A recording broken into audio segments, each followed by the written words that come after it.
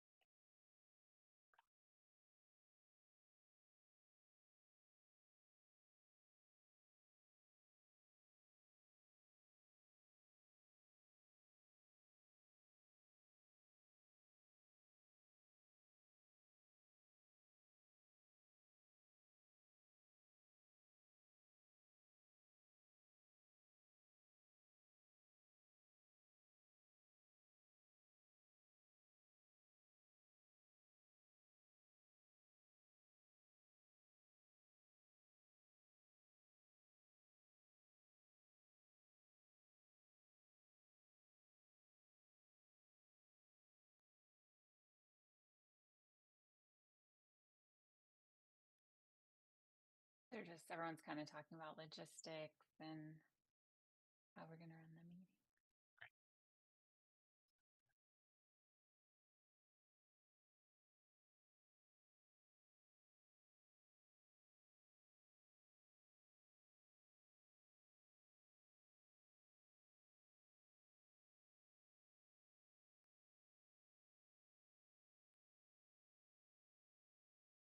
And a few people are saying when the meeting starts, we might have everyone turn their cameras off so that, when they turn the cameras on, everything shifts. Sometimes that's hard visually when we're watching someone sign, but we'll announce that.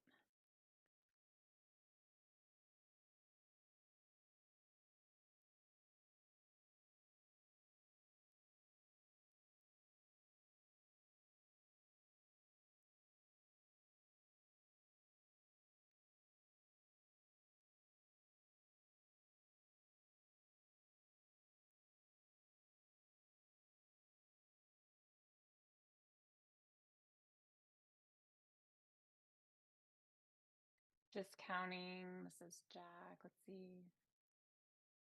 Oh, we have 11. I think we'll be fine. On my part, on a kind of me, no rush. I'm flexible. So if you still want to wait, that's totally fine.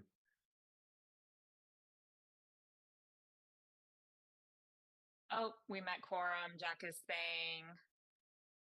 Great. And so we have to, at the top, you'll see there's 19. And then we subtract how many co-hosts we have. So it looks like we have met quorum. Abel, do you want to start? You good?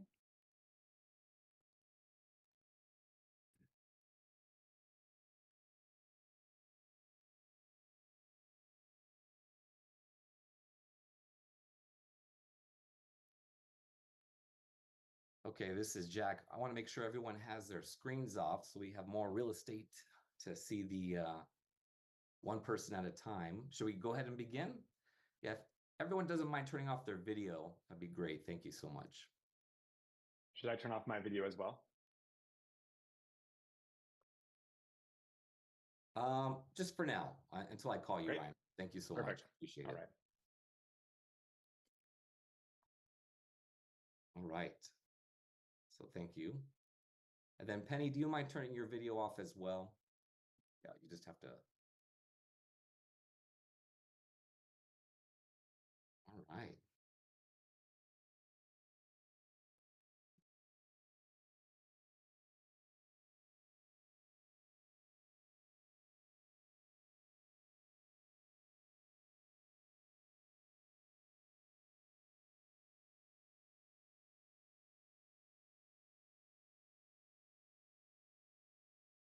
Okay, so Abel, are you going to stay on? Oh, I'll go quick.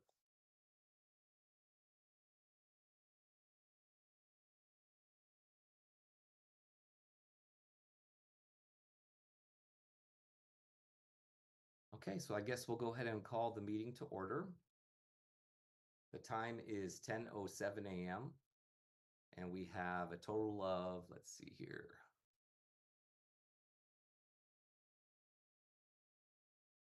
18 members, which means we met quorum, yay.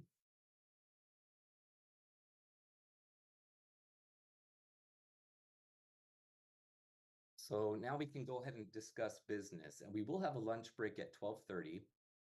At that time, it'll be 1 hour. And I just want to emphasize that everyone needs to come back and meet quorum again.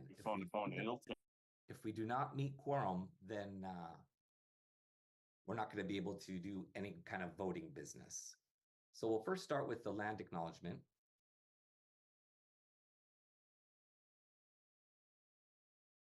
We are gathered on the land of the Kalapuya, who are represented today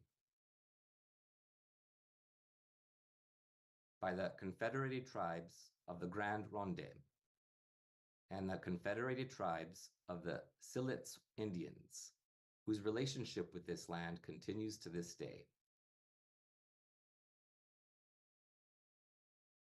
We offer gratitude for the land itself, for those who have stewarded it for generations, and for the opportunity to study, learn, work, and be in community on this land. Finally, we respectfully acknowledge and honor past, present, and future Indigenous individuals of the Willamette Valley.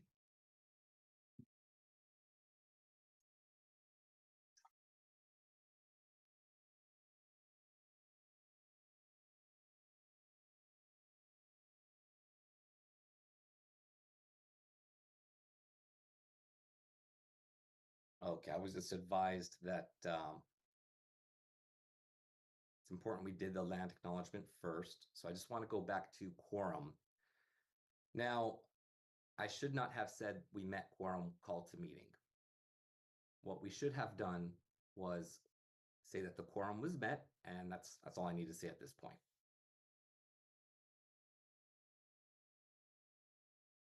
All right. So we're going to go ahead and start our general meeting today. There are some agenda items that were added. I do want to remind everyone that we really welcome your support.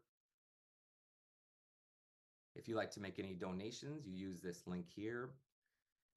Type in your information plus the amount that you'd like to donate. We really welcome your support. We very much appreciate it. Having your support will make changes in the future. Now, can we have all the board members appear on screen, please, if you don't mind?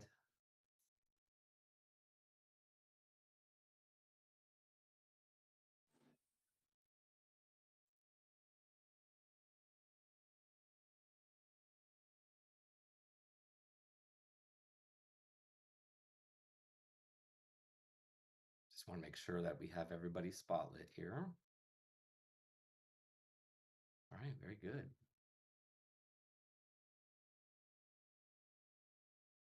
So my name is Jack Ludwig. I'm the president of the board here. And I expanded a little bit yesterday. We'll go ahead and turn it over to Morgan. Hello, everyone. My name is Morgan Jericho. This is my sign. I'm the vice president. I'm happy to be with everyone today. We'll go ahead and go to our secretary. Hi there. My name is Amelia. I'm your secretary. All right, let's go to our treasurer. Hi there. My name is Jeremy. This is my sign name. I am the treasurer. Hello. Let's go to Alethea. Hi there. My name is Alethea Boyer. This is my sign. I'm happy to be here and thank you for coming. All right, let's go on to Howard. Hi there. My name is Howard. Wonderful. Thank you. Go to Julie. And I am a board member. And this is Julie. I'm pretty much going to say the same thing everyone else is saying. This is my name sign, Julie Reese. And this is Jack. Thank you so much. Let's have everybody stay on screen. We'll go ahead and invite our past presidents who are present. Let's see if they can show up on screen. Past presidents, do you mind if you turn your video on?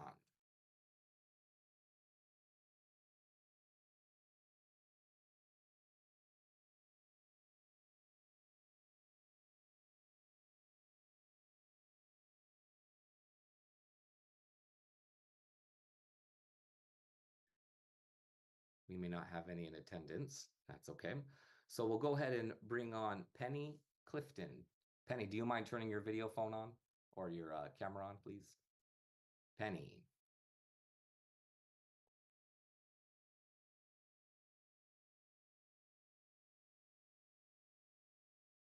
There we go. Hi, Penny. The board wanted to invite you because yesterday there was some kind of technical issue. You weren't able to watch on Zoom, but we want to let you know that we have awarded you a lifetime membership, and we all want to say congratulations. Thank you. Yeah, that was a surprise. It definitely was a surprise. I did not expect that. So thank you. Absolutely. Do you have a few words that you'd like to say in your honor?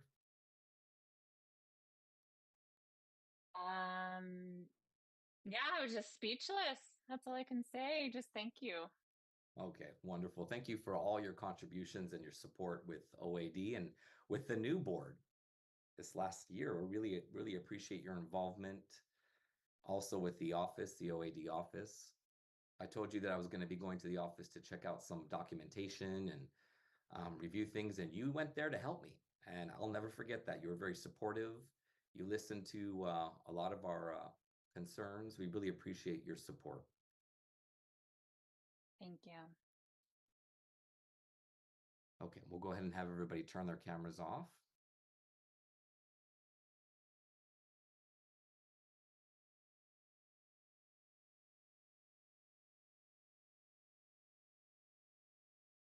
So I'm going to do a quick review of the agenda.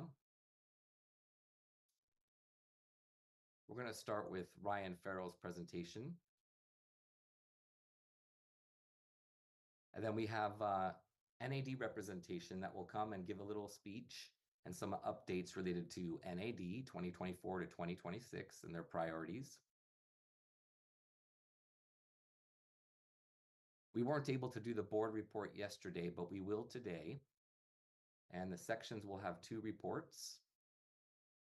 And then the finance committee and the bylaws committee will also, well, the finance point is really to kind of do a look at our budget health. And then for the bills, we're going to go ahead and review old bills, plus go ahead and have an open discussion related to current or new proposals. And the goal is to get these passed and adopted. We'll also have 3 other items that we'll be discussing. And we'll do open processes on the floor and the bylaws, by the way, not bills, bylaws. And then we'll do closing remarks from Alex. And Alex will also do a little show for us. Our lunch will be at 12:30. And at that point, what we're going to do is just see how we're proceeding. And once we're at 12:30, I'm going to go ahead and stop the meeting. We'll have our lunch. Okay, I think that's it for housekeeping items. Is there anything else? Not seeing anything else.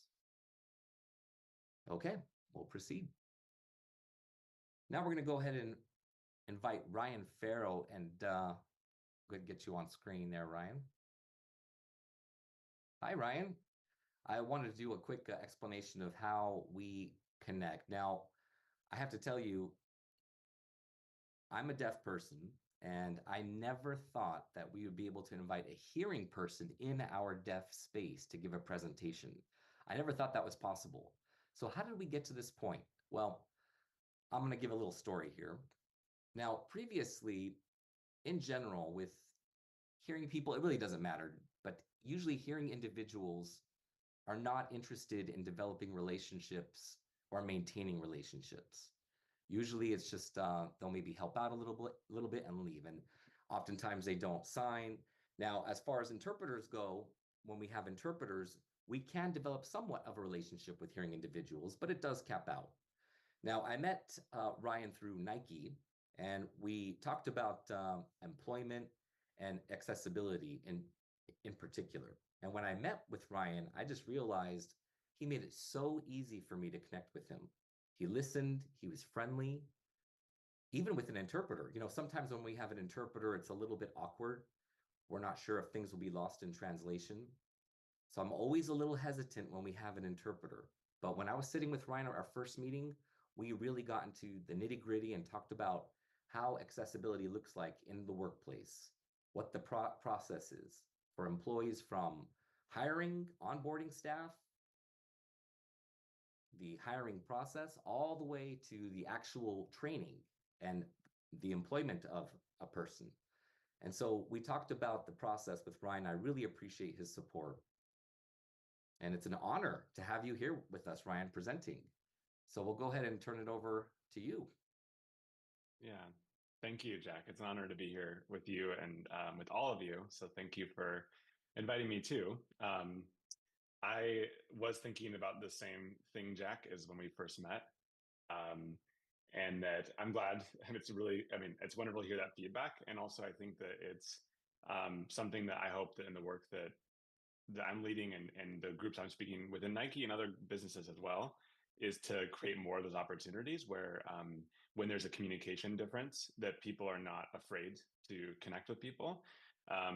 Sometimes it's just about, sometimes I just tell people to give them permission just to act as if they would speaking with anybody, regardless of the other person on the other end of the conversation.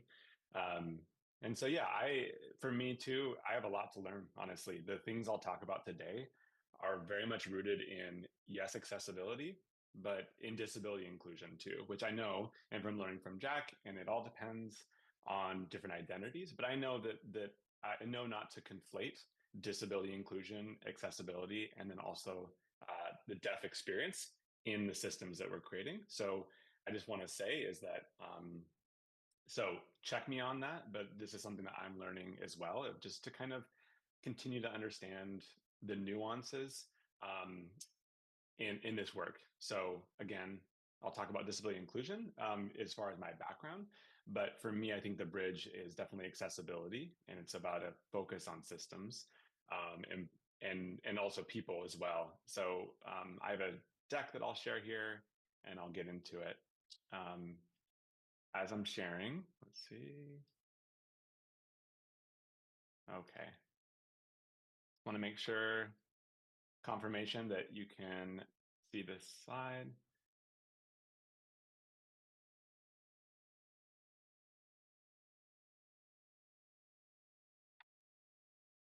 Maybe just in the chat would be cool if you don't mind. I just want to make sure everybody can see it.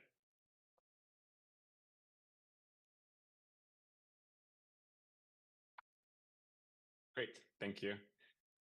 Okay, perfect. Thank you very much. I appreciate it. Okay, so I want to also say, I just really appreciate all of you having me to this meeting, and happy National Deaf Awareness Month.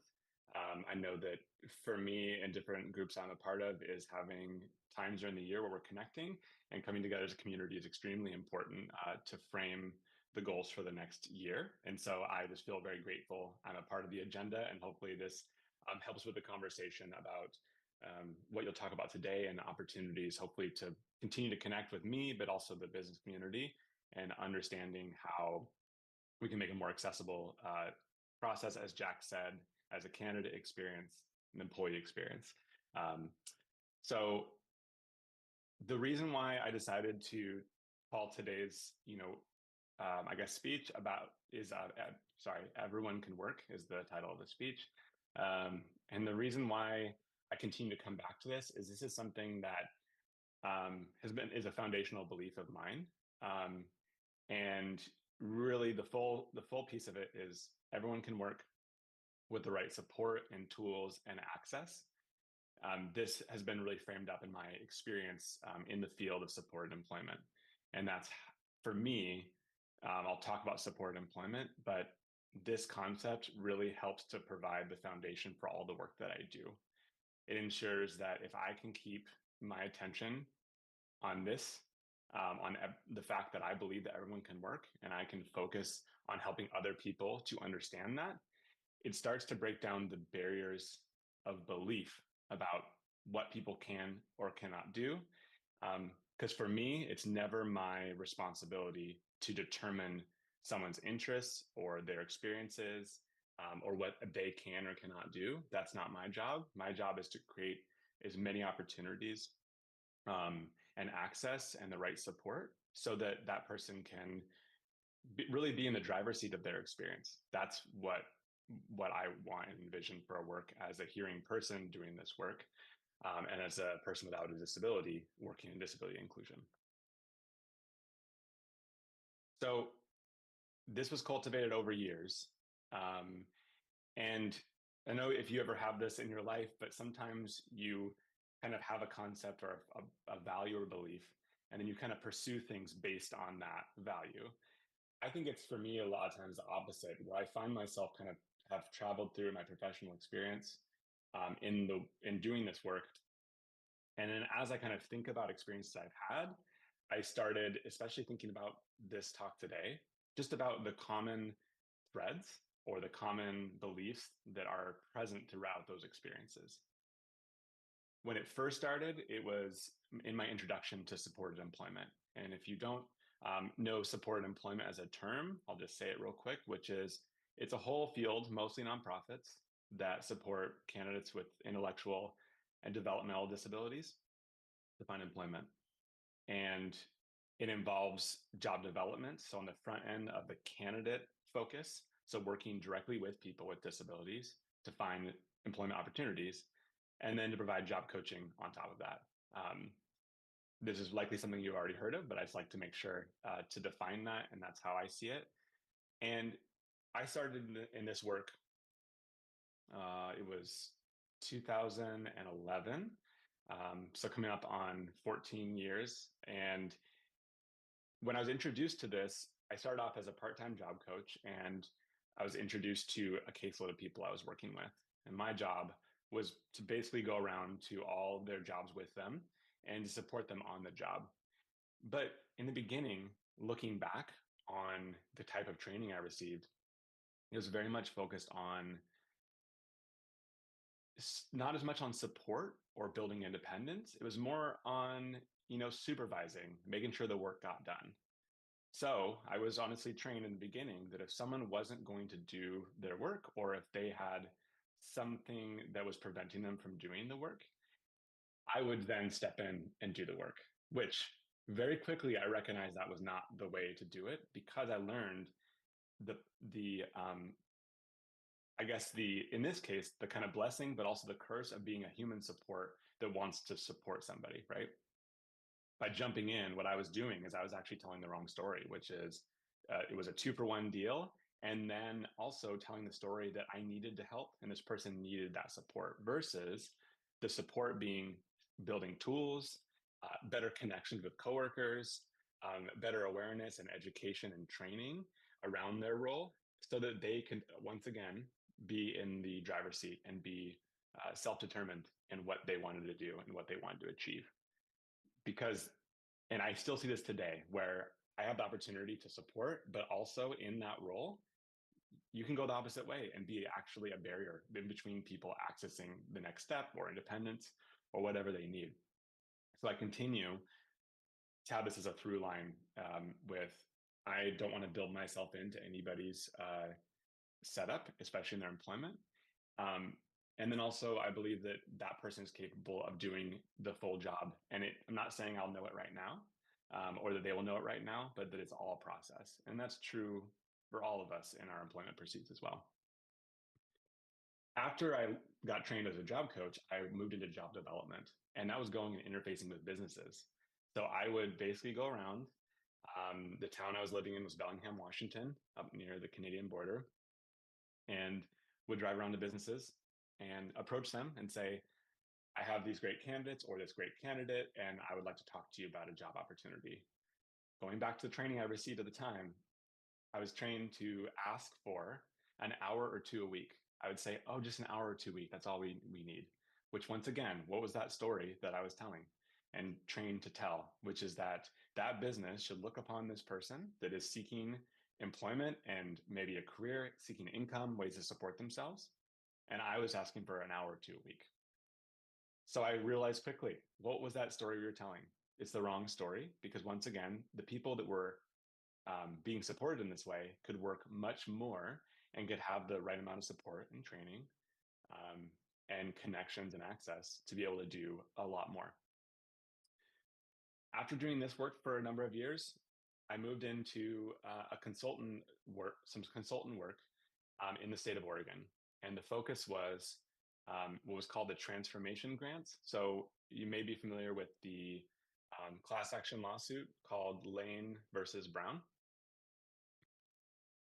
And the lawsuit was a class action lawsuit brought by people with intellectual disabilities who are working in sheltered workshops making less than minimum wage. And that's still legal in the US, in many states. And it's definitely a very common practice around the world of businesses that have, I think, well-intentioned, have tried to create job opportunities because the business world is not the most inclusive. We know this.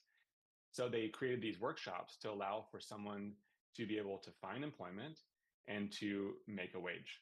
But the law in the US allows these companies to pay less than minimum wage based on the productivity rate, which for me, if I was paid only on productivity, there would be many days, especially during the summer, where I'm probably not as productive as I could be, right? And that's not how our employment is set up. And so the lawsuit, once settled, shut down those workshops. My job was to work with the organizations that were running those workshops to help them transform from segregated environments and sub-minimum wage jobs to community employment, or as we know, employment, and making a competitive wage with the job that they were doing. And also getting the support to either customize those jobs, but again, the access and the tools that it need to be successful. I would say I've met so many people that were once doing the work of this, the sub-minimum wage, and they were supervisors for people that were making or were in those jobs. That once exposed truly believed that this was the right direction to go. Not everyone did, but it is an important shift and to support. Again, when I started as a job coach and I was trained to beg for 1 to 2 hours a week, when I learned better, I did better, right? And I want to continue to be open to that kind of change, where just because it's the way we've always done things doesn't mean we can't change it.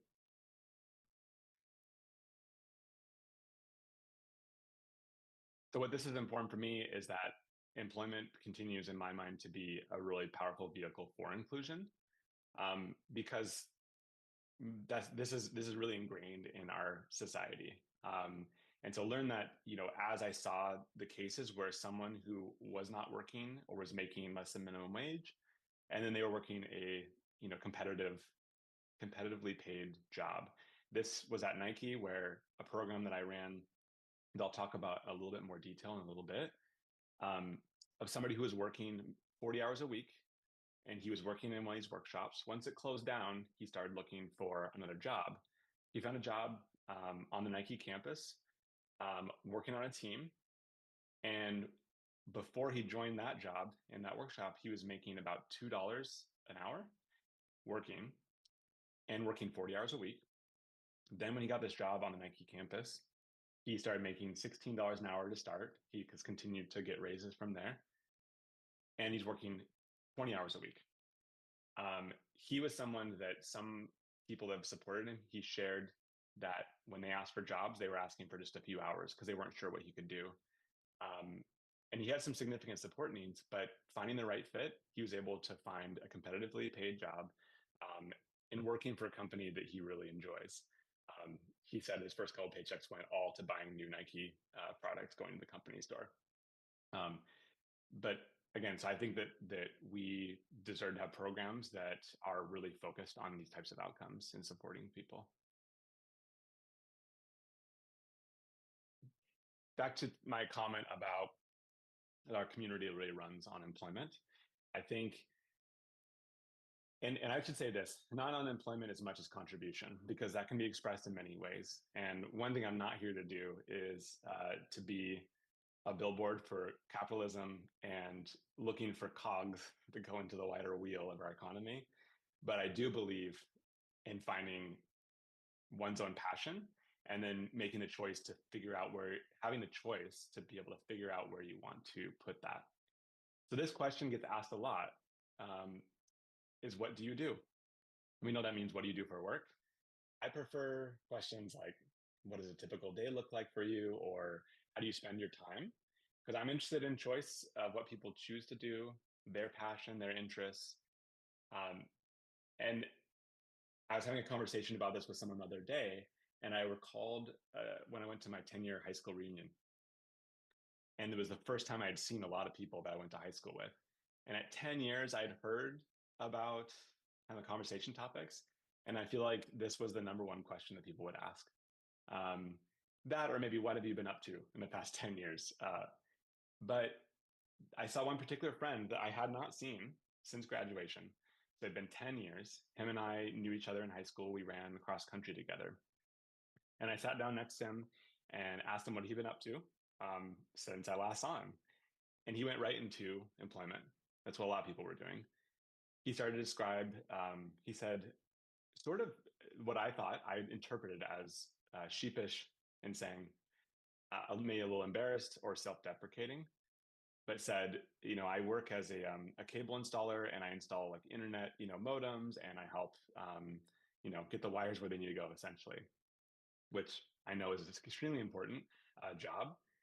And then he turned it right back to me and asked me what I was doing. But I quickly cut in and said, well, do you enjoy it?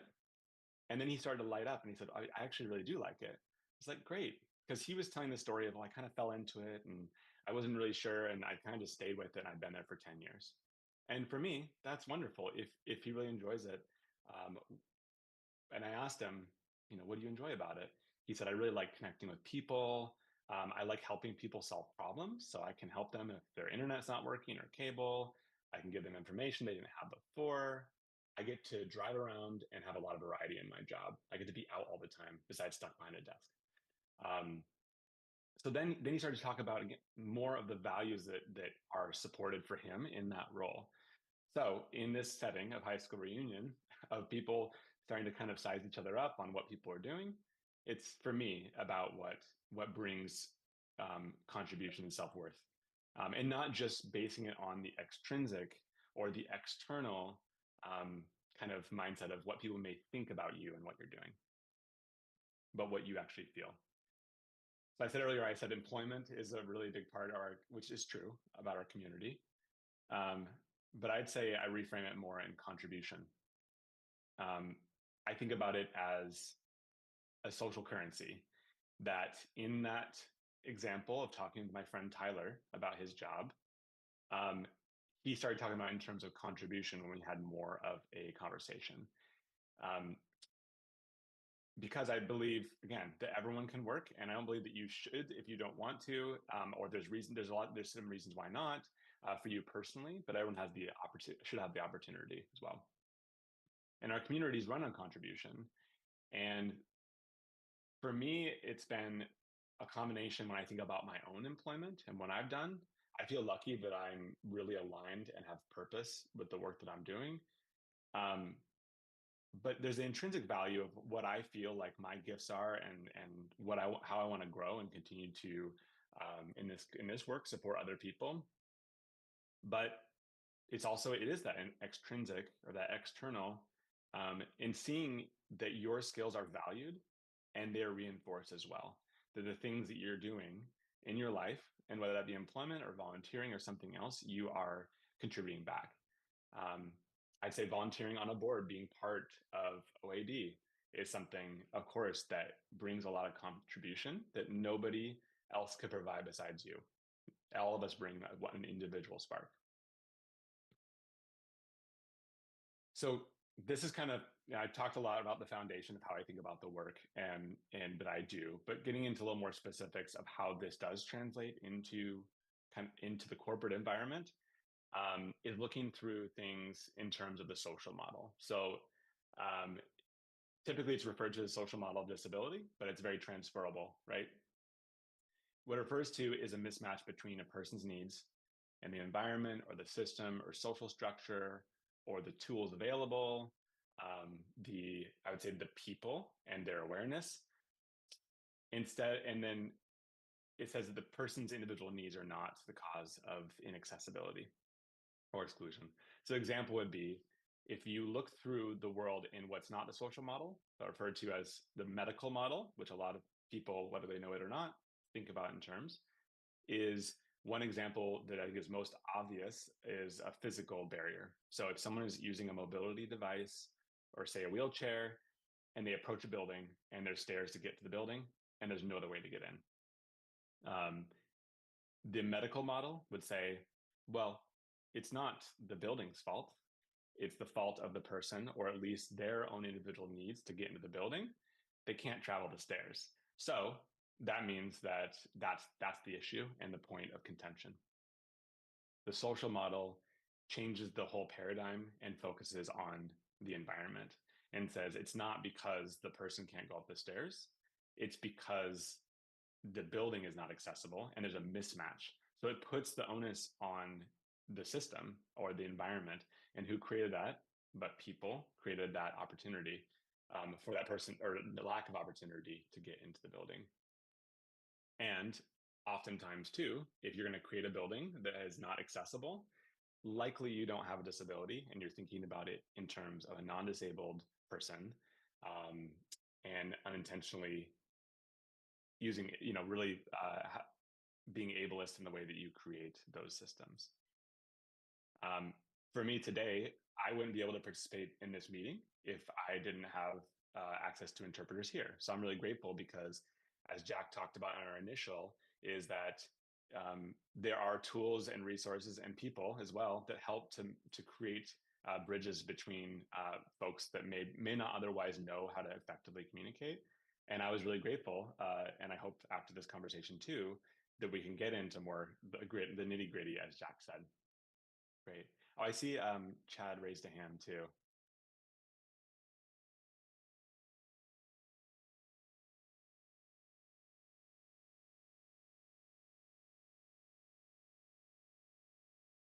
Okay, no worries, Chad.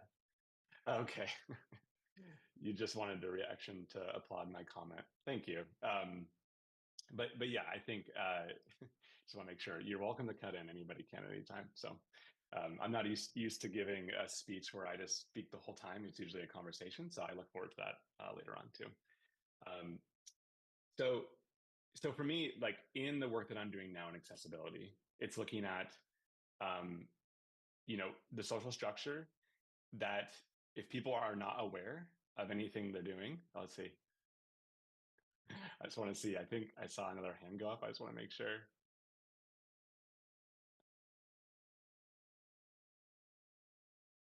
Cool. Okay, I think we're good at the moment. But yeah, I'll obviously I react quickly to those things. I want to make sure that it's meeting your needs. Okay.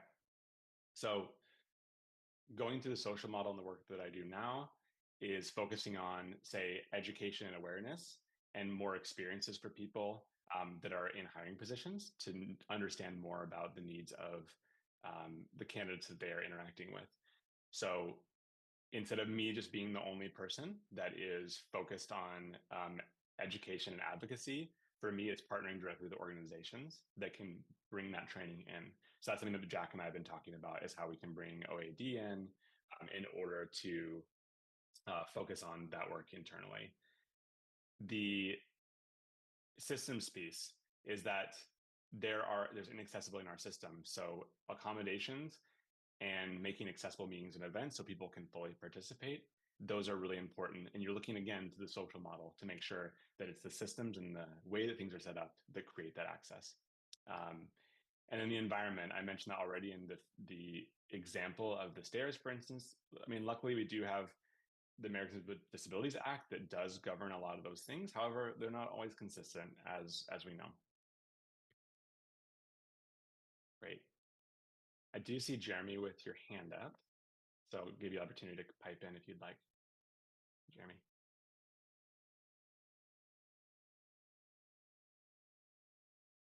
Just a moment while we spotlight. Sure. Okay, hi there. Yes, I accidentally raised my hand originally, but this time was on purpose. Yeah, just Great. listening to your comments, I wanted to interrupt if I could or just add something. So, how many years have you worked in your position? I might have missed that.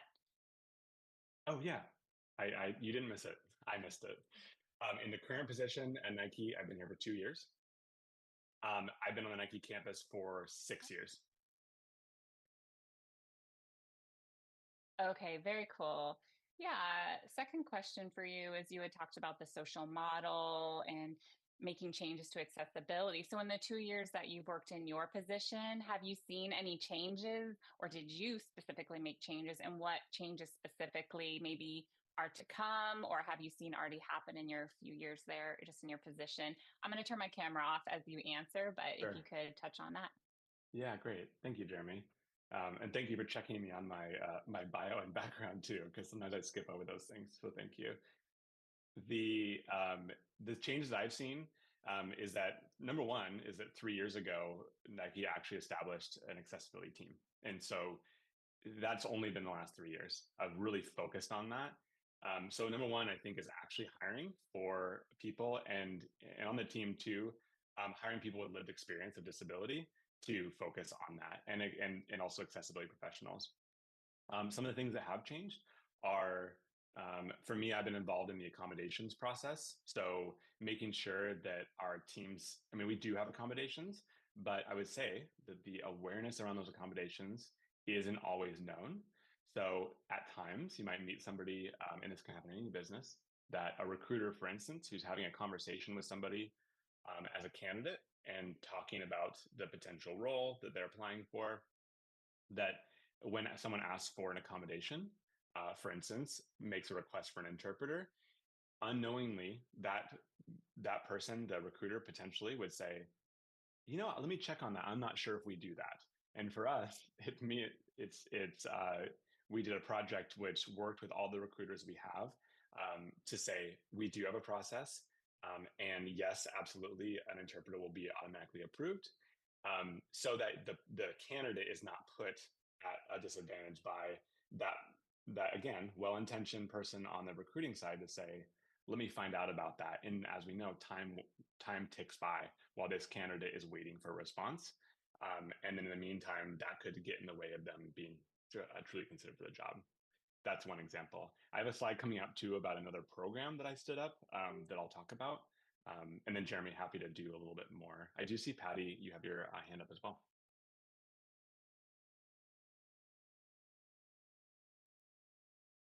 I'm trying to get that. Oh yeah, there we go.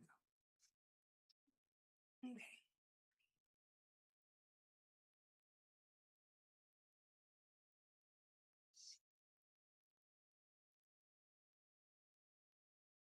Sorry. That's okay.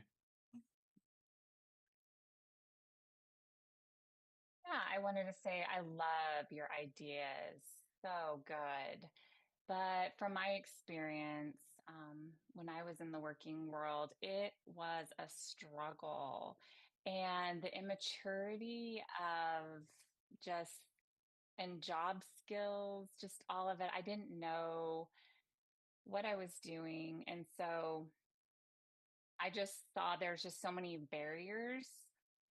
Being a deaf individual, sometimes we don't always know the correct way to handle specific situations in the working world, in that Mm, environment, how specifically you speak to people. Maybe because we don't learn as we grow up, we don't get incidental knowledge that we overhear, like, this is how you speak in a business setting. We don't gain that incidental knowledge just by overhearing from our mm, parents or teachers.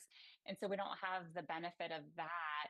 So it can be a struggle when we're in a professional environment. So it's, I think having programs are necessary to teach those skills.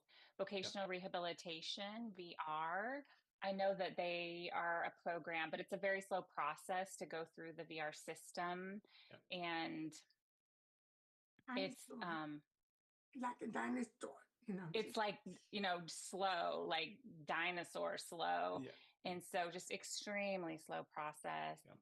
just working with them, because that's something that I think that would be beneficial to be addressed. And for me, I think how I was able to be successful is I was a stay-at-home mother, and took care of my daughter. I received government assistance, and then I was able to go to classes just a few hours a week and started learning and being trained. I became, being a mother also helped me with maturity. And I just took classes in education slowly. And then over time, I was able to learn those skills. And now I work and teach at a community college and was able to be successful. But it took me a very slow, and I mean slow, amount of time to Yeah, get there. yeah. Yeah, that's all I had to comment. And so I'm not sure how to address that. Yeah, thank you, Patty.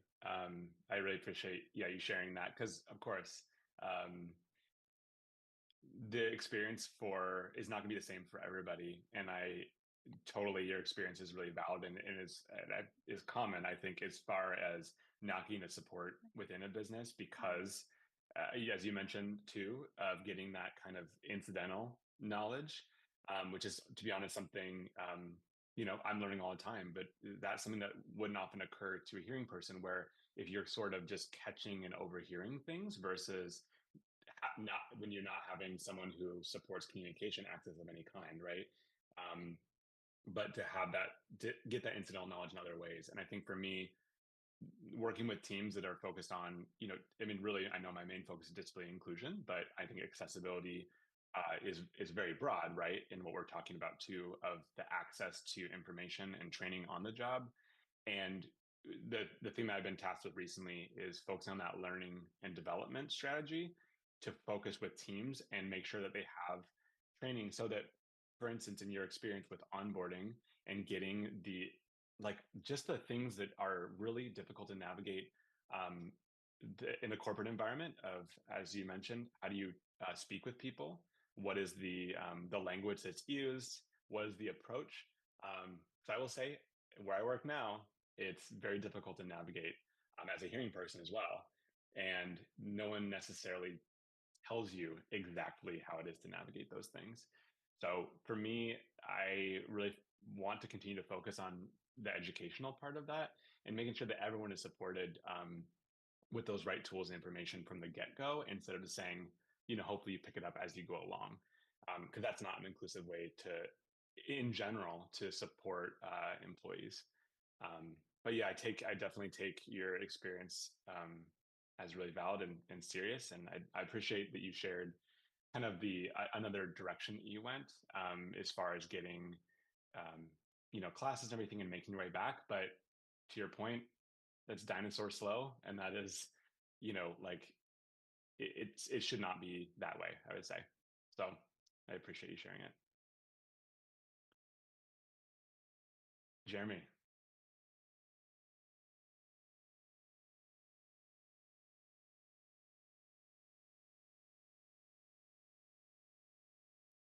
Yeah, oftentimes I don't really even raise my hand during presentations, but I'm really enjoying this. So Mm, Nike, I would love to talk more about this, and I'm enjoying what you're saying. So mhm. you talked about training teams, about inclusivity, hiring practices. Um, Nike as a whole. So if someone is offered a job, do you educate then those in that environment, maybe the recruiters, letting them know that we have a deaf individual or someone with a disability? So when they go into the workforce, then these people already know how to approach the situations. They know about the disability, or they know about maybe deaf culture norms, so that everyone's kind of on the equal playing field. So it'd be a similar experience to someone who can hear coming in. The reason I ask this is, let's say if I contact a doctor's office, typically a receptionist, usually they should have their own training about how to work with individuals, know about the ADA, but oftentimes doctors' offices will tell us that we have to bring our own interpreter, which is the violation of the ADA. And I'll talk to them about that, and they'll usually tell me that they didn't know, that no one trained them. So I'm wondering if you have the opportunity to train those who hire people, or you work with other organizations like OAD, bringing them in to prepare people ahead of time so it's an easy transition, so that the experience of maybe a deaf person or a person with disability will be similar to someone who doesn't have a disability, and whatever disability it might be. I'm just curious what that process looks like, or what it might look like. You had talked about within the last 3 years that accessibility committee was established, but I'm just wondering if you've seen that type of education happen, so it's easier for those employees to join the workforce and have a seamless experience. Yeah. Well, thank you, Jeremy. First, I'm glad that you feel empowered to raise your hand in these conversations, because like I said, is that I do have more slides, but the most important thing is that we're actually exchanging information, and you're getting what you want out of this versus what I think is going to be the best approach. So thank you for that. And what I will say is that we have a ways to go. We do have training that is it does talk about deaf and hard of hearing as far as like training for interviewing strategies. So some of the things are just like the 101 level, just to give people more information about how they ought to interact.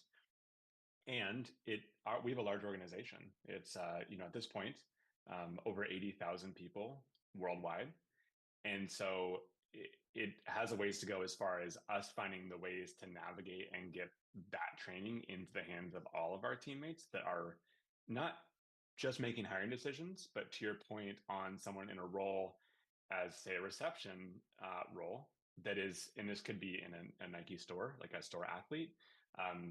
Store athlete, Nike calls employees athletes, so it's confusing. So I'll say Nike store employee, to be usually that first contact.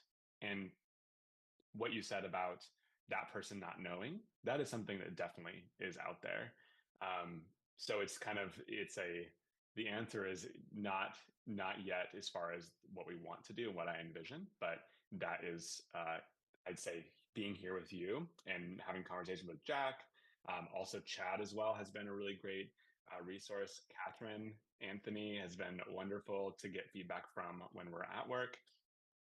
This to me is the start of wanting to be accessible myself, to getting that feedback from you of how we can best educate people. So yeah, long way to say we can do a lot better, and I look forward to working with you on that. Yeah. But Jeremy, I think hopefully for all of you too. Thanks, Jeremy. I see your clapping emoji. So yeah. So I think actually what I want to do then is just to describe a program that I did stand up. And I think what would be helpful is it talks a little bit more about structure and how we focused on it. And again, this is really focused on support employment and people with intellectual and developmental disabilities. And by no means am I sharing this to conflate the experience of someone from the deaf community and someone with an intellectual disability.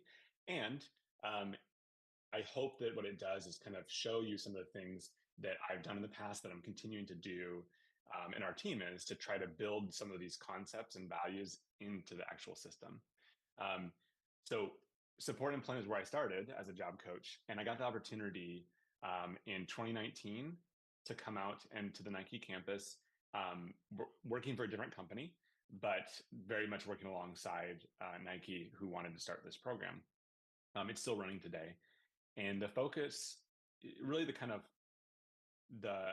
proposition that was made by the business that was running it, called CBRE. Yeah, and the focus was basically to say, we have a lot of different roles. Nike is a campus of really like a small city. And so there's a lot of different roles on campus, both with Nike and then also with other companies too, that run the parts of the business that Nike's not running, which I didn't really know this at the time, that corporations often do that. They do outsource a lot of different work. And so you sometimes have a 50-50 split of people who work in Nike roles, and then the other 50% being other businesses that are operating there. So the focus was on working with community organizations, job coaching agencies. Patty mentioned vocational rehabilitation as well. They were definitely partners in this, and so what we wanted is to have clear connections with them, to be able to share opportunities with those organizations, and they help to source candidates.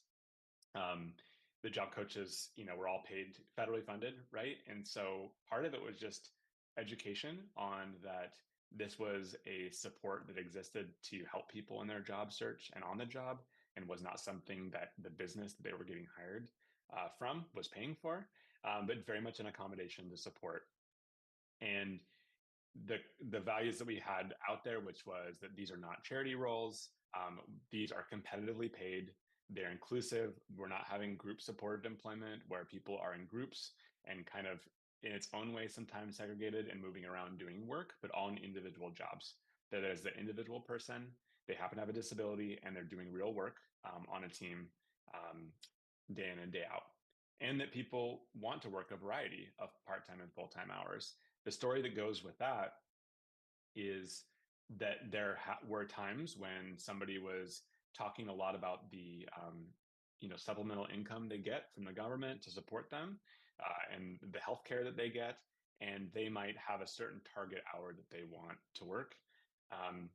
Typically, when I was doing this from the nonprofit side and I was working with businesses, this piece was confusing for the business, because sometimes someone was advocating to say, I actually want less hours because I know exactly where I need to work. That can be definitely true and is valid, and we should support people to make that ask and advocate for themselves. And the business sometimes takes that and says, oh, now I understand. If you have an intellectual disability, you only want to work this many hours. That's how it is for everybody. So that's a value of mine too, is making sure that we help people to see the nuance and the variety within different communities that they don't know much about, to say it's not a monolith and it's not the same experience because a person happens to appear to share some similarities with the last person that they interviewed. So this is a program that when it started, the first jobs were in May of 2019, and found 3 jobs for people, and they ranged from 20 to 40 hours at start. And then as the program grew, we had people, and still, that are working in jobs as little as 5 hours a week, and as most as 40 / working overtime if need be. And they're all supported in varying degrees by a job coach. Some, don't have job coaching at all anymore, or have very little check-ins, and some have 100%, sometimes hand over hand support. So the significance of support need also varies quite a bit. So this was the program when it started with 3 people, and now it's grown to over 60 people that are working and supported by, there's over 100 job coaches who are badged to work on campus now too. So for me, this represents something that I want to bring in. So to all the training we do and all the work, which is showing versus telling, because it is, as we've been, the one theme that's come up in my conversations here too, right, is communication can be difficult, especially if you're communicating with someone who has a different language and cultural background as you, right? And so what I found to be a common thread is if we can build in opportunities for people to have more proximity, getting to in person, if that's the preference, but at least, Zoom is helpful for this. But having a way to share common context with a team or with a hiring manager, so that they can actually see you and understand you better, versus reading off of a page only, or expecting that your communication style will perfectly match theirs so that they can then take away why you are a good fit for the role. The way that we did this with support employment was through a working component as part of the interview, or some teams call it a showcase of skills. I will share too, this is in the past program I worked on. This is something that I do see and we've been able to do at some places within Nike, but it's something that I want to do more of. But again, puts people in the driver's seat of their own experience. I've worked with people who use no verbal speech to communicate, but they use another form of communication, right? So whether that be ASL, whether that be someone who uses a communication device, um, or it could be a combination of a number of things for them to communicate. But I saw moments, oftentimes in interviews, where the interviewer would flip their idea about if this person could work or not, where they'd always set it up and say, we got to sit down, we got to tell them about the job, we have to describe the benefits, we got to describe, what we do as a company. And we're like, okay, if you have to do that as part of your HR process, great. But then they'd start asking questions, and we just coached the interviewers to say, if you're not getting the information you need, that's why we'd put in something different. And so the showcase of skills allowed for people to actually work the job, at least in just a 5-minute increment. That might be it, and allowed that interviewer to make the right decision. In a lot of cases, they would hire the best fit for the job, which is what we want, because they got the most amount of information. Okay. I realize, Jack, I just wanted to check in real quick. I only have a couple more slides. And since we have had some conversation, I don't want to get in the way of the rest of your agenda, but I do want to acknowledge that I've been talking for a while. So please let me know if you want me to wrap up. Okay, thank you. Cool, thanks for the chat. Okay, great. So, but again, there's a lot of more work to do. Definitely not here to report out on that I've made it, or that this is where we're at now, and this is where and that there's not more improvement to make, because both Patty and Jeremy, your comments are really true as far as your experience, but they're also indicative of a lot of people who have not been able to have that quicker access and having people to understand that can actually support you and support others in a really authentic way. Sometimes people, when they don't know, instead of being curious, they get defensive. And I know that in people I work with, and I'm not immune to it either. But for me, it's just about, I think, more information awareness, but also this proximity that's missing a lot, that there are barriers for people to connect.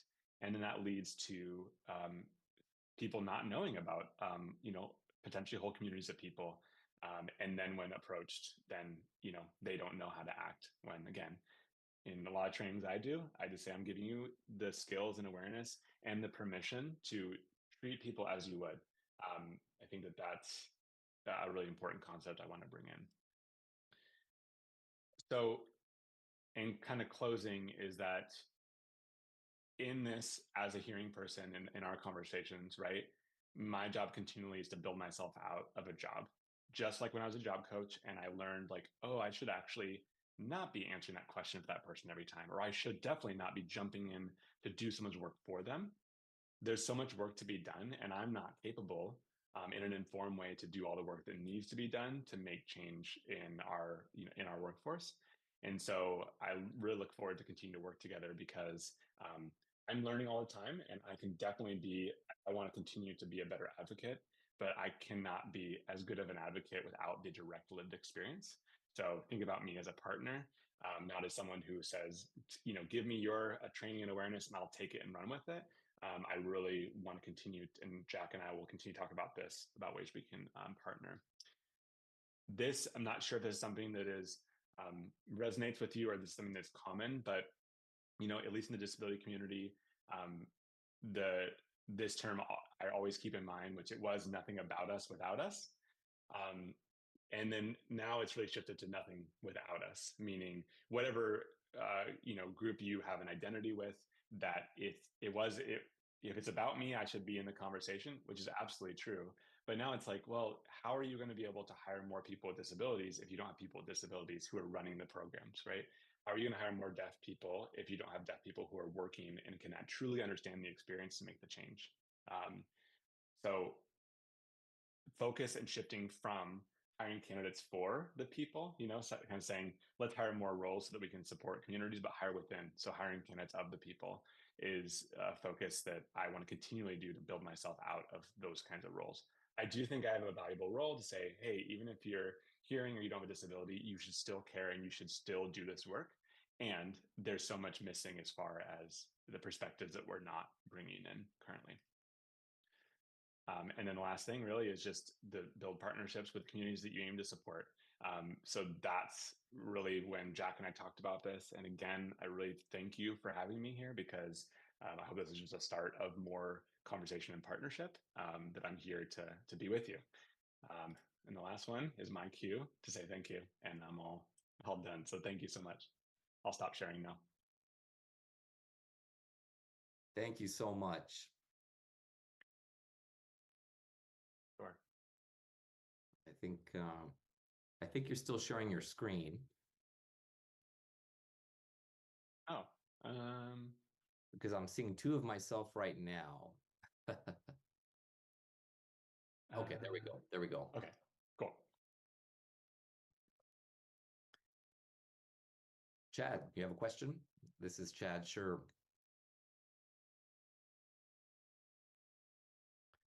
Hi there, Ryan. Hi. What a great presentation you brought to this group today. I would like to share with the deaf community here, deaf, blind, hard of hearing community, that Bridges, Oregon already has a relationship with Ryan. And Bridges has employment services with our staff that provide job coaching, career exploration, resume development, interview training, a variety of work type situations, job shadowing, for instance. So if you feel like you want to wrap up or you really want to roll up your sleeves and get involved, there's employment services that we have. And we've already developed a relationship with Nike. So I don't want you to feel like, oh, shucks, where can I go? What can I do? What resources are available? The door's open right now for all of you in the community. The way you reach out is you call the front desk or you can email the general email, and then we'll go ahead and refer you to employment services. Thank you, Ryan, for such a great presentation. We really appreciated that. This is Jack, absolutely. Oh, thank you, Chad. It's really nice to see you. Yeah, and look forward. I know it's been a while, so I appreciate you mentioning that, and look forward to continuing with Bridges. This is Jack, absolutely. I do want to let the members know that yesterday we mentioned that myself and Nike were in discussions for a partnership, and that's where my connection is with Ryan. And so we're continuing to have these discussions, and we're not quite sure what the partnership will look like, but once that's all coordinated, I'll be sure to make an announcement. And we both look forward to making this partnership happen. I agree. Did you have any additional comments, Ryan? Or does any of the members here, would you like to make any comments, questions? It's open right now. Seemingly quiet. Going once. Going twice. Okay, we'll go ahead and wrap that up. Excellent. Thank you so much, Ryan. We really appreciate your presentation today. It was very informative. And there were some talking points that I didn't realize. So, for example, federal law permits companies or businesses to pay below minimum wage. I thought that was like, that's new to me. I had no idea that that was something that still exists. So there's a lot of things I probably don't know. So thank you so much for your time. Really appreciate it. Oh, good. Well, I mean, yeah, yes, it is. You can look it up. It's under the Fair Labor and Standards Act, 14C. Yeah, I did actually. Yeah. And I was shocked. Yeah. Well, yeah, great. Well, my goal was really to definitely share, but I want to, of course, learn a lot from you. And so I'm glad that I was able to share things that were helpful for you too. So thank you. And yeah, with that, I mean, feel free. I'll just say the closing comment I would say, Jack, is I aim to be a very accessible person. And for me, my time is what I can give the most of. And so for anybody on this call, of course, you have that, people you can go to come if you would like to come and give questions for me. Of course, you can go through, Jack definitely be a great person, Chad, and you can come to me directly too. Like I'm not someone who wants to say you have certain pathways to me. I want to be there. If you have questions for me, please stay connected. I mean, if you like to get connected on LinkedIn, let me know. But would love to stay connected, and I'm sure that I'll be seeing you more with this growing partnership. Before you leave, do you mind typing in chat your contact information, maybe your LinkedIn, Sure. how individuals can reach you directly? Cool. Thank you so much, Ryan, for coming again. Definitely. Well, I'll actually gather that, and then I will put it in the chat, and then that will be my last thing that I contribute, and then I'll head out. Does that sound good? Absolutely. Sounds great. Thank you. Perfect. Okay, I'll go off video and audio too. Bye-bye. Thank you, everybody. Thank you. And Abel, thank you for interpreting. Go ahead and turn your camera off.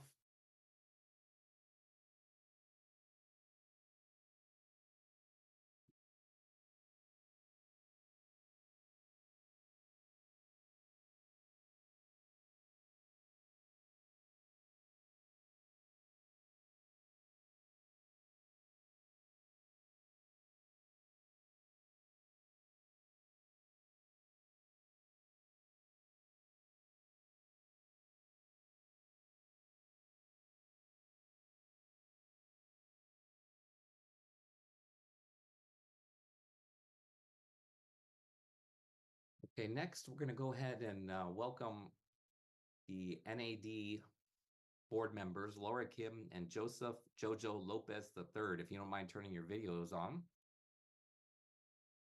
Hello, do you see me clearly? And this is Jojo, do you see me?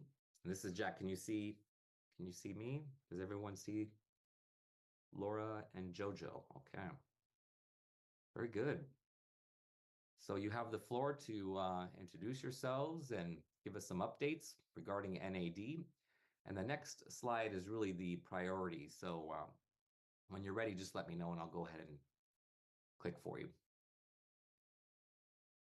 I'll go ahead and introduce. Hi, good morning, everyone. Hi there. My name is Laura Kim, and I'm a board member for Region 4. I live in San Diego, California. Hi there, everyone. I wanted to do a visual description. I have a white background with a white curtain, a framed picture behind me, and I am male presenting. My name is Jojo Lopez, and I'm new to the Region 4 representing NAD. I was born and raised in California. I currently reside in the interpreter mess. Was it New Mexico? And this is Laura. I'm sorry, I forgot to give a visual description. I have a green curtain behind me. I am an Asian American female. And this is Laura. So I'll talk a bit about my role as an NAD board member.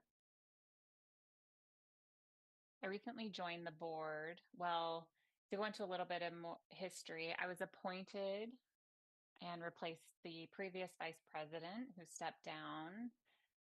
So to cover that position in 2020, I was there through 2022. I learned a lot after joining the board, and after ending that appointment, after serving my first term, I then joined this position 2022 to 2024. I added an additional 4-year appointment. And so I have 2 more years remaining in my current term. But it's been great to have Jojo join as well. In the conference during the summer, they were appointed and voted in. So I look forward to working with them. Yeah, I really look forward to working with all of the Western states and organizations. Mrs. Laura. So we do interface with 13 different states in the Western region. One of the states is not active. The state of Wyoming currently is not active. I'm forgetting the sign that they prefer for that state. But yeah, so Wyoming, when they do have deaf folks there and they reignite their organization, they are going to let us know. And so we also are dealing with 4 different time zones.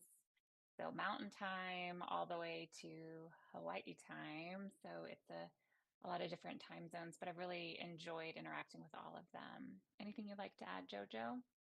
Nope. Next slide.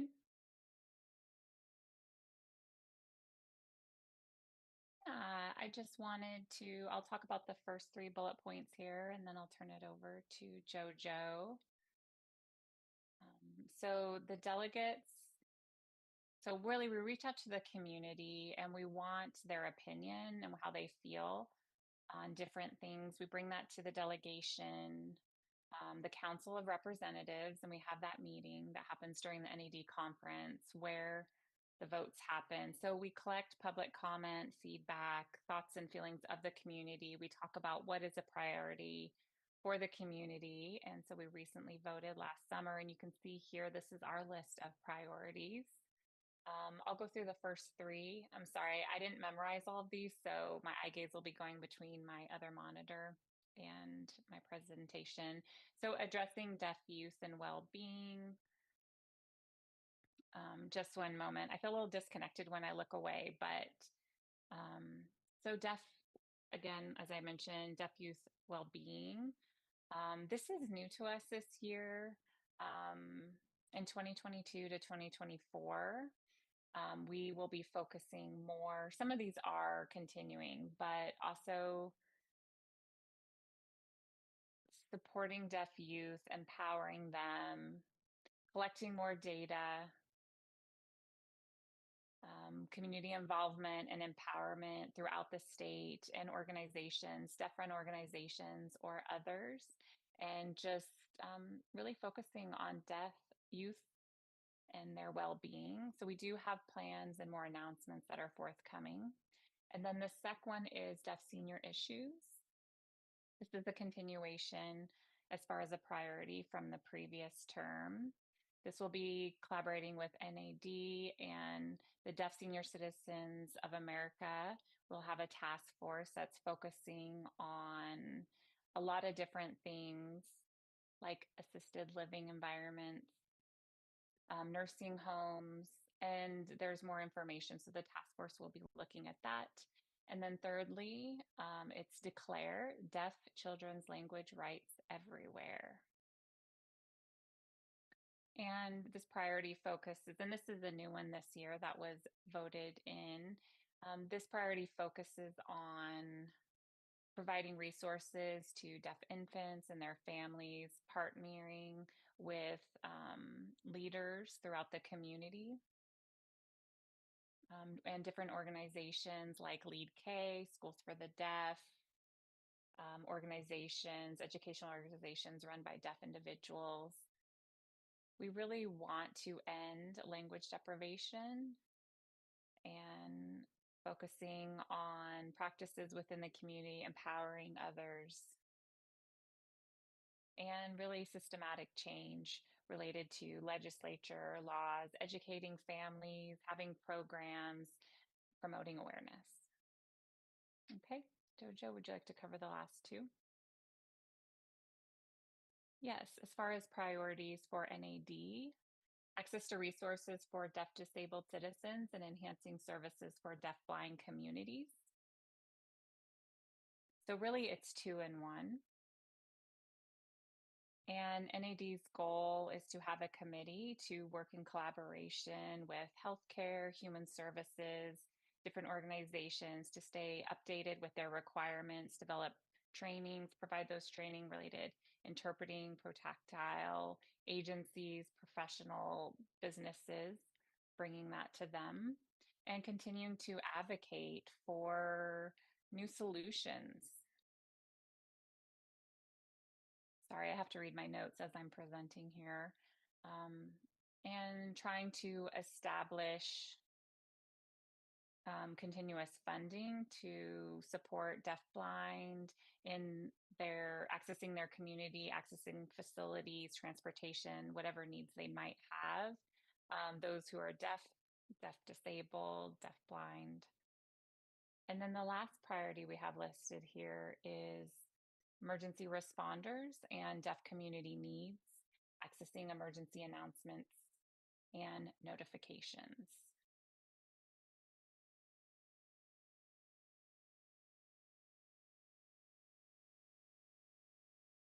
And the NAD committee will create trainings, best practices, guidelines for state organizations. Also, different organizations who have a relationship with NAD, like A5, different organizations. Also interacting with different states and their emergency preparedness organizations, those offices, how to best respond. So collaborating with them and developing that type of education, providing public information, emergency information that is physically accessible, which can include a lot of different types of things. Also hosting webinars to talk about emergency preparedness and best practices. NAD will work in collaboration also with federal entities to enhance the Americans with Disabilities Act within first responders and that entire process.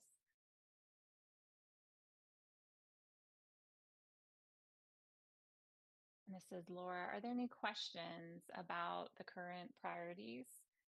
And this is JoJo. And I'd like to add, some of you might be unsure about what NAD is doing. They actually have their board retreat that will be occurring this week, at the end of the month. So we'll all be there in person to meet. And after that, we'll be making announcements about these priorities and any discussion that we had and the work that we'll be engaging in going forward. And that's about it for us. If there are any questions or comments? Morgan, just one moment for the interpreter.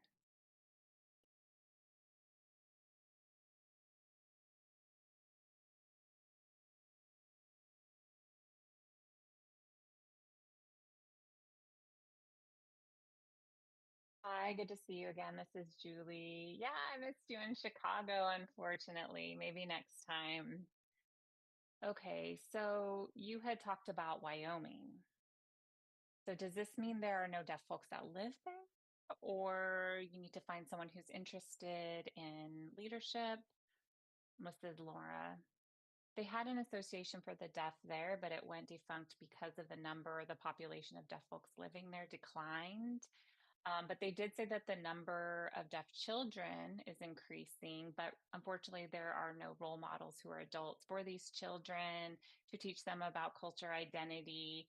And so there is a gap there. There is a registry of interpreters for the deaf there in Wyoming. So they do have that organization. But as far as deaf adults, deaf role models who are stepping into those leadership roles to run the organization and to really fight for legislature for deaf children, it seems there aren't any individuals at the moment.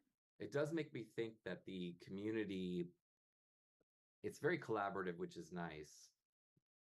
If something is noticed in Wyoming with potential, maybe they can reach out to you. How can they reach out to you?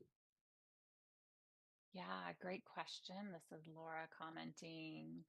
You know, facilitating communication between people. If there are state organizations who identify someone who is deaf and who wants to step into that role, perhaps maybe they could email. I'm not really sure, actually. One idea would be a group email amongst individuals to link them together. Do you mind giving us your email address in chat? Yeah, and this is JoJo. I'll add my email in the chat. Also, if you want more information, you can look at the website. The website has more information posted there too, but I'll go ahead and type it into the chat. Excellent. Thank you. Yeah, thank you.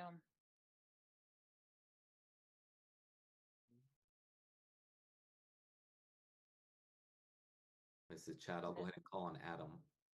Okay. Yeah, great to see you. Yeah, Yeah, you guys had talked about Chicago. I did want to make a comment. Did anyone else? I'm confused whose turn. Morgan, hold on one second. When the question is done, we'll go ahead and talk about that. So I'll be ready for that, but we'll go ahead and have Adam comment. Did you have a comment or question? Yeah, I did. Thank you. Yeah, you had mentioned trainings. So what would that look like? Trainings for the board or regarding children? You had just mentioned trainings in general. Which part? You had talked about trainings for state organizations. For the emergency related things or? Yeah, I don't know specifically if you want to talk to both. Mrs. Are you Laura, gonna would you like me respond, to Jojo? answer? Yeah, I'll go ahead and answer. This is Jojo. I'm assuming that you're talking about the training related to emergency response. Is that right? This is Adam. Oh, really any trainings that you'll be providing. Ah, gotcha. In general. Okay. So I'll give an example. For example, emergency response. There are trainings provided where some states have their own policies and procedures through texting, for instance, 911. Some states actually have that operational, others don't. So, how does each state, local fire and police respond in a disaster? So, some have processes, others don't. So, we want to provide trainings with others who have that experience. And it's not only that, but we're also talking at the federal level as well. FEMA, for instance, emergency response. I mean, there's so many different organizations. Just basic, it was just kind of a general statement about trainings. Yeah, you had said state organizations. So you're not just talking about deferent organizations, you're talking about non-deferent organizations as well. Okay. And this is Kim. I just wanted, or Laura, Kim, I just wanted to respond to Adam with your question related to trainings.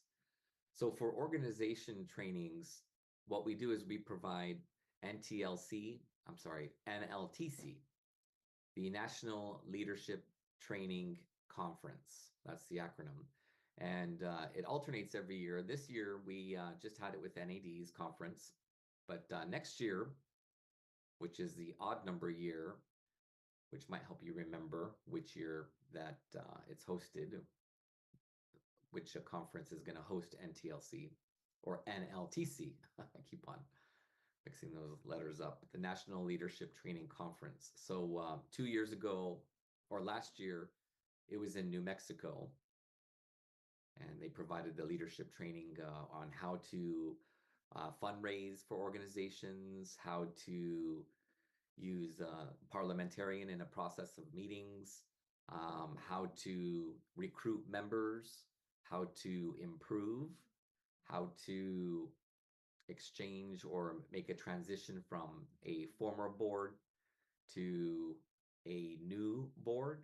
So those kind of enhancements, kind of informational tools, a variety of them for different state agencies will oftentimes host them, and not only them, but other partner organizations like NBDA, National Black Deaf Organization or Association.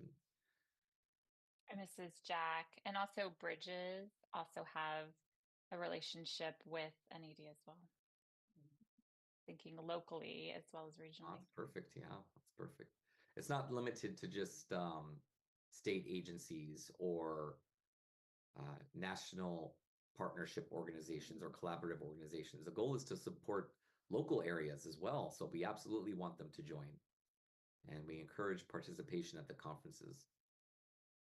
This is Jack. And to add to that, part of their ongoing work and working with state organization is to have, regions come together and have those monthly meetings where SORT associations, their vice president, president, any officers really can share tools, disseminate information, what's worked, what they're working on, roadblocks, etc., wins. And so that's part of their ongoing work. I attend those and I really enjoy them. Yeah, and as Jack mentioned, it's not only that, but there's also updates for legal issues. with the legislative sessions and how do we use certain laws? Like Washington just passed a captioning law for all public spaces, like at a bar or TVs at an airport. They all require captioning. So we can get that from different states. I call it a model, I guess, model bills, and use that.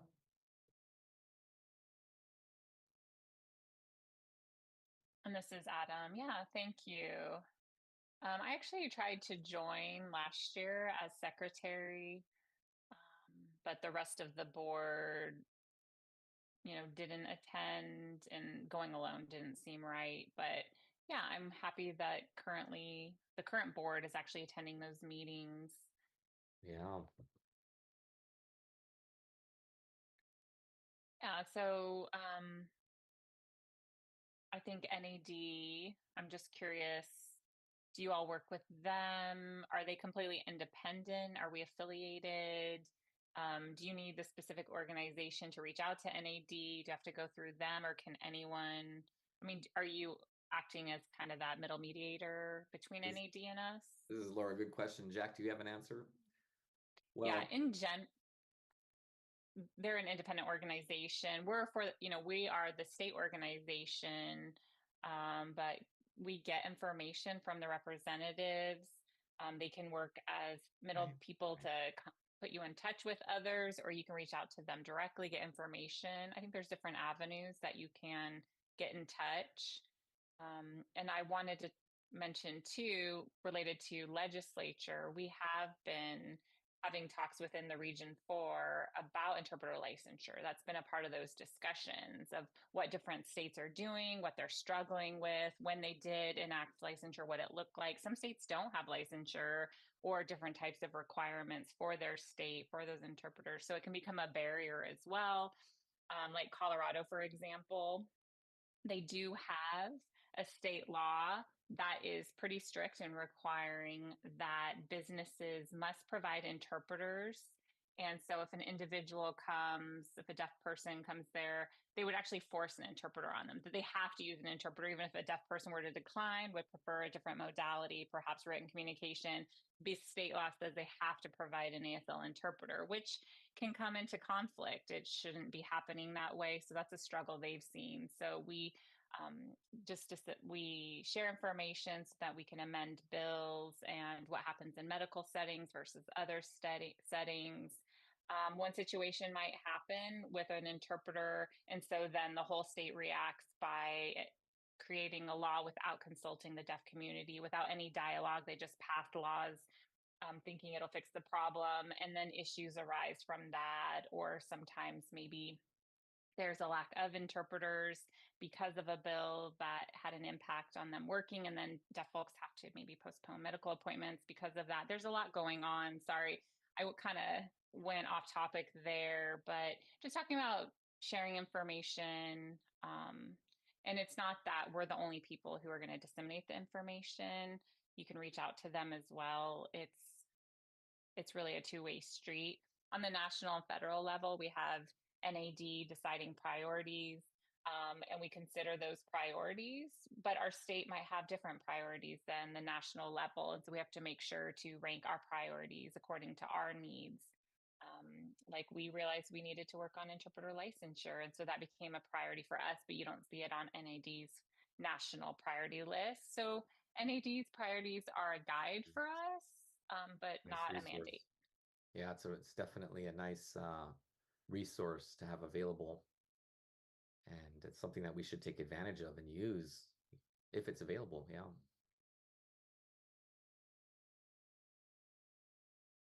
Yeah, thank you, Jack, for going into so many details on that for us.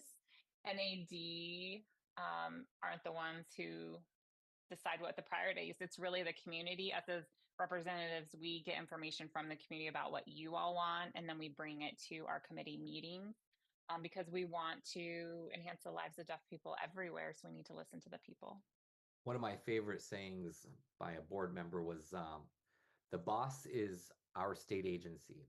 And so what we do is basically vote and decide on what priorities they focus on, similar to us at OAD.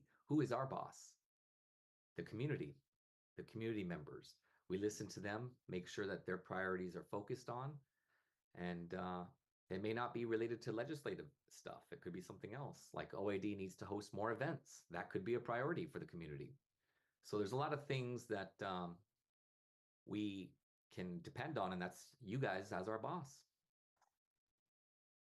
Thank you. All right. Well, that answers that. Thank you. All you, Abel. Okay, so if you want to stay on screen, I want to take advantage of Morgan and myself talking about some updates related to our experience with the NAD conference. So we thought this is a good time to discuss this. I feel like I talked a lot. Morgan, would you like to maybe start? And this is Morgan. Sure. I'm not sure where to start, but one experience that really impacted me to the core. This is back when I was the LGBTQIA chair. I was still kind of new at that, but at the core, I learned a lot more in depth and impacted how OAD runs in the Pacific Northwest and how it's related to the federal and state levels and how that priority is delivered. So I felt a strong sense of accountability for what the community needs to bring to the federal level. So that kind of impacted me in the core experience. I mean, it was very rich for sure. Yeah. And you were a delegate for a section, right? Yeah, just a section. Not for the state, No, not the state association. This was the first time for the state, yeah. Yeah, and it's different perspectives coming from the state association perspective. Oh my goodness, absolutely. And discussing core priorities, thinking about what the PNW needs and thinking about what the community needs. I'm constantly thinking about that and bringing that. So I'm kind of viewing myself as a liaison in that role. So it was a different perspective for sure, and something that I valued, and I really wanted to follow whatever our boss says, right? So. Right. And not only that, I just wanted to add, at least from my perspective related to the COR. Yeah, I was surprised when I was there because Morgan, and I know many of you, we're young, we're new to the board, fresh eyes, fresh blood coming in, jumping in, a whole new group of officers, but we had a lot to learn, but we were ready to dig in. So when we went, three of us went actually and learned a lot. I get to see how board meetings are run and the procedures, how each region then broke out and talked about their list of priorities, the tools, processes, information. And so then I was able to bring that back to my role here as the board. So I benefited greatly. Yeah, and to add, we had a lot of wisdom to contribute at the Region 4 conference and how OAD has changed the membership platform, dues, receiving money. Other state agencies haven't really experienced that. So we were sharing some of these new ideas. So it was nice to have a variety of skill sets, age, experience, all contributing different ideas to really uplift the organization. This is Jack. Morgan and I both, as president and vice president, I believe we both had goals going in. We had to figure out how we could best represent or what would be the best model for our state organization, because there are other states who are struggling as organization. And so we see that happening, them having similar struggles to us. So we wanted to be able to go a different way. We don't want to depend on our funding from our board members. We want support, of course, from them, but if we could find a different revenue stream for us or supportive financial stream from us. And so, yeah, we support all of this. We want our board members to have a voice. We want them to be able to vote on the different amendments and bylaws, et cetera, and just making sure that they had that. And then other people can be involved but maybe don't have voting rights. And as a nonprofit organization, we wanted to connect with the community, not just with other boards, but we want to be a connection with the community. And so we wanted to think with fresh eyes and how we can interact with our community and support our organization. Yeah, and to add, I'll say this for my last thing. What Alethea said in chat, that don't forget the current board have some officers who are on slightly older generations and were previously on OAD boards in different capacities. That helps as well. So the second thing I wanted to say, last thing, I really encourage membership. If you haven't gone to NAD, do so. You can network. It's really amazing. So many networking opportunities to learn about other people's wisdom and experience. It's really uplifting discussions you can have. If you haven't done it, do so. This is Yeah. Joe. You should go. There's workshops, there's information sessions. It's a networking opportunity, not just being a part of the Committee of Representatives, but yeah, we'll definitely be going to the next conference. I look forward to that. And this is Laura. I wanted to add, it's in San Francisco. Did you already make the announcement? It's San Francisco for 26. Yeah. Yeah. For the next conference, next year it's going to be in San Francisco for 26. So save the date. California. Yeah. It's the first week of July. Oh, you beat me to it. I was going to say the same thing. All right. I think that pretty much wraps it up. I want to see if there's any questions in the chat. Going once, twice. All right. Wrapping up. Thank you for your time on a Saturday. Thank you to both of you. I've appreciated your support here as well as just in Region 4. Thank you. We appreciate it. Thank you so much. If you want some more information, feel free to reach out to us and check out our email and chat. We just typed it in there. All right. Bye-bye. Thank you. Sure.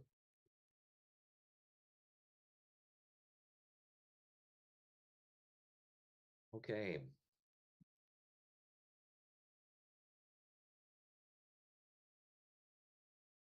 All right. Let's see here.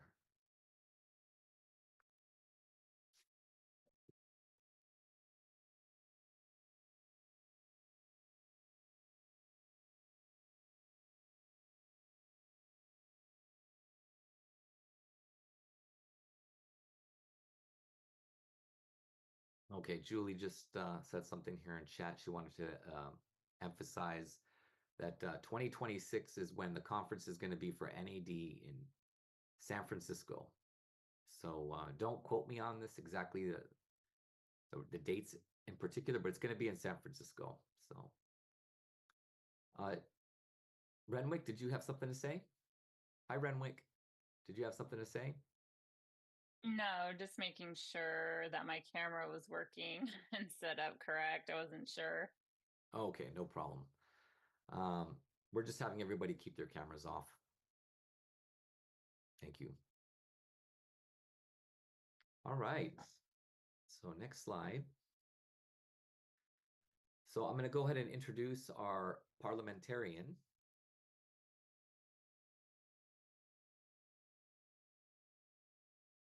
Hello, happy Saturday. My name is Sean Gurlis. I'm a white male with black glasses, bald. I'm wearing an orange t-shirt and I have a blue background. I'm here as your parliamentarian.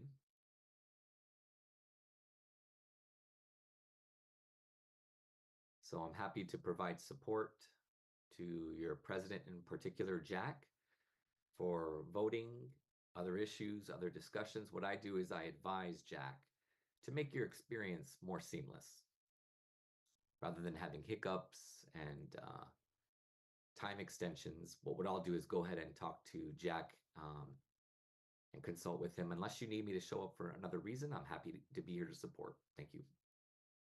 Oh, and Jack wanted me to review the 3 things that I mentioned yesterday. I'll go ahead and do that again. Now, when there's motions, there's 3 types of things: motions, amendments, points of processes, and my role, which I explained already. So we'll focus on 2. Motion process review, amendment processes. So when you make a motion and someone seconds it and there's discussion, the next slide has a flow chart which explains how the amendment works. So when a motion is made, let's say somebody wanted to host a party and there was discussion, and then someone said they wanted to have it on St. Patrick's Day as an amendment. So then we discuss St. Patrick's Day. And if it votes as a pass, then we still discuss the motion, but the new motion is going to be about St. Patrick's Day. And then we have to vote for pass or fail. So that's what kind of process we support. The second point of process is maybe some of you are a little puzzled and not sure what that's about. So the point of inquiry, point of information, point of order, those are the 3 items: PI, PI, PO, point of order. So point of order includes, well, point of inquiry means if I'm hosting a party on St. Patrick's Day, or we would like to, and another person says, PI, point of inquiry, the president will have to recognize that point of inquiry because St. Patrick's Day may conflict with the fundraiser that's happening, for example. And so the president will be like, okay, so what do we do? Should we continue this discussion or drop it? So it saves time with the information only. We don't expand on that. It's just an FYI. There's going to be a conflict because there's a fundraiser that day, for example. So point of inquiry is if you're not quite sure what's happening, you say point of inquiry, which means it's a clarifying question. There's no discussion. It's just, it's those two items. And then the third one is point of order. So if there's a motion that is not as off topic or the president is doing something wrong, then you have to do a point of order. And so the president will go ahead and check with me and I'll consult, confirm, talk about if the motion was correct or if it was out of order, OO. So those are the 3 points that Jack wanted me to mention. So the next slide, Jack is going to go ahead and show you what this flow chart looks like.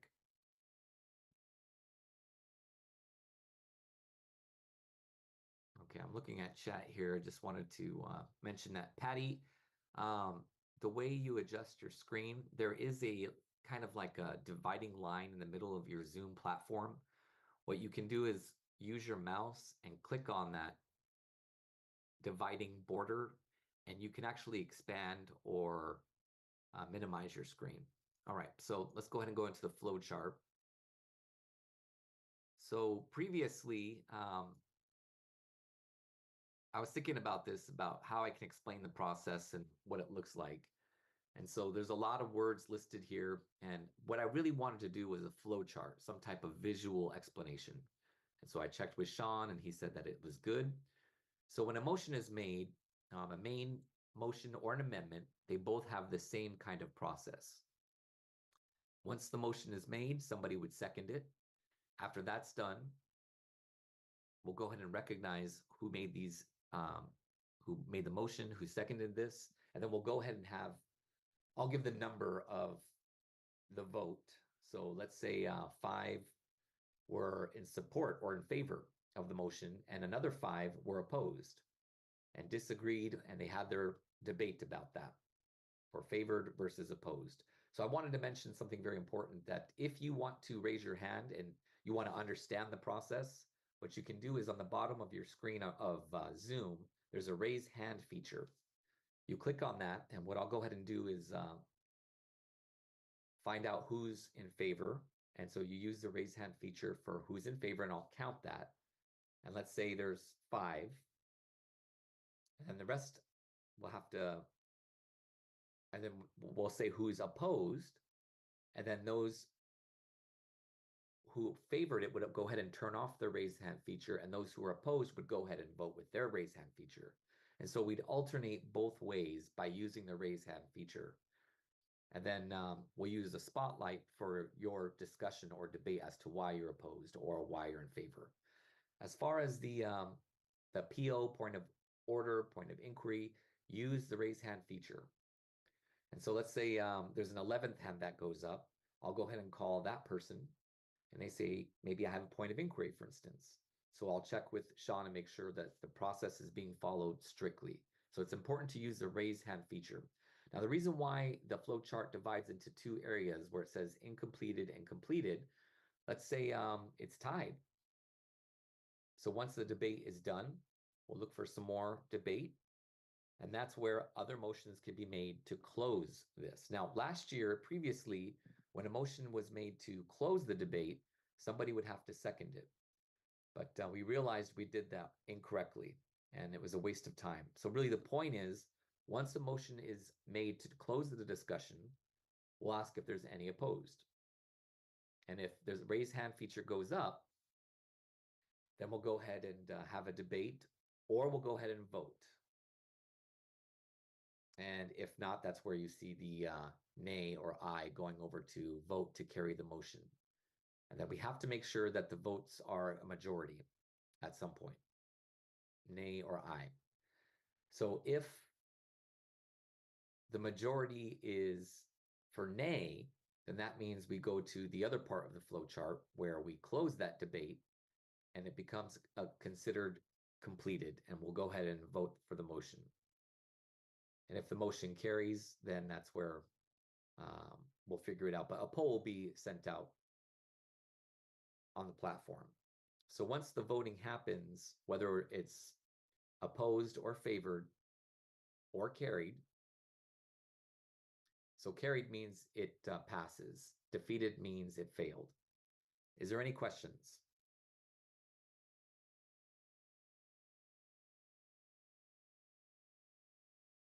Okay, let's see here. Seeing none.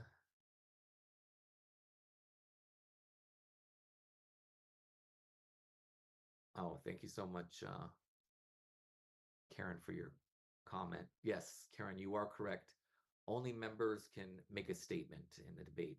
So right now we're in Zoom. It's only members who are able to come in. So I had to monitor to make sure that it was members that are coming in. That's why during registration, there was some kind of message saying pending approval. It's because I would get an email saying that you registered, and then I would go in and check and make sure that the name matched in our membership database and went ahead and approved you. And so those who are here right now are all members. You might see some who are non-members. What I've already done is assign them as a co-host, which means they will not get the raise hand feature privilege, whereas other members will be able to have the poll questions for aye or nay. So is that clear? All right, great. Thank you, Karen. Yeah. All right, very good.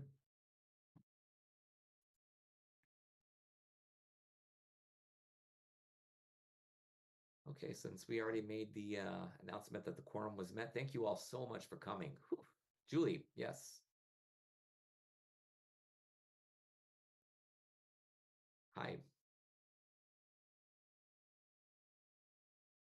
I forgot now, the point of order for the report hasn't been done with the board yet. And this is Jack, that'll be done with the meeting minutes. And this is Julie. Okay, thank you.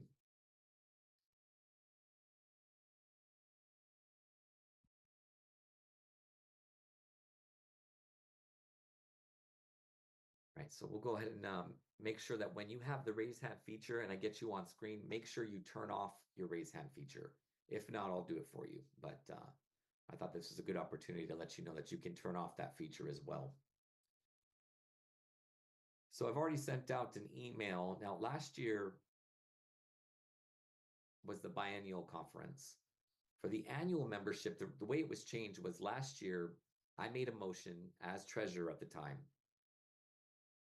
to set up an AGM in replacement of the biennial conference, which means we use the same criteria as the hard meeting, but it's just going to be annual now.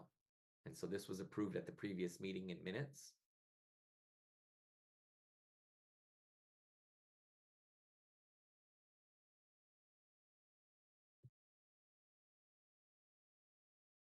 Send it out. Yeah. I'll make sure I include that.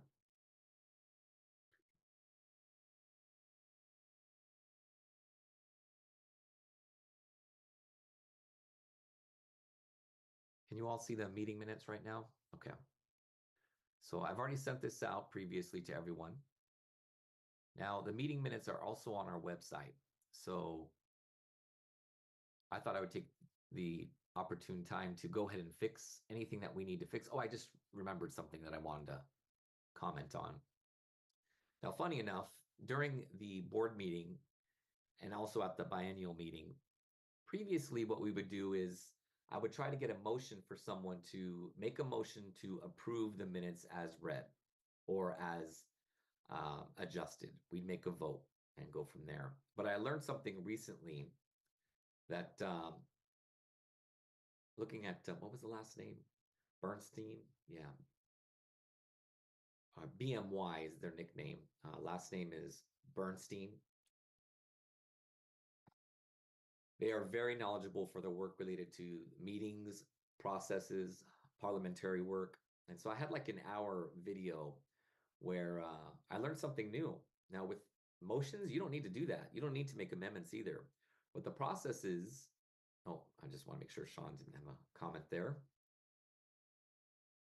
The procedure really is once I've already sent that out, if there's no objections or any kind of adjustments or amendments, then what I'll go ahead and do is approve as read.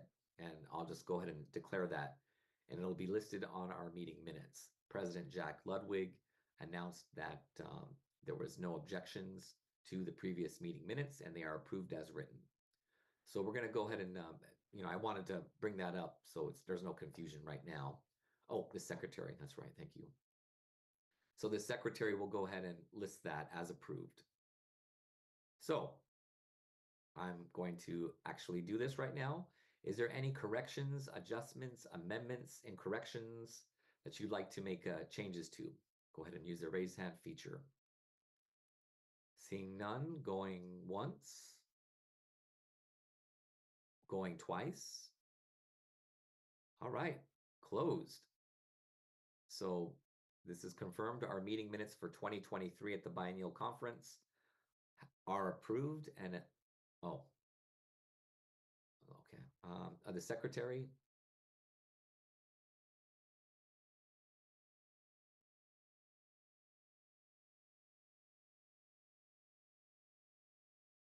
We'll go ahead and get the secretary on video, please.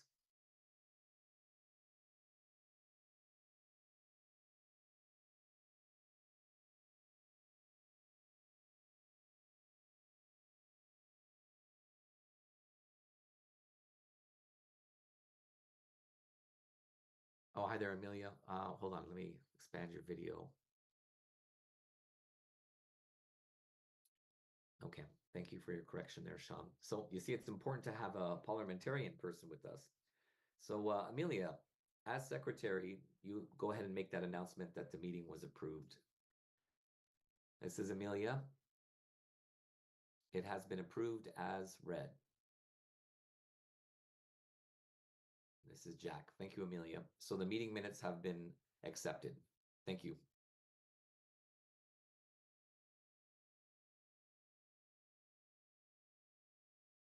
All right. Let's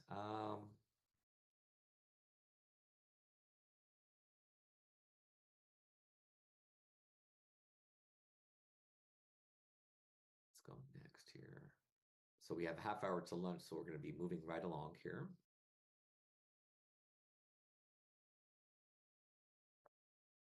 So the board report was done yesterday. And so we're going to go ahead and call 3 at the same time. You'll go ahead and make your comments. And we'll go ahead and switch interpreters. Okay, we'll have Alethea, Howard, and Julie. If the 3 of you could please turn your cameras on for your reports.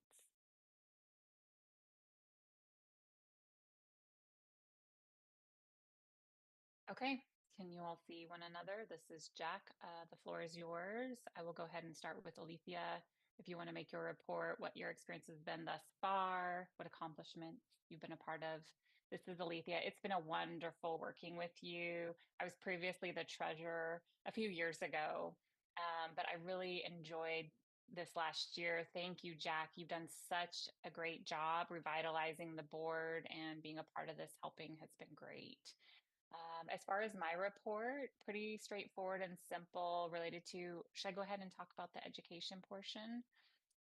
Yeah, so in a different capacity, I was the SBG sponsor. And so we had a training by our parliamentarian, Sean, which was amazing. Thank you so much. I really appreciated that. And I've learned so much because I didn't really have training in parliamentary procedure, Robert's Rules of Orders previously. And so him coming yesterday, after Sean left, I feel like we were able to really make progress having that experience. I mean, just one day when we have I would love to have the students come and watch and see how, we run these type of meetings. I think their SBG could really learn a lot from them. So I'm also on the educational committee with Kelsey, and there'll be a report on that later.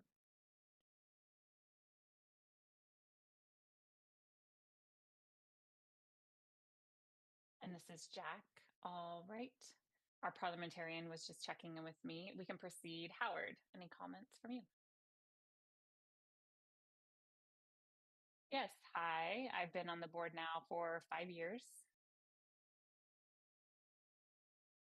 And this is really my last term.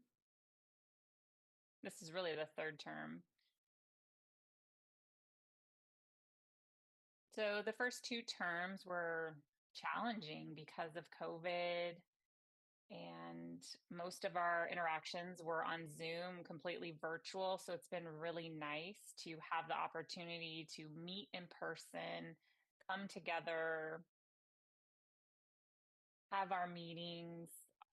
It's been great, even via Zoom, but to be able to come together.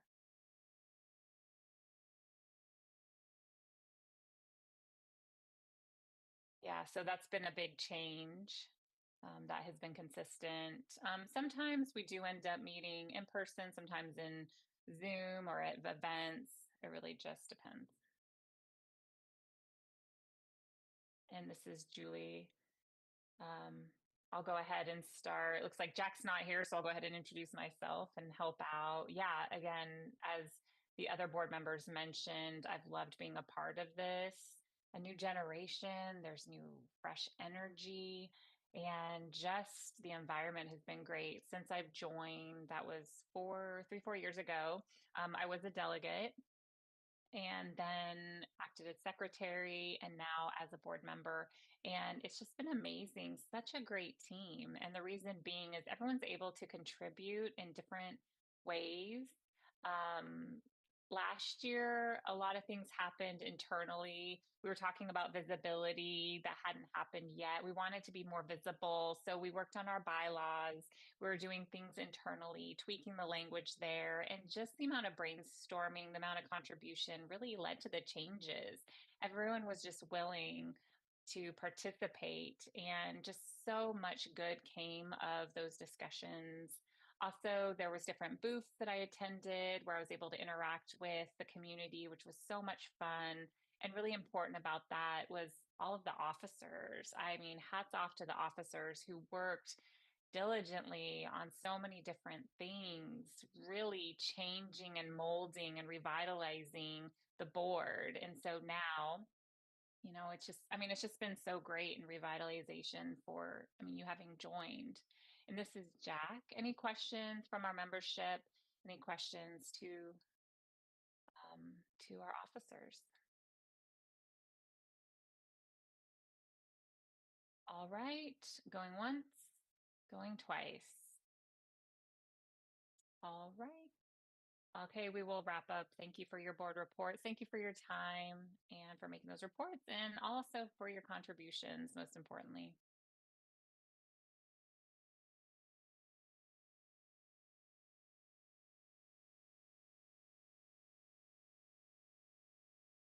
Okay, next up, we have our section reports. I want to quickly explain about the sections. I talked about this yesterday, but we have some new participants today.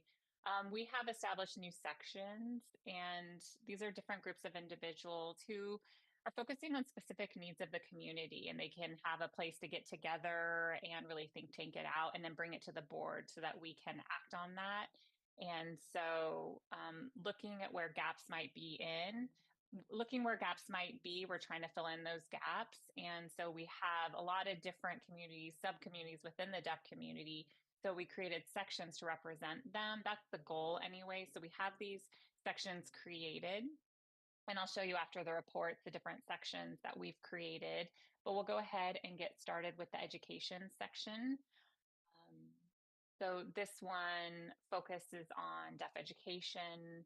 We focus on educational resources such as information, developing materials, and letting us know what the laws are out there, what's happening, things that have arisen.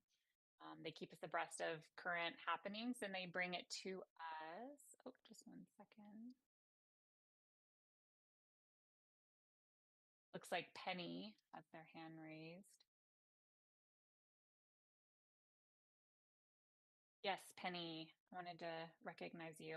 Yeah, thank you, Jack. I just wanted you to remove the boxes, the camera boxes of the board members who were there. Yeah, our Zoom moderator, if you don't mind removing those, they're removed now. Thank you. I wanted to be able to see you more clearly.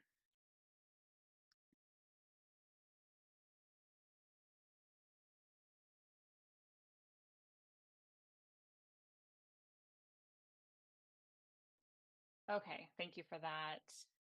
Where was I talking about education resources, information sharing to post on our website?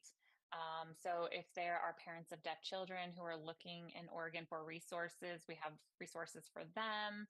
Or if they're wondering about deaf events, other resources, information regarding what's best practice, information. So that's the reason we have this section. It's Kelsey Gilstrap, who is the representative of that section.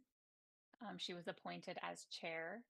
And so, as you can see here, these are 4 points. We do have a video from Kelsey. Unfortunately, she couldn't be here today.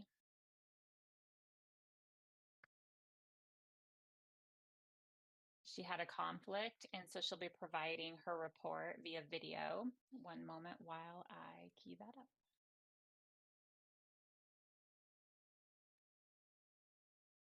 Hi, everyone. My visual description is I am a white female with light brown curly hair and blonde streaks. I am wearing a black long sleeve shirt with a black choker necklace, dark lipstick, and my background is a bluish gray color solid. Hi, everyone. My name is Kelsey Gilstrap,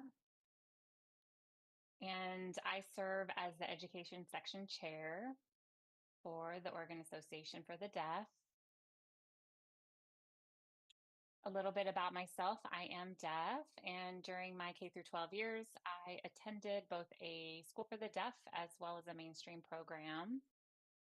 I have worked in the education field for approximately 10 years, serving in various roles, including blended case manager, one-on-one teaching assistant, middle school social studies and science teacher, high school electives teacher, and high school community-based instruction teacher. And so now I'm currently working as the outreach coordinator at the Oregon School for the Deaf. So please note that my role on this board is on my personal behalf. As a deaf citizen and resident of Oregon, I remain neutral and separate from my job. So the purpose of the education section is to provide resources and support for parents and guardians of deaf, deafblind, deaf disabled, hard of hearing, and late deafened students in Oregon. We all share the ultimate goal of helping our deaf students thrive and succeed in life.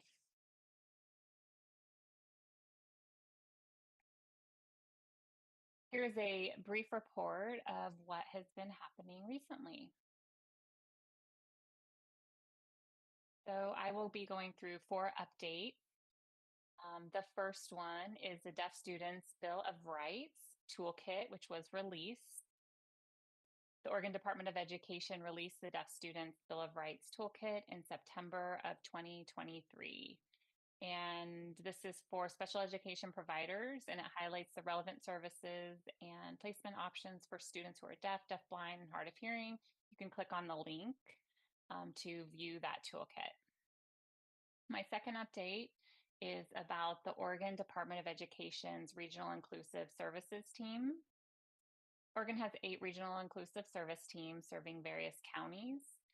And these teams support the deaf and hard of hearing community throughout the state, with the Oregon School for the Deaf serving all counties. If you're interested in what region your deaf child or student is in, please click the link for more information. Thirdly, parents are filing a lawsuit with ODE, the Oregon Department of Education, over changes to the Salem-Keizer deaf programs. And that's in relation to the Willamette Education Service District, WESD, and they have a deaf program that serves students from elementary through high school in the Salem-Keizer area. There's a situation in the middle school and high school for their deaf programs, and the changes that were made were upsetting to parents, and so they decided to file a lawsuit. Click the link for more information. My final update is the Oregon School for the Deaf's new ASL preschool program. And OSD has opened its very first ASL preschool program. For more information, look at the OSD website or call 503-400-6180 or email info@osd.k12.or.us. If you want more updates or if you have more updates related to education for our deaf and hard of hearing children in Oregon, please reach out. Thank you.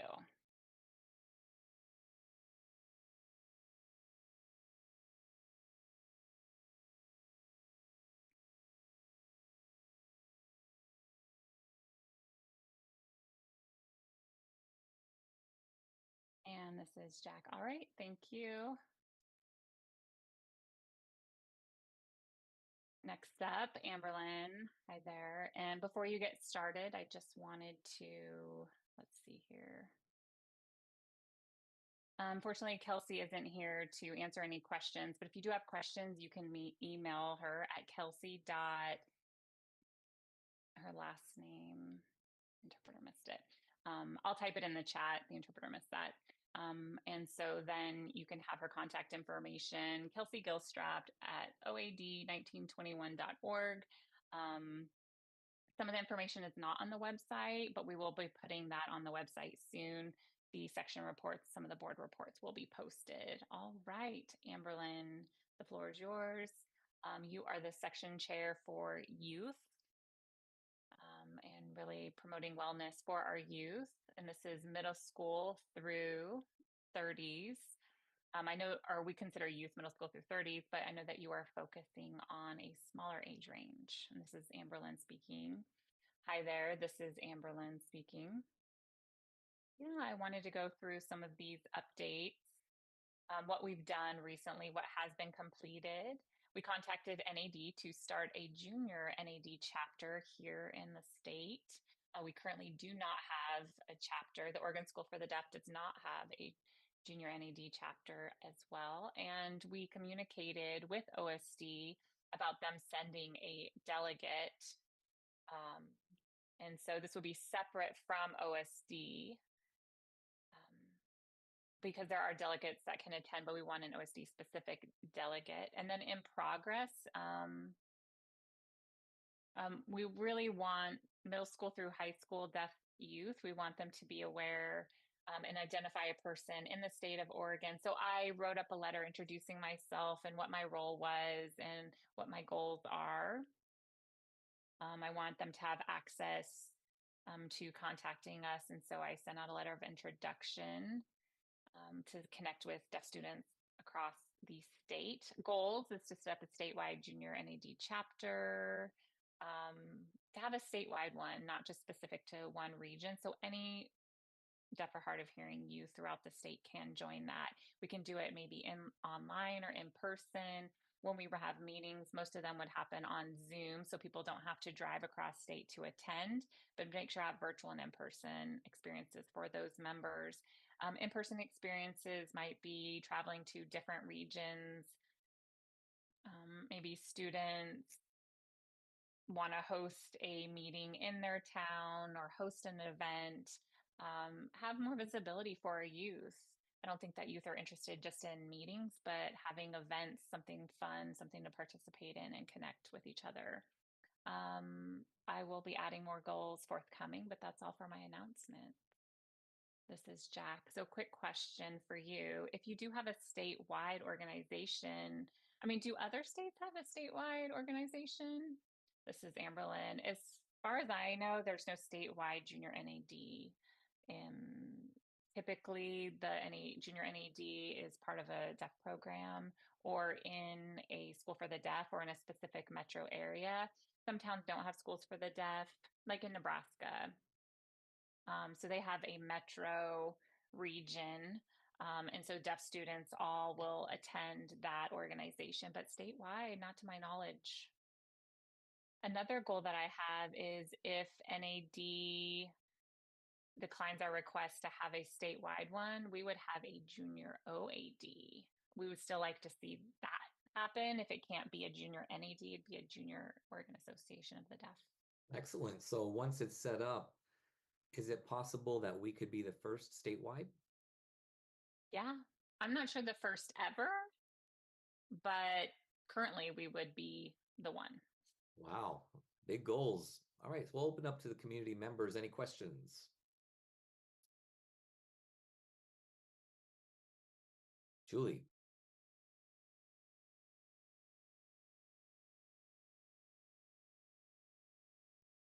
Hi, good to see you. I was just wondering, once it's set up, is there going to be other people working with you? Are you going to be alone? Do you need a team, or what's the plan? Well, that's Currently the plan is I would be solo. I mean, I haven't really started thinking about bringing in others just yet.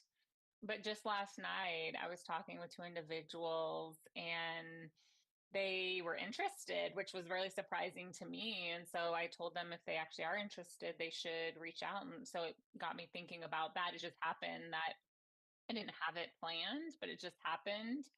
I think that responsibilities as those grow, I'll definitely bring in others, but for now, I'll be solo. okay. So if there's anyone interested, can they reach out to you and go from there? Yes. All right, thank you. Mrs. Jack, any more questions? Good job, Morgan. Putting Amberlynn's email in there. Okay, any other comments, Amberlynn? Going once, going twice from the community. All right, we're going to tie this up. Thank you so much for your report, Amberlynn. No problem. Thanks.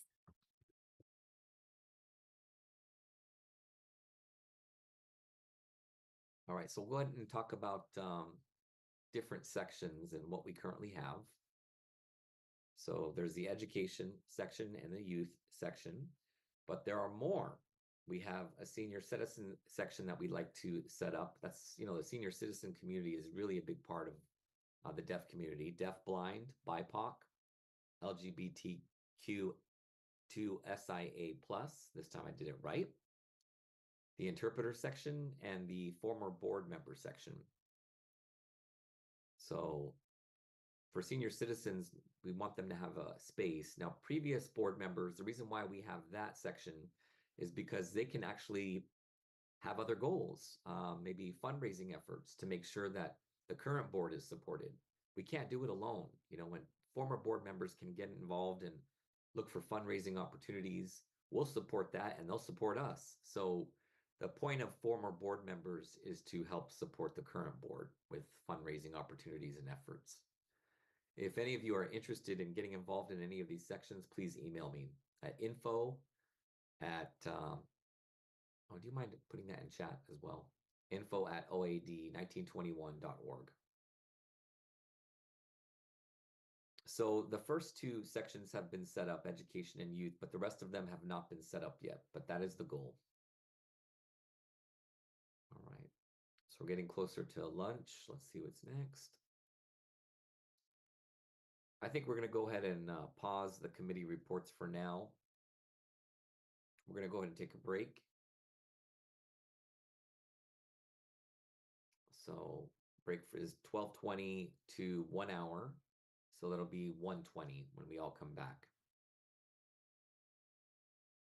I do want to emphasize the importance of returning. We do need to meet quorum. And right now, the database shows that we have a total of 48 members. So from that, the bylaws say that we have to have a minimum of 25% or a quarter of the total membership. So that means we need to have 12 members here. And then we can go ahead and start with new business with voting. If we don't meet quorum, then all we do is the reports and there's no voting. And we don't want that to happen because we have many important things that we need to discuss. Okay. Sean was just telling me about timing, and I said we do have some time left. Well, I'll come back at 1:20. So you can leave your meeting room open if you want to turn your videos on and chat and eat together, that's fine, or you want to keep it off, it's up to you. I do recommend that you stay. If you leave, that's fine. You're still welcome back. Okay? So we'll go ahead and take break until 1:20. So we'll see you at 1:20. Bye.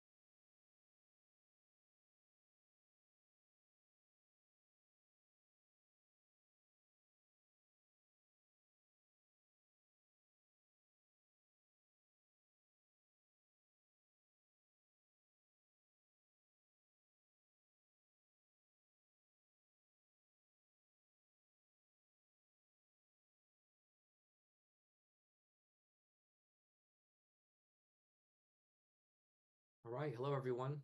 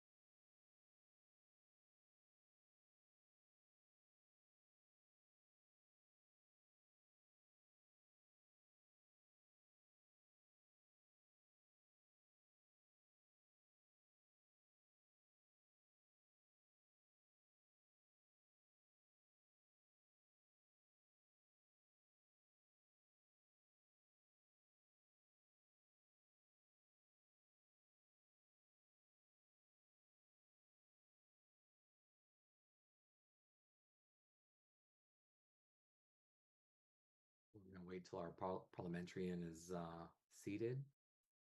And then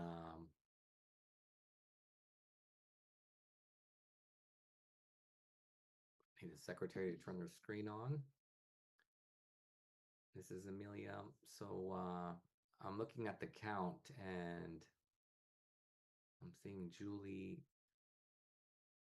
Well, this is Jack. Julie's just supporting, and so the second count is good.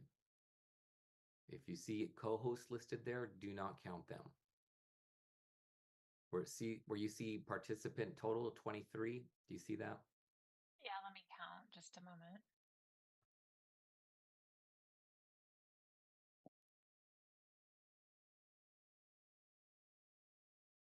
I think we have 13. Okay. Do you see the top where it says participants, and then in parentheses it shows 23? Oh, yep. So 6 of them are co-hosts. So you subtract that from 23, so we're at 17. Yep, we're at 17, so we've met quorum. All right, thank you. So confirming quorum is met. So we'll go ahead and start with new business. Thank you for staying, everyone. Really appreciate it. I'm going to go ahead and share screen.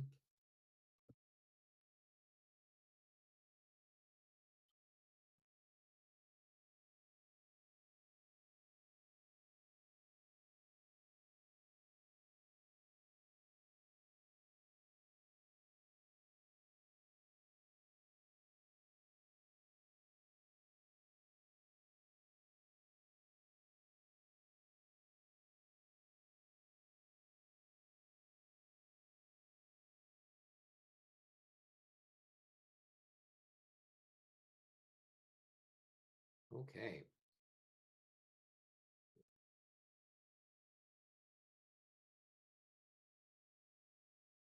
So quorum is met. Thank you all for staying and supporting the meeting. Really appreciate it.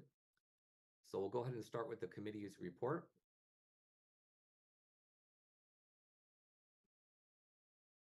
Just a heads up, the secretary has said that quorum is met. All right, so the parliamentarian is making sure that they are documenting it. So now with the committee report, we'll start with the finance committee.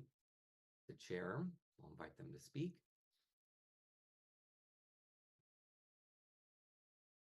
So I'll turn it over to you, Jeremy.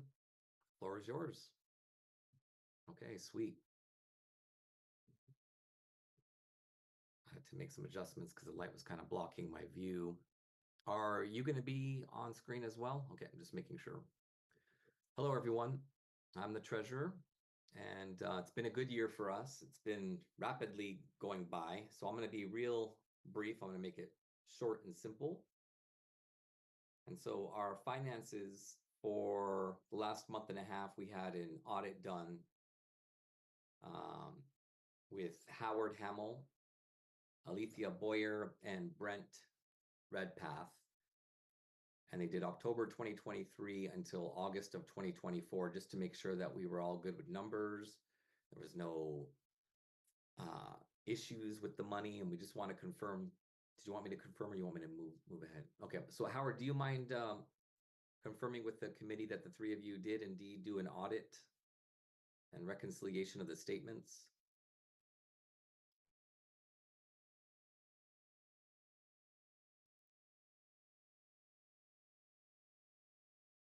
Yep. Hi there.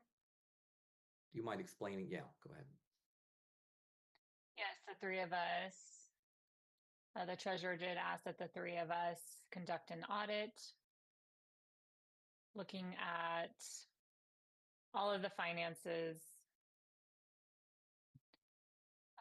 So we duplicated efforts, and yeah, we made sure that all was reconciled, and all looks good. All right, very good. This is Jack. Thank you, Howard. And this is Jeremy. It's nice to have different sets of eyes with the process and making sure everything looks good. Our financial health for the last year has been good. We fundraised over $8,000, making us more recognizable. It's giving us a little more space when it comes to finances. We're still at $44,000 for the endowment fund. And then with the challenges of the market, we were concerned about a dip, but things are going well. So the endowment fund, we're good. We make sure that we have access to all the funds we took over with the new board as far as the bank account goes. Now, when it comes to the board transferring the Sorensen fund, we were trying to figure out if there was any kind of past members or board members who knew what the fund was about. If you can please let us know, because there was discussion of a fund that was supposed to be transferred, but it's gone now. Betsy Burke, this is her sign name.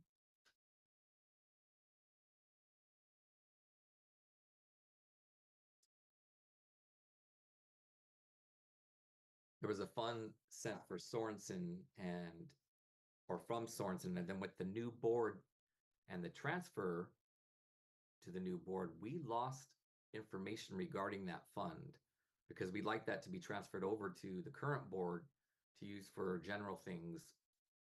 So if you know of anybody or you're familiar with that particular fund, please let us know, because we'd like to be able to update that and keep our funds together.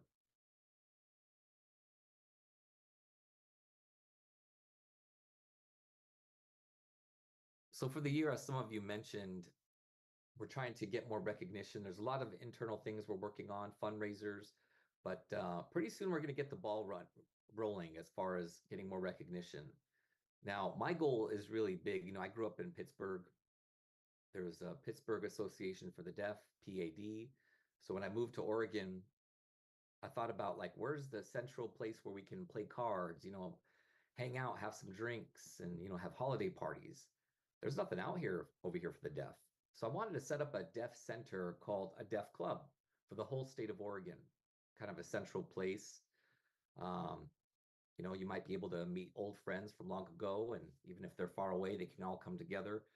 The goal is to have a grant writer on our board so that we have internal discussions. And I reached out to RE to figure out how we can get this to work and different projects going. And if the community is interested in having a central place to go for association, please let me know. We can work on some maybe areas where real estate can be involved. And we can also rent something that can help us to grow more money to purchase a new facility. So we really got to get our thinking caps on, because that's really our goal, is to have community involvement in that. So our grant writer, our Vice President Morgan, and I were discussing this matter, and there's just so much logistics involved.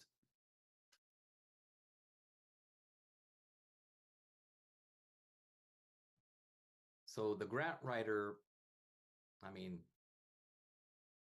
we could help with the position, or, you know, we could rent a COT. So there's several objectives that we're trying to get to raise money to be able to purchase, or to help us have more possibilities for lease. So we do need some grant writers to help bring in some income. Now, the fundraisers that we're talking about have to do with the Papa John's Pizza Parlor in Corvallis. Sorry about that. So yeah, there's a Papa John's Pizza. It's very popular. It's family friendly. A lot of people go there. And so I asked them what their fundraisers look like, and it's really nice.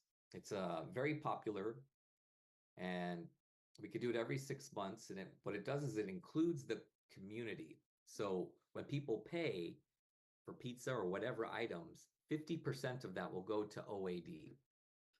So that's really nice. So we'll make sure that we communicate this through websites, through Facebook, and once we coordinate some scheduling, hopefully we can get people from Oregon all the way over there, and they have space to rent out.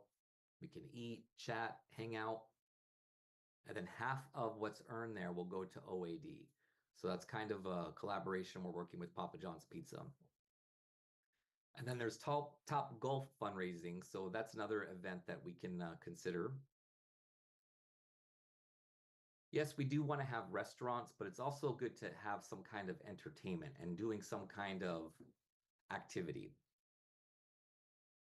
And this is Jack. Can you explain what that is? And this is Jeremy. There's different levels of golfing that you can do. They have electronic machines that you can play with, and you can play with the real golf club with rooms where you can drink and eat and really just have fun activities. So it's called Top Golf. So Papa John's and Top Golf are our first two kind of fundraising events. We're going to have more forthcoming. And then also Bottle Drop. Oftentimes we recycle, but we don't really know if these things are being recycled. But in Oregon, you can get 10 cents per bottle, which is really nice. So if you can get a blue bag and get these recyclables over to OAD, we can kind of develop something where we can get some income from recyclables. But we're kind of putting this on hold because we've got to figure out how to do this. So just keep an eye on email or the website, and we'll let you know when we can start doing the bottle drop. And whatever money is earned from that will go to OAD. So that's something we're kind of working on as well. So more fundraisers are coming up, and the more I learn as treasurer, you know, for example, we had an open house and I decided to go to Safeway, Fred Meyer, Walmart, and you can ask for them to donate food and other items as long as you do it in advance, like 2 weeks in advance. So I'm trying to keep my eyes open on how much support we can get from different corporations. If there's other events you have in mind and you want OAD to be a part of that, please let me know. I would love to collaborate with everyone in the community and make sure that OAD is a part of this. And we also get some funding from companies as well. And the goal is to grow this. So please keep your eyes open. And Jack, Mr. President, do you have anything to add? And this is Jack. Yes, thank you for asking. Now, as you saw our presentation with Ryan from Nike, we have some collaboration forthcoming with Nike. So we can access their system. It's called Global Giving. What's really nice about that is with Nike employees, they may see OAD, and some of their paycheck can be contributed to OAD if they want. Our name is already in their system. So employees can choose to donate to any kind of nonprofit, and Nike will match whatever employees contribute. So for example, their paycheck is every 2 weeks, right? And they deduct $40. Nike, as a corporation, if their employee donates $40 to OAD, Nike will also match that, which is really nice. It's already in their system. So that's kind of one of the ways that we're trying to get some income here. This is Jeremy. That's awesome. The last thing I want to say is there's a big project that we really want to set up for the deaf center. We want a deaf center. So if the community has an idea of a location, or if you know of some friends who have a space that they want to lease to us in a particular town, anything like that, please let me know. The more we know, the more we talk, the more things will come up, and more opportunities will open up. I just want to make sure that we do have a deaf center where anyone from Eugene, Medford, Portland can all come for the weekend, play cards, have a tournament, watch football, anything. I'm just thinking about this as kind of like on the forefront of my mind, you know, and it's nice to have community engagement, outreach. Email the info at OAD email address, and we really want community involvement. We want to get the ball rolling on this.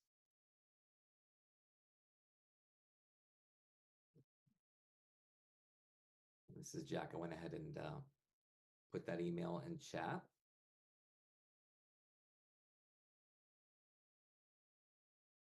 It's info at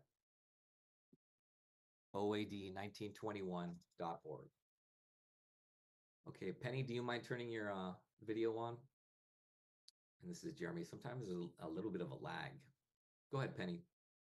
Sorry, my internet is really slow. Or I'm slow at technology. Yeah, there were two things.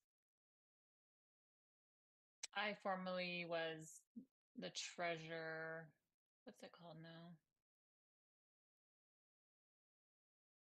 I was the auditor. Yeah, so I had 3 people working with me who conducted audits as a treasurer. And at that time, you had talked about some missing funds. You talked about Betsy's parents establishing a fund. I remember that Howard was the last person that I was aware of that had Okay. information pertaining to that. I think that information got passed on to Jeb, and I never saw that after in Jeb's hands. Second thing, the endowment fund. You had talked about fundraising and developing perhaps a deaf center, purchasing a building. That's really what the endowment is for, right? Our goal was always to reach $50,000. More than that, I wasn't sure if we could, but I know that monies got withdrawn, so the endowment fund decreased. But so I am concerned about the monies there. Yeah, thank you for that. I was going to try to reach out to Scott and Jeb and make sure that, because when it was transferred over to Jack, there wasn't any kind of transfer to Jack to begin with. So the new board wants to develop a better transition program. So when one board member leaves, all that information, passwords, bank information, the credit union is all in one collective, one place that can be shared. There was a lot of cleanup that we had to do. So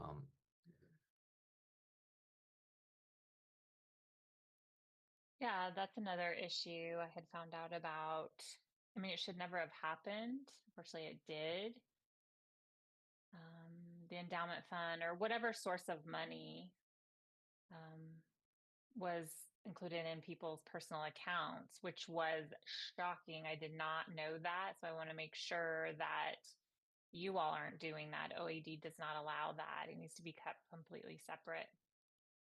yeah, on a personal level, I really don't like combining things. I like to keep things separated. It just makes things a little more seamless. It's easy to recognize where money is coming in and where it's going out. So Yes, it needs to be completely separate. yeah, their own account. And as far as the endowment fund, now, Jack, correct me if I'm wrong. We developed a new bylaw, or not sure what the exact policy was, but the endowment fund has to be a minimum of a certain amount, like several thousands of dollars, 5,000, I think, in order to be able to use that funding. Is that right? Yes, a policy. Do you want me to go? Do you want me to go into more details? Yeah. Yes, we looked for the minutes from a previous meeting, and there was language in there saying that there was a threshold, and anything above that specific threshold could be used, but nothing below that. That was back in 1986 No. that it needed to stay, and we wanted to make sure we wanted to have it in accordance with inflation, so that's not touched. It is left until it goes over that $5,000 threshold, and then it can be used. But based on the meeting minutes, the information I found from historical documentation, they had wanted it at $10,000 and nothing had updated it since then. So, Well, this is Penny. From my understanding, the goal was for it to be $50,000, and that would be the minimum. And then over that would be interest that we would be able to collect, and we couldn't touch that or play with it up to 50,000. That just doesn't make any sense though, because over $50,000 money would be used to play, but we didn't use that 50,000 for anything. right, with the stock market, the amount we have right now, I mean, we would have to wait a good 6 years, maybe for an 8% increase. If it's below 50K, to have a certain threshold, and to This be able is to Ryan. use monies above This is that. Jack. I have to interrupt you. The parliamentarian is saying that we can't talk like we can't go back and forth. We actually have to have somebody approved to. This is only report time. I'm sorry. So yeah. Thank you for. I know we're trying to have a discussion here. I'm sorry that I kind of fed into that as well. That's okay. Penny, you and I can have a discussion offline about that anytime. I would be open to talking to you about the endowment fund or the other funds, but thank you for bringing that to our attention, and I really appreciate that. This is Penny. Sure thing. Bye-bye. And this is Jack. Thank you so much for your question, though.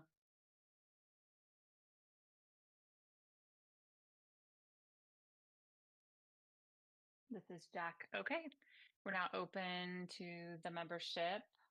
If there are any questions related to Jeremy's report. All right, seeing none. Okay, I did see someone raise their hand though. Let's see here. Buffy raised her hand.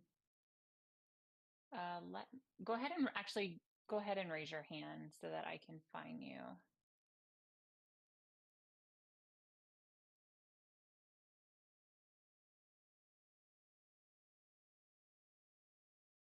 Okay. At the very bottom, there's actually the reactions. So if you click Yes. that, it'll raise your hand and I can Oh. find you on the list of participants. Oh, okay. Got it. So let's use that for voting, for points of inquiry, for points of information. We'll be using those. Okay, thank you. I didn't see it on my screen, so I tried to do the two-hand emoji, but thank you for letting me know. Thank you, Jeremy, for the financial report. I thought that was pretty cool. Looking it over. I mean, I was looking at it earlier this morning. I'm at Camp Tololi right now and would love to work with OAD and collaborate and maybe bring the Deaf Club back again. We would love to have that open to, the community and OAD members. Maybe even using this venue for playing cards, events, fundraising events, you name it. Yeah, you and I can work on that. Please reach out. Thanks for that info. Okay, that's all.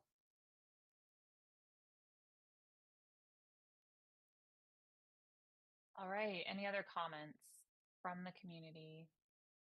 Just please reach out anytime if you are curious about the endowment fund and you want to know more information. Let me know. We can have an open, transparent discussion on what it looks like, what the budget looks like. Anytime, I'll be able to make an appointment with you. Thank you. Yeah, just double checking that no one has questions. Going once, twice. All right. Thank you so much for your report. Sure. Bye.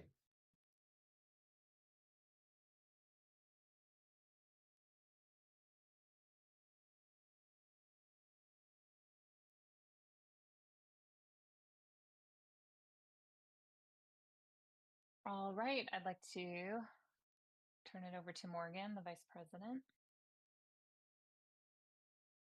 Okay. Hi, Morgan. The floor is yours as chair of the Bylaws Committee. This is Morgan. Thank you. So something exciting we're developing and I've been working on the past year. Before I proceed with the report, it's pretty large. So I'm going to ask Jack as president to help share the floor with me to explain and go into more details in a collaborative fashion so that we can talk about the reason behind some of the changes and expand on that. Would you be willing to share the floor with me, Jack, to help in that? Sure. Thank you for inviting me. I do want to make sure this is clear. Now, with this report, we're going to go ahead and do that. We'll open it to the floor. And then when we do new business, we'll go back to my role, which is neutral. So right now, this is related to reports and includes explanations, the reasons why we do things. Am I doing that right? Yes. Okay. All right. Good. Okay. Just double checking. One moment.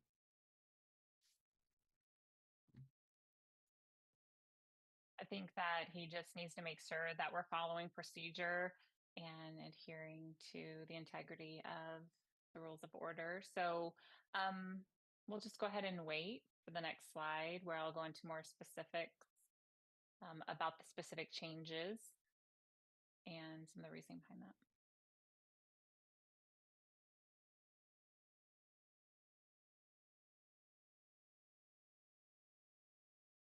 Okay, if you want to go ahead and stand up and stretch, grab something to drink while we're waiting, please do so.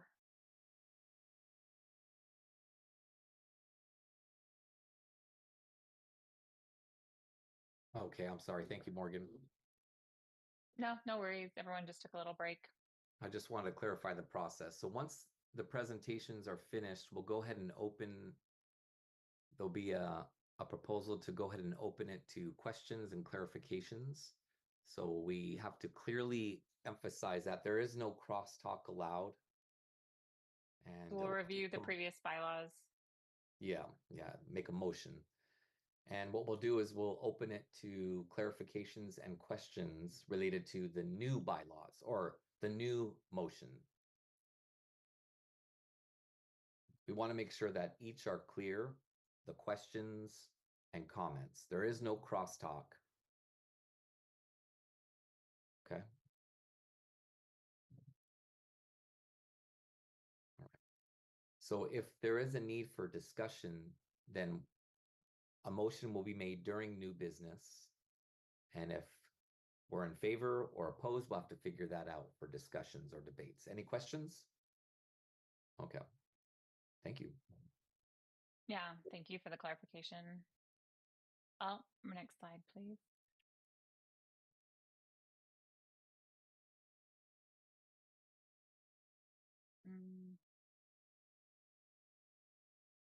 Okay, so what you see here are OAD's bylaws that we've been using. We took the opportunity to look at those, and I'll give you an opportunity right now. Go ahead and read them, review them, and then we can talk about the changes. And just a heads up, feel free to type in chat if I'm going too fast, because right now I'm kind of just skimming it, just get a general idea, and then we'll go forward.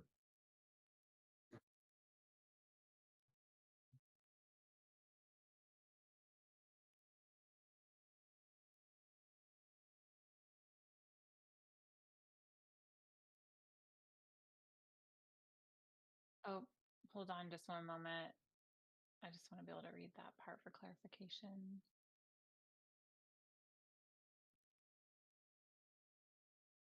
Go ahead.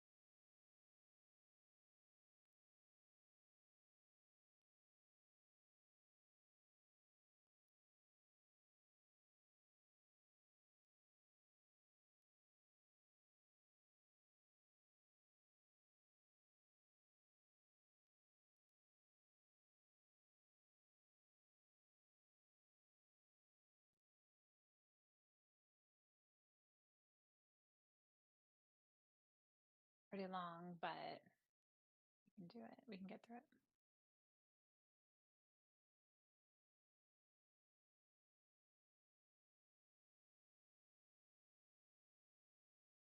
Is there something wrong? Hey, Adam, what's up?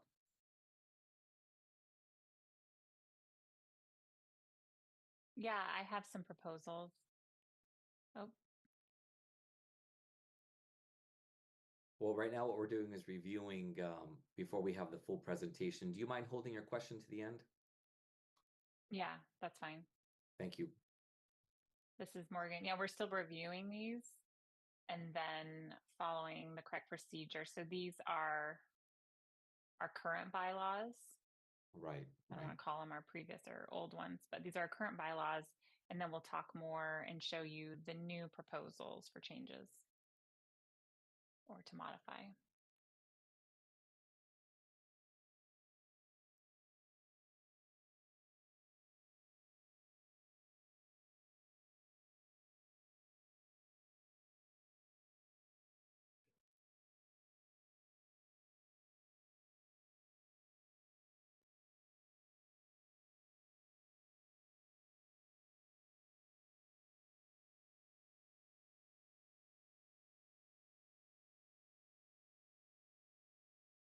Okay, we're done with that.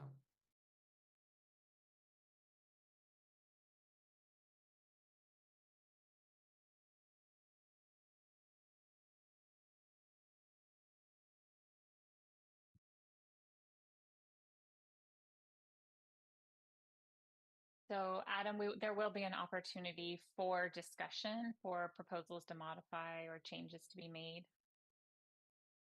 Okay, so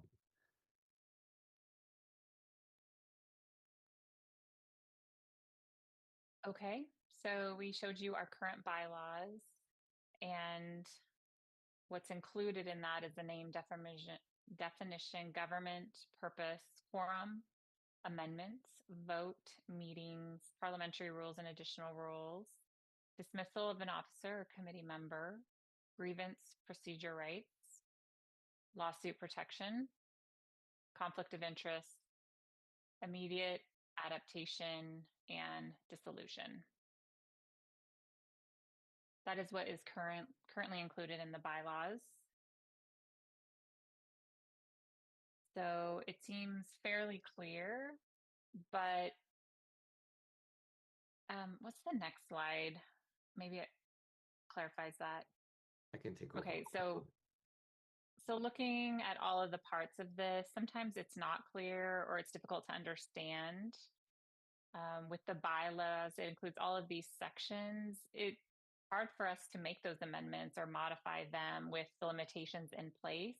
And so we took a look at them, tried to figure out, and looked at other state organizations as well, associations and organizations, what the most successful type of bylaws, what kind of structure might look like. And so we wanted to amend ours to maybe take from some of the other organizations. NAD, we felt, has really clearly defined, well-written bylaws. And so using them, and I'll explain more on the next slide. If you want to go ahead and advance the slide, we decided to change it around. So I just wanted to emphasize that myself, Morgan, and the bylaws committee and the board, we don't look at the current bylaws as terrible or bad. That's not the point. We're just looking it over. We're looking at the structure and it's unclear. We just need more clarity and we're trying to find a starting point. We are not experts on writing bylaws. We got to do homework. We got to find out what's out there. And so in trying to find where to start, in talking with others who are familiar with policy and how bylaws are written, I realized that there are sample bylaws and there is structure there. So again, I'm trying to emphasize that one bylaw is not the same. It's not cookie cutter for everyone, but it just gave me an idea of what to look for. You know, of course, we're all new to this process, but at the same time, you want to make sure it's a successful process. So looking at this example bylaw, it's good to realize the governance process as a starting point. So think of bylaws maybe in line with the US Constitution. Just think of it in that way. The Constitution, there's a Bill of Rights. It's pretty simple. There's just kind of bullet points that talk about that. Very, very simple. And we have laws to expand on what these bullet points mean. And then next to that is rules. So that's kind of how it aligns with the nonprofit organizations. The same kind of thing. It should be simple. And then all the other details will be in the policy and procedures process. And we'll make sure that we get it approved as a board and make sure it's in place to hold us accountable. So that's kind of where I'm looking at this as an example. And I saw that it was very simple and to the point, whereas I thought it would be much more complicated. But it talks about membership categories, officers, different executive board members, committees, parliamentary authority, so that type of thing. And this relates to what you were talking about, Morgan, which is good. It's a good start to help us know where our journey starts and how we get to where we need to be. So I compared with other state agencies as well and felt like, you know, of course, because we want to make sure OAD is still kind of unique, but at the same time aligns with others. And saw another one that made sense from a different state. And we decided to, as a committee, we decided to write bylaws that are in alignment with NAD's bylaws. The goal is to become kind of like a two-way street with them, and I'll talk about that a little bit later. NAD's bylaws look like, let me show you.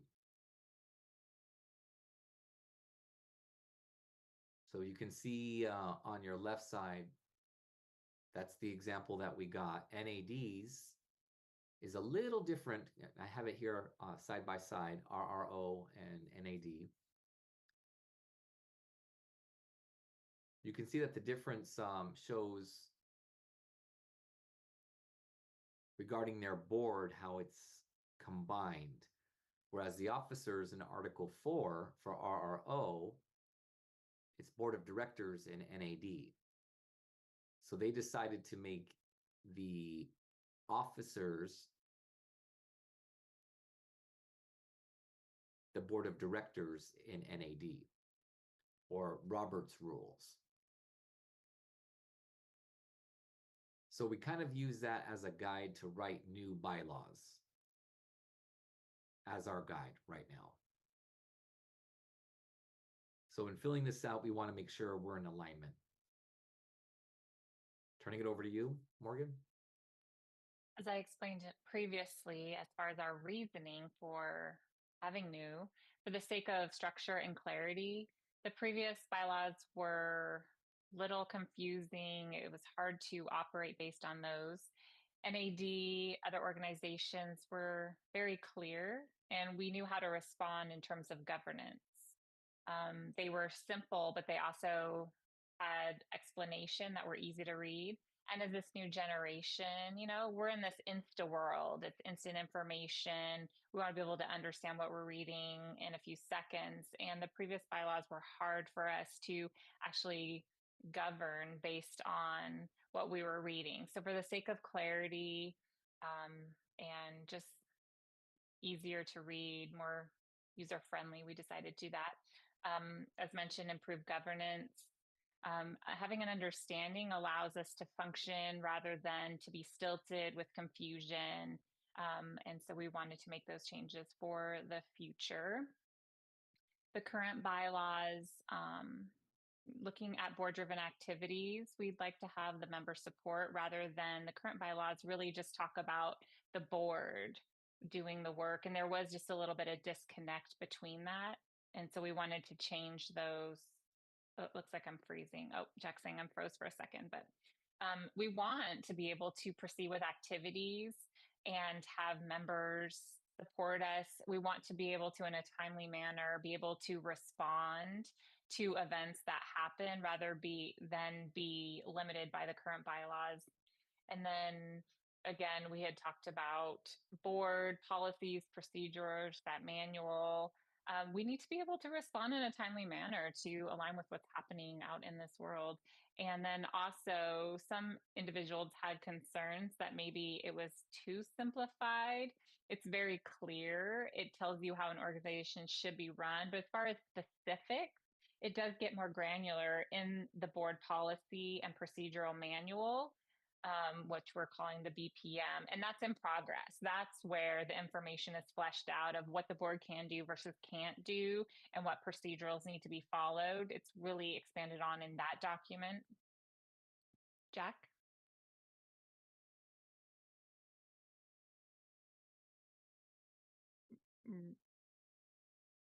April. Yeah, and so that the bylaws really talk about the procedures, how we interact and engage with the community in meetings. I just want to add that. And this is Morgan. And then lastly, being in alignment with NAD's work, seeing their bylaws. I feel like it's a stronger collaboration between the two so that we're functioning similarly, which I believe really is a benefit to all. Right. Yeah. Excellent. Thank you. So now we'll go ahead and review the proposed bylaws. We're going to skim these, and what I'll go ahead and start at the beginning, and we'll do clarifying questions only. I see Adam has a suggestion on amending proposed bylaws, but right now we're focusing on questions and clarifications because the report has to do with clarifying the report. Yeah, and we'll talk about the process of what we did to arrive to this point. So the bylaw committee went through, revised them. They brought it to the board December 3rd of 23. Committee, not board. The committee, yep. Right, my bad. You're right, actually, Morgan, you're right. Okay, and so the 2023-2025, so the proposal was given to the board to review and to talk about whether they were in support, and they were. August 4th, it was endorsed by them, shared with the community. With that board endorsement, it was then shared with the community for their comments, for their feedback, so they would be prepared for today's discussion and to be able to move forward. That was disseminated on August 26, 2024, which was 26 days prior to this general meeting. So hopefully some of you had an opportunity to read that prior to this meeting so we can engage in a fruitful discussion. And so it's been about a year that it's been a work in progress, and we now have the product that we are proposing as far as modified bylaws. We did send those out via email, but we'll go ahead and review them today together just in case it might be helpful to refresh or to clarify anything. So we'll go ahead and show those.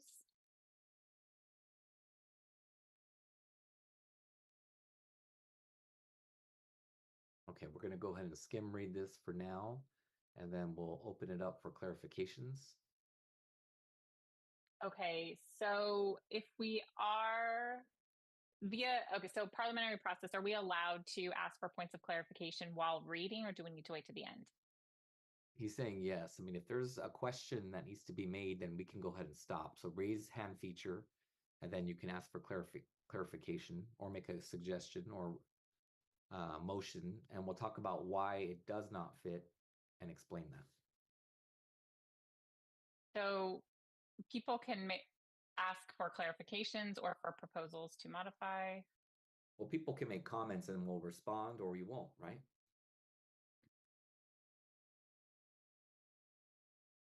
Okay. So if anyone makes a suggestion or a recommended amendment, we'll refer that to new business and make it a separate motion. So that's where we use a point of clarification tool. Yeah, thank you for that clarification. Okay, if you'd like to go ahead and review those. Okay, we'll start this giving process. I'm watching the raise hand feature, and Morgan is as well.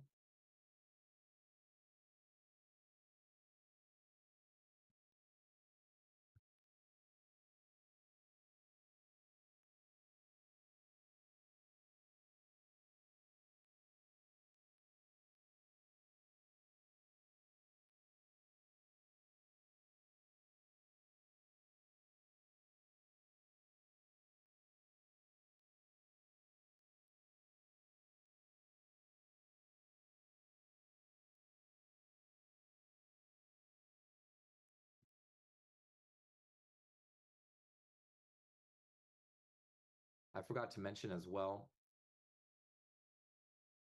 we did discuss this in the past, that if there's clarification that's necessary, I'm only going to allow 30 minutes for that because we don't want to go over time. So 30 minutes is the max. So I'll start it now, 14:08, which means 2:08. My clock is on a 24-hour clock, so 2:08, which means we would stop inquiry clarification at 2:38. If there's none, then we'll go ahead and start with new business and proceed.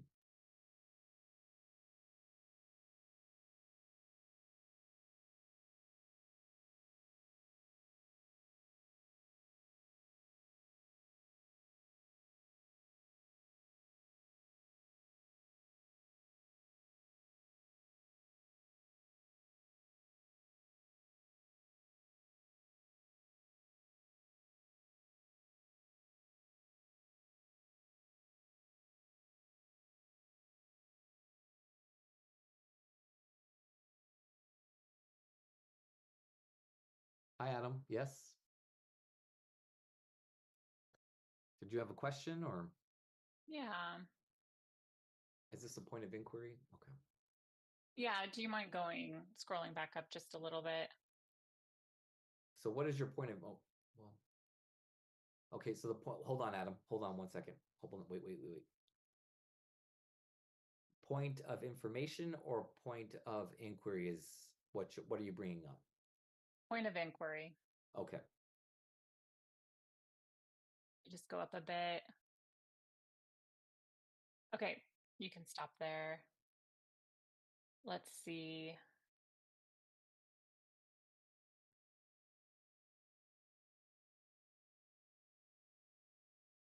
I'm sorry. I think I'm thinking of a different section. I'll reserve until it gets to that point. Okay, thank you.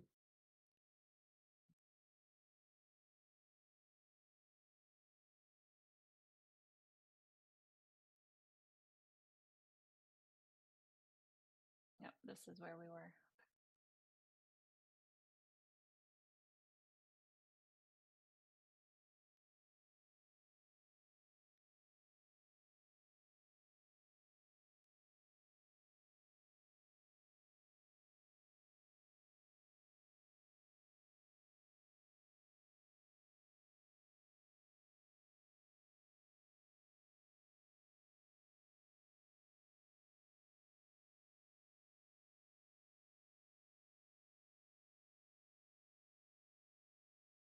Okay. Since we're looking at that, Jack, make sure you get your water in.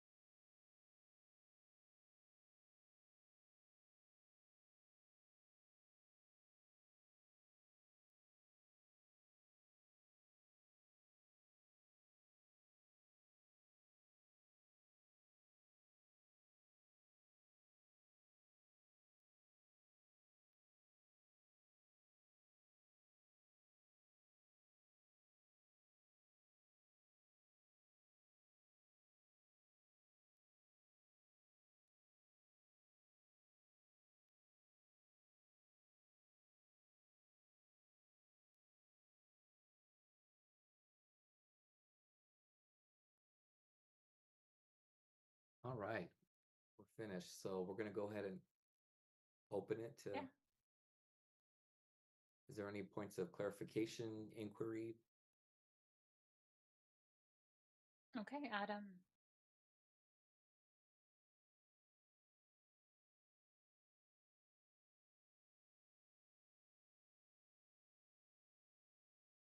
Oh, hold on.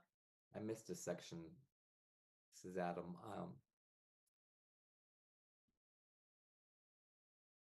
I have a line number, section 3, 1, comma 3 dot I. Okay, I know there's a lot to look through. So Adam, if you wouldn't actually, Adam, do you have a name sign? It's like this. Okay. There's another Adam, and I keep almost using their name sign. My other sign name is like this. Are you talking Are you about referring- Article 3? Yeah, Article 3, I think. About organizational membership. Requires organizational membership fees for nonprofit. Yeah, why do we have two separate nonprofit and for-profit? Why aren't they just combined into one? Just out of curiosity.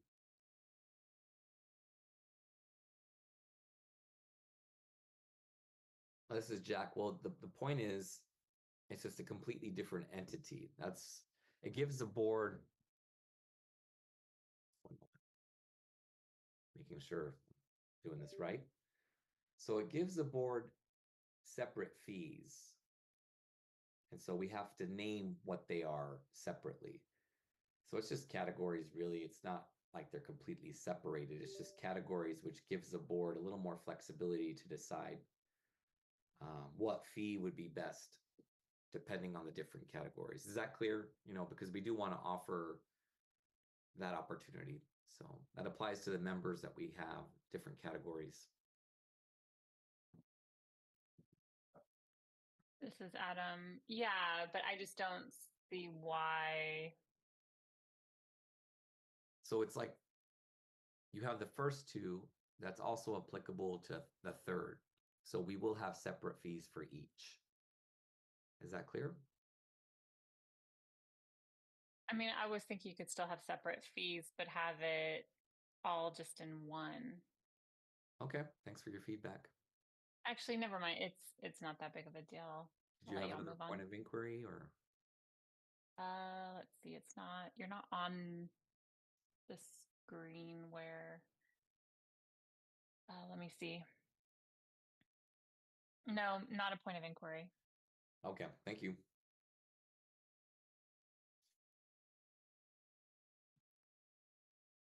So any more questions? Clarification, inquiry, please. Now's the time to do it before we proceed with new business. Maybe we might talk about the new member fee structure. It seems like maybe there's some confusion on that. Should we clarify? Let's not do that right now. One moment. Just want to make sure that we're following the procedures correctly.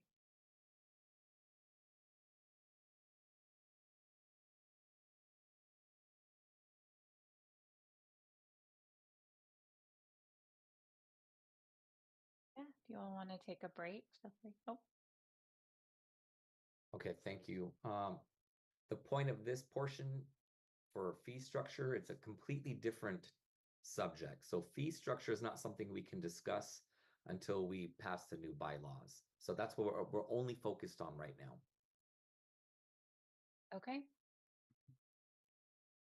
Any more questions? Going once? Going twice? Okay, we're going to go ahead and close this report. We'll wrap that up.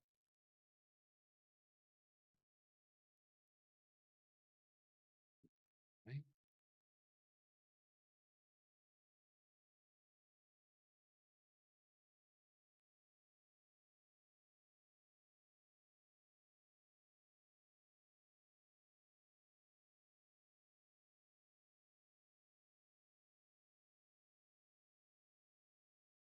Okay, no problem, Adam.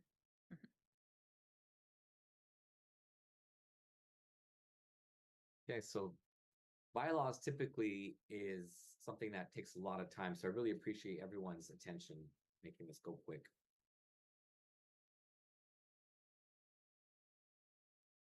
Okay.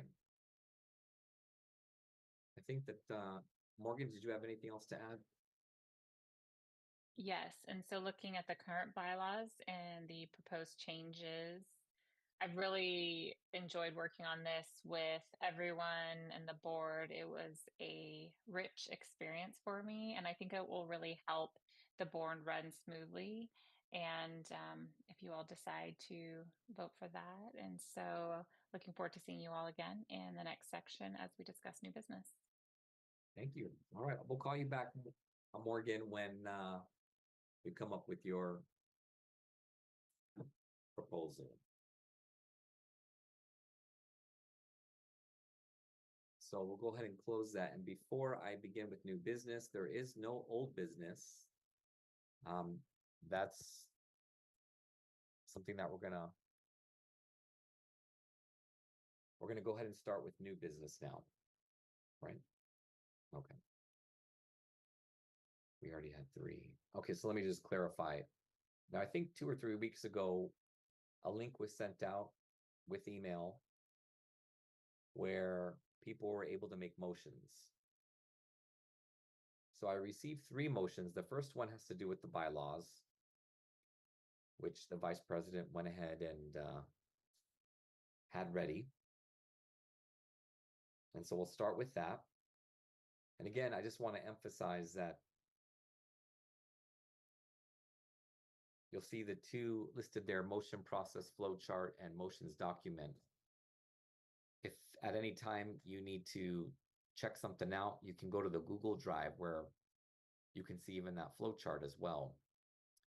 And then document as well, if you want to read real time, like the proposals or amendments or whatever is happening on screen, we could also do that.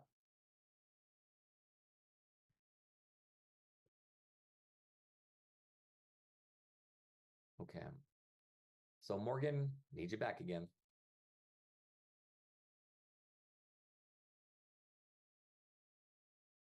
Morgan, can you come back on?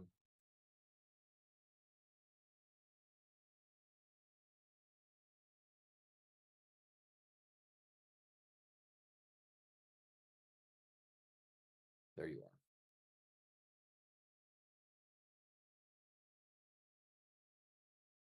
So do you mind going ahead and explaining your portion? Sure. So, Mayor Morgan Jericho, I move to delete the current bylaw. Oh, okay. So you say I move, yeah. That means it's your. Yeah, it's weird talking about myself in the third person. I'll say it in the first person. So I move to delete the current bylaws and approve the adoption and ratification of the 2024 bylaws as read. All right, so we'll go ahead and have Penny come on screen.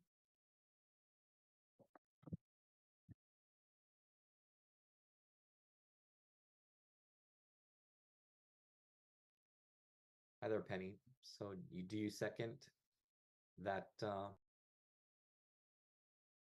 Yep, I second the motion. All right. I recognize your second. All right.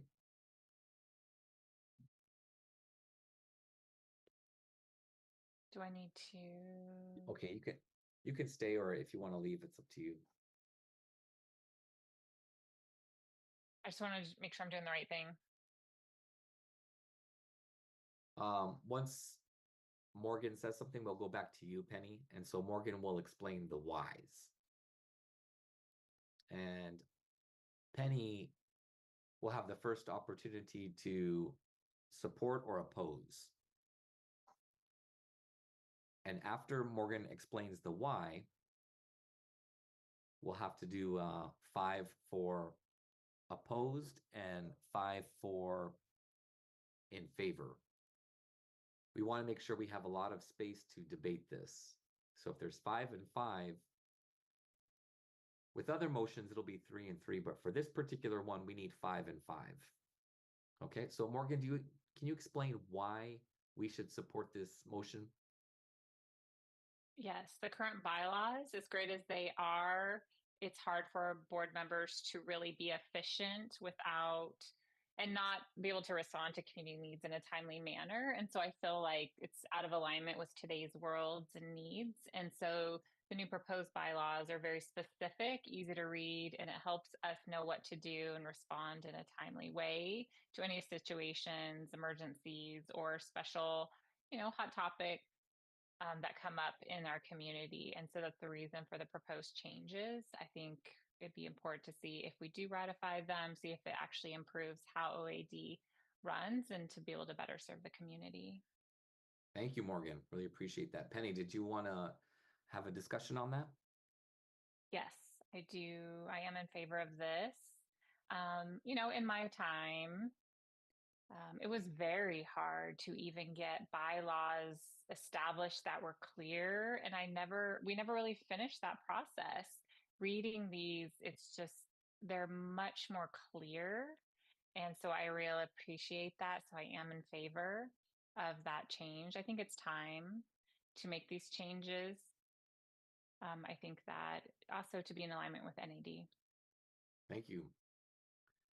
I think the two of you can go ahead and be released at this moment.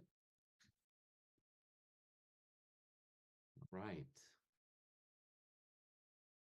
Since Penny voted in favor, now we're down to 9 votes that we need. We need 4 people who are in favor. Please use the raise hand feature.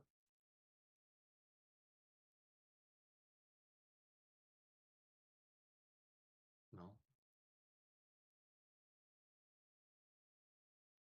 I was thinking about alternating. Okay. All right, we have 1. Hold on there. Is there any more? No others? Okay. I'm sorry. Do you mind putting your hand down? Let me back up a little bit. You're right. You're right. Okay. Thank you. So we're going to hold off on that. Is there any opposed?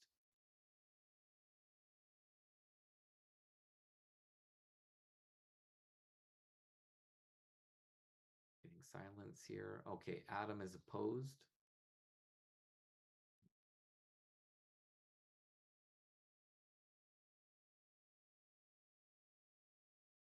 Hey there, Adam.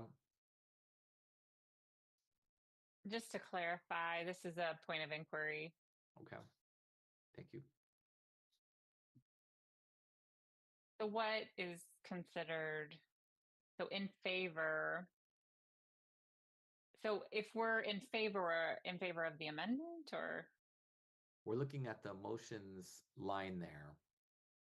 And if you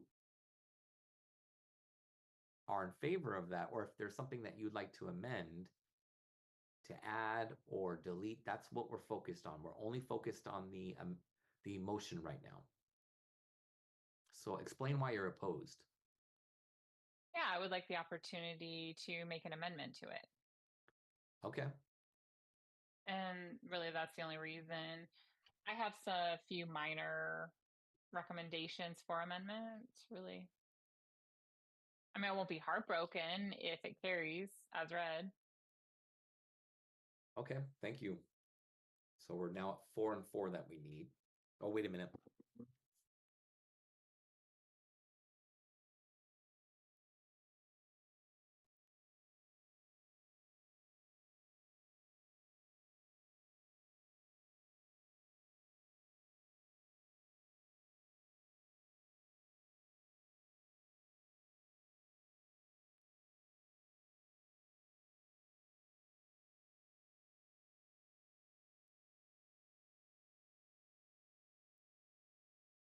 Okay, Adam, do you mind coming back on?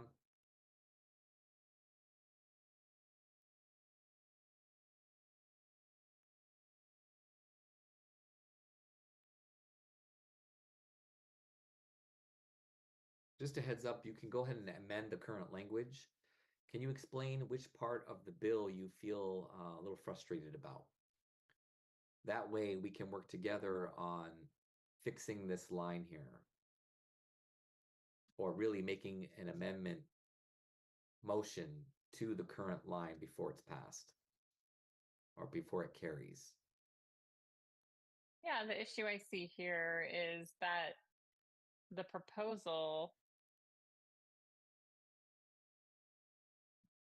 doesn't include the bylaws. So I would make a motion to include those bylaws.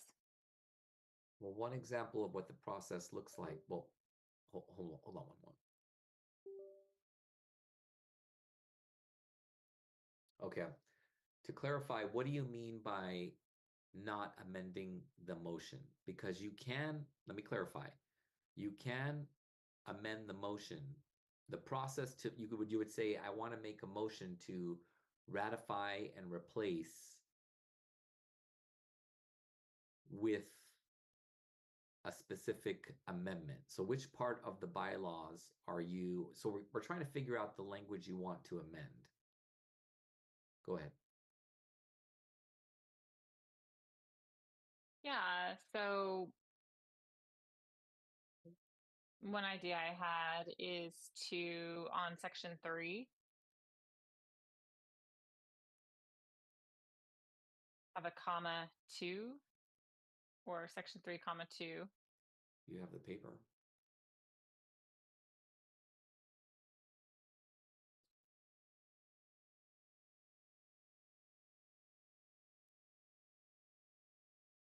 Okay, point 3, point what?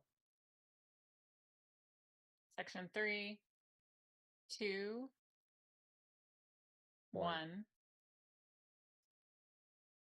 letter I. Okay, let me see here. So 3.1.3 point I. It says here 3.2.1, and then letter I. But what it's about is about youth membership. And so I would propose making a change, replacing that language to young adults, that verbiage. Because typically youth refers to under the age of 18, but we're talking here about 18 to 30. And so I would change the language to young adults, which is a pretty minor change. Another proposal for a modification would be, really, actually, that's it. I'll just keep it simple at that.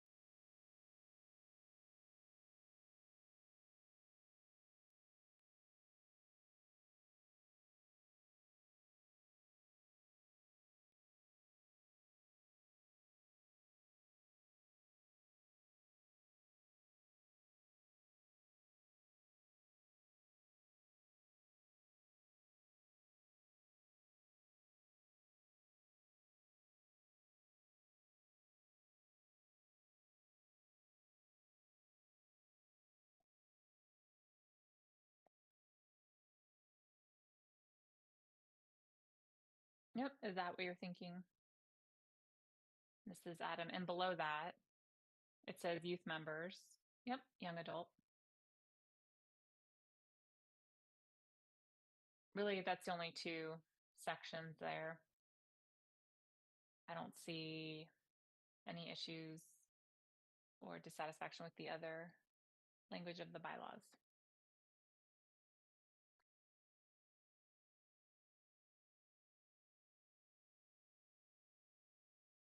And this is Jack. Okay. Confirming this is correct. Was that it? This is Adam. Yeah, there were some other sections, but that's all for me. This is Jack speaking. All right. Well, oh, Adam, if you could stay on camera. Oh, stay there just one moment. Okay, the amendment. We are still active. This is considered still active. I want to ask if anyone has anything else to add or to amend. Going once, twice.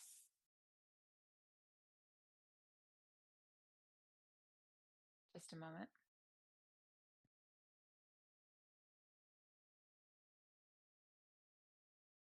Okay, so for clarification,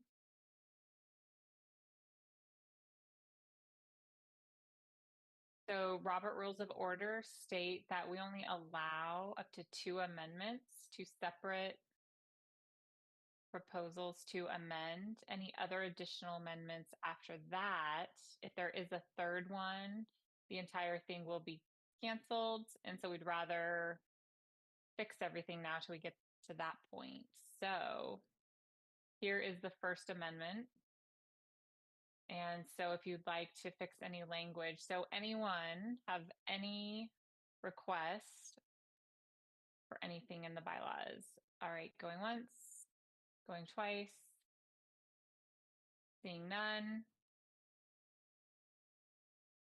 That portion of the discussion is closed.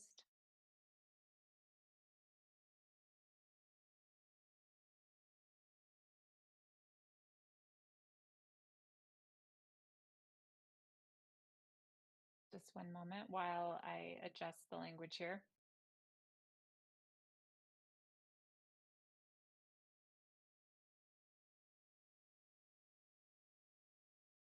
Okay, any objections?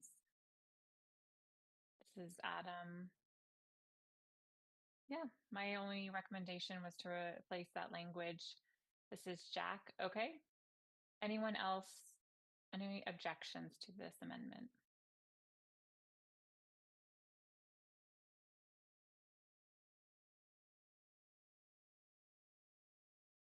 Should I turn my camera off? Adam is asking. Yep, Adam, you can be excused. I see a hand up. Renwick, if you'd like to turn your video on.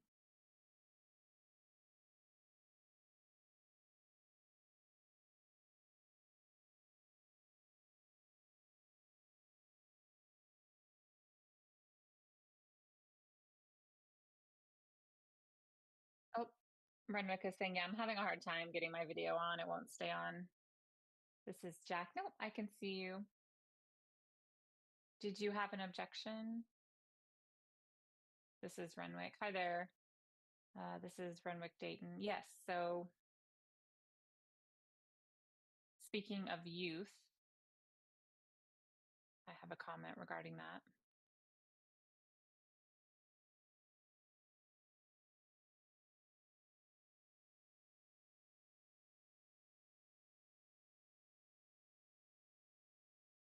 Rather than having youth, I feel like it should be any member. The age of up to the age of 30 is suitable. If that makes sense. Just a moment while I consult.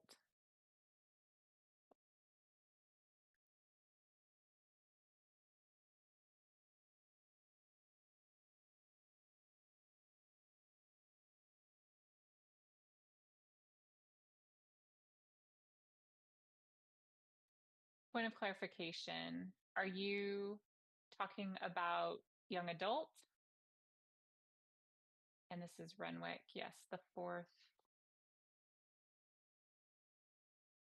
talks about membership for youth.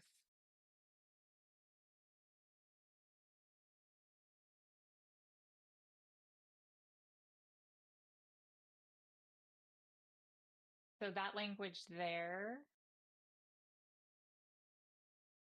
just reading that point right there, I think that I need to change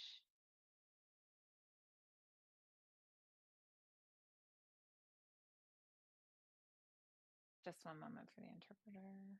Just the language I just don't think that the way it's written there, the status shall be conferred to deaf individuals, age 18 to 30 years upon payment of annual dues. I don't think that the way it's written.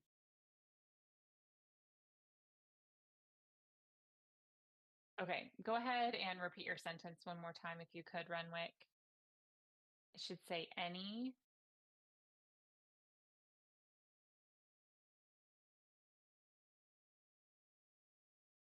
Membership. Age. 18 to 30. Status.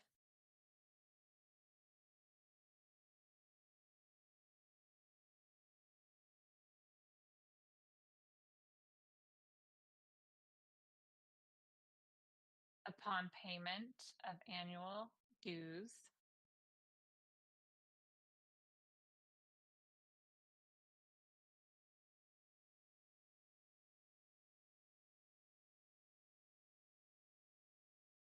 And this is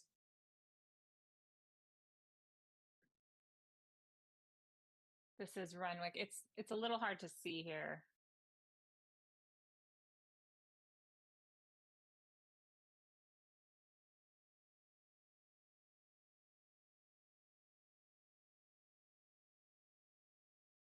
Right. So payment of annual dues. Yeah.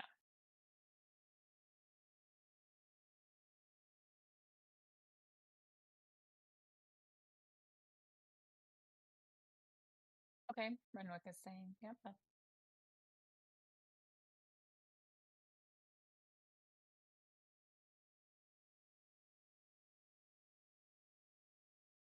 This is Jack. Okay, great. That makes sense. So then looking at this,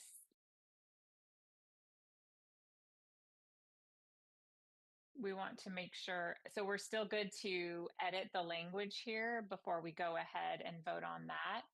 And so it looks like you'd like to add this change. Yeah, the way that it's written, something in there, I think needs to make sure it also matches what's down below on the bottom below. This is Jack. So what terminology or wording would you prefer? Or are you proposing?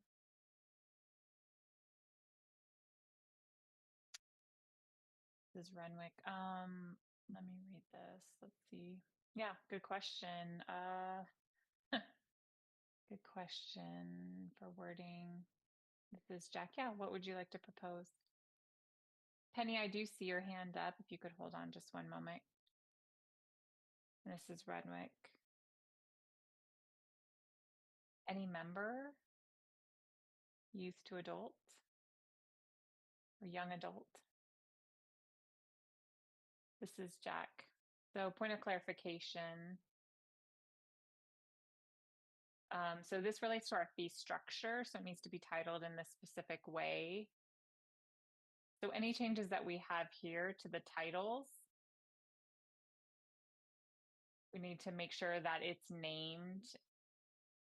And so then when we're labeling that in our fee structure, we need to make sure that it aligns. So it has to have that title section. And Renwick's asking, when you're talking about membership, nope, this section here has to have a title.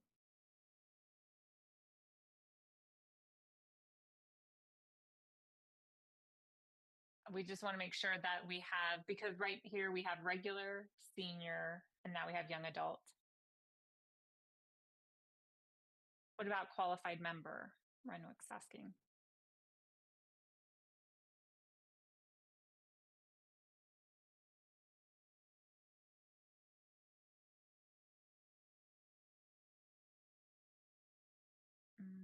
I don't know. Renwick is saying, I don't know.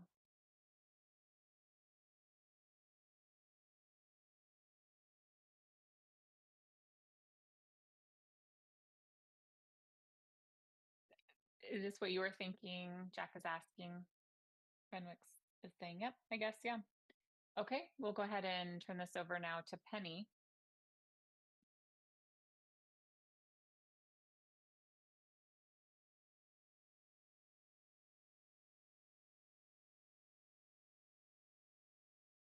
This is Penny speaking. I think I'm understanding what you mean. I think I know what Renwick is trying to convey here.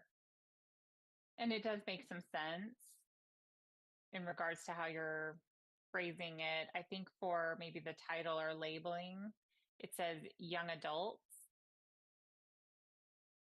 18 to 30 membership or members. Maybe that could be the label. Young adult, 18 to 30 members, or aged 18 to 30 members.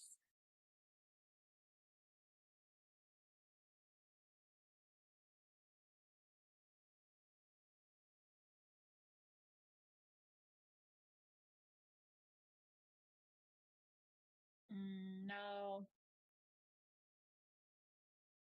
Where exactly would you like this language changed, Penny? It says,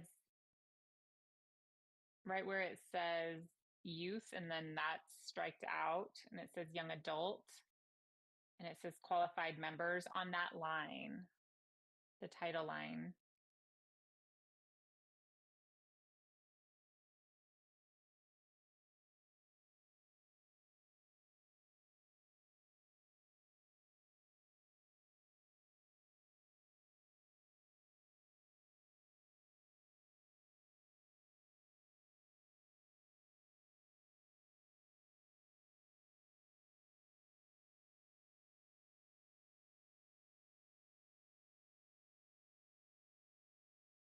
And delete qualified.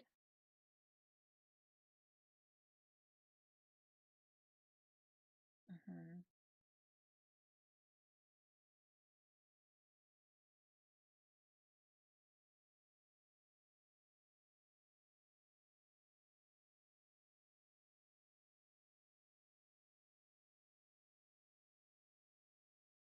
Sorry about that. My dog was barking.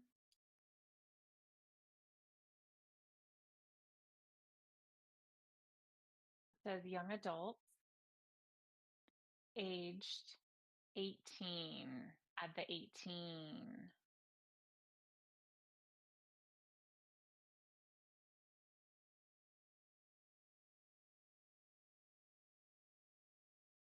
Are you get rid of?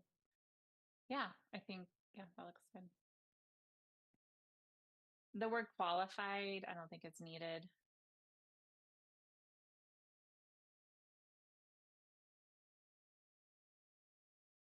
Yes, young adults, age 18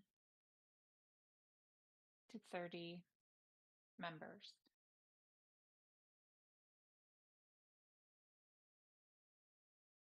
Okay, so which one do you want to use? There are two that are listed here, two choices. You have the black text with the red font, or there's the second one with the blue text. Which do you want to use?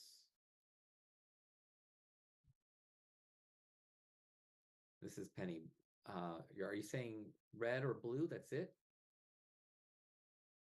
Okay, there's two paragraphs. This is Jack. Yeah, you have to pick one or the other.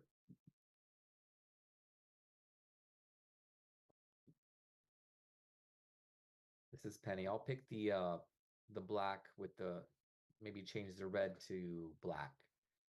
So what you're saying is you want to strike out the blue. And this is Penny. Yes.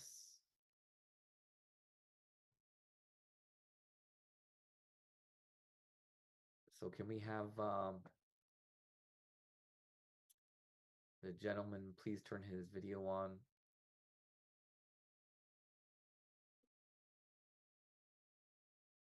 Renwick.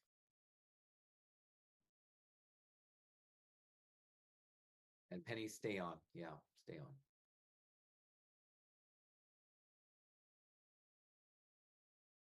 Hi there, Renwick. Do you accept the, are you in favor of the amended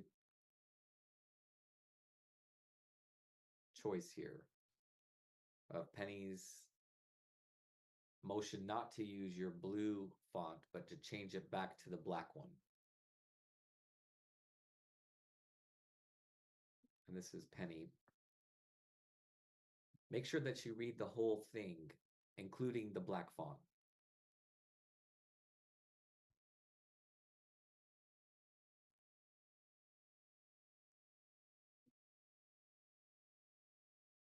This is Renwick, that's fine.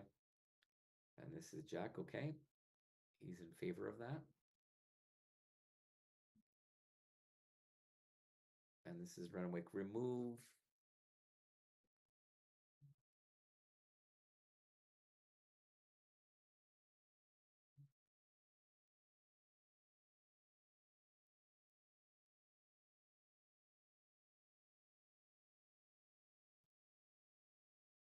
Well, okay. All right.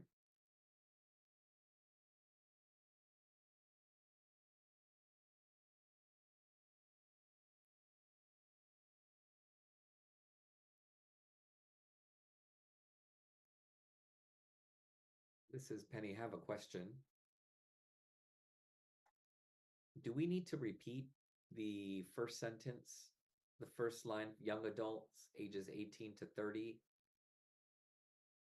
For the first line, and then within that paragraph, it's repeated 18 to 30. Is it necessary to repeat? And this is Renwick, no. And this is Jack, no. Oh, yes, we do have to repeat because of the category, then it defines the age group. So yes, because it's the title name, now we have to explain the title name. And then for senior citizens, it's named, and then it has to describe what the age is. And this is Penny. Okay, I'm good with that then. We just need consistency. And then now we're talking about young adults, which is becoming the name now. So that's now the title. And that's going to be for the structure. So for the form structure, when you check that box, it'll be young adults ages 18 to 30 with the definitions, which goes into ages 18 to 30. So it just provides consistency. This is Penny, I'm good with that. And this is Renwick, I'm good with that as well. All right, this is Jack. So we'll have everybody turn your screens off.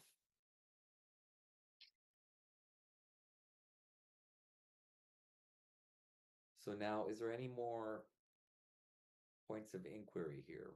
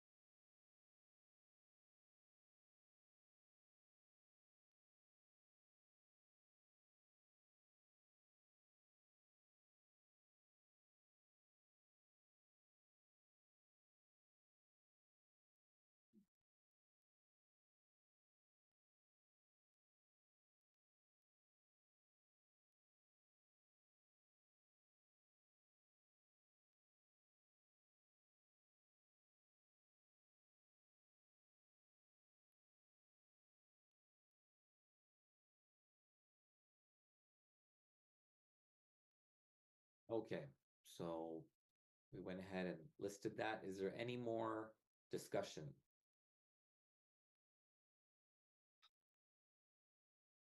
Okay, yes.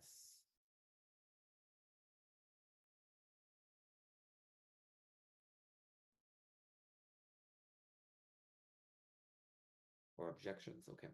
Is there any objections? Use the raise hand feature, please.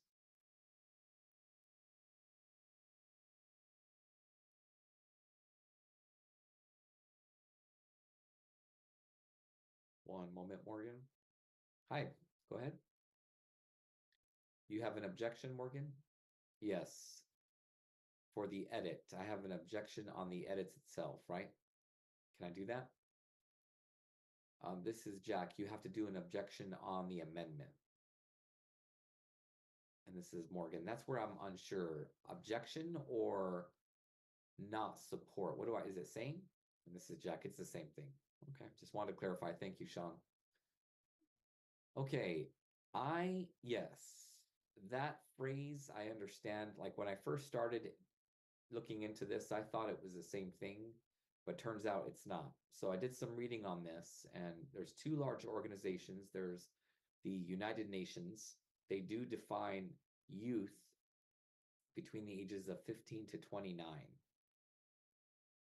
It's not universal, but that is kind of a standard that was set up by the UN. The other definition of children in the UN Conference for Children says that a child is up to the age of 18, which means maybe the youth term could be 18 to 30. That's the UN's definition. Now we're trying to find a standard practice. You know, we recognize United Nations, but there's also World Federation of the Deaf organization do define youth as 18 to 30. So for consistency, for candidates, membership applications, and, you know, exchanging information within the membership structure, it's best to follow WFD and NAD's definition of youth, which is 18 to 30. So I'm opposed to the change because youth really does kind of go in alignment with other organizations, including the UN, although they do have some flexibility in their definition. But for the most part, it seems like 18 to 30 is a standard. And this is Jack. Thank you for your comments, Morgan. All right, this is Jack. Any more discussion? Adam.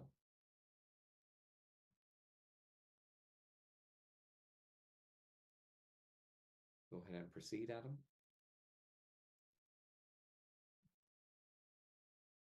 All right. This is Adam. I'm happy to, you know, accept the amendment as withdraw the amendment. And this is Jack. Okay.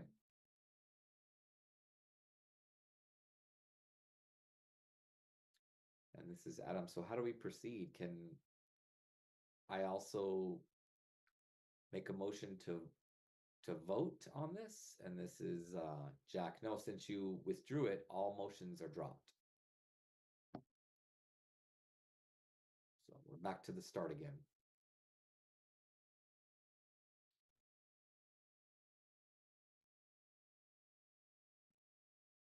Okay, is there any more debate?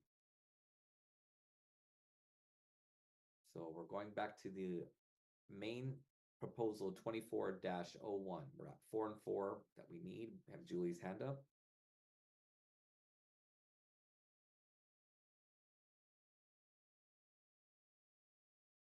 All right, we'll have Julie first, and then we'll go to Amelia. Go ahead, Julie. Yes, President, I move that we close the discussion. Okay, this is Jack. Is there any objection? And Amelia, if this is an objection, go ahead and lower your hand. Any opposed to this closing this discussion? Going once, going twice. All right, closed. So I'll go ahead and send out a poll.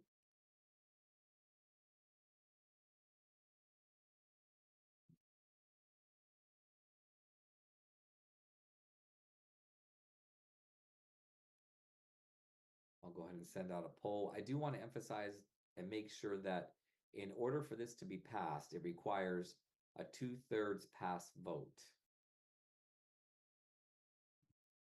And so the poll will have a percentage, and it has to be at least 66.66666%. That's the goal. We got to meet that as at a minimum, and that'll be considered as a pass. So I'm going to go ahead and release the poll.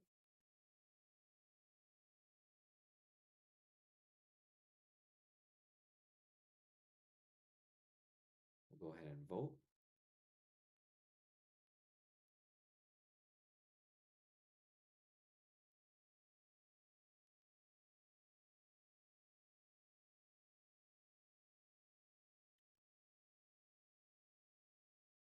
Okay, it's 100%.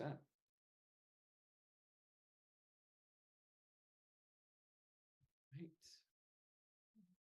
We need more votes. We need 12. Oh, we got 12. All right.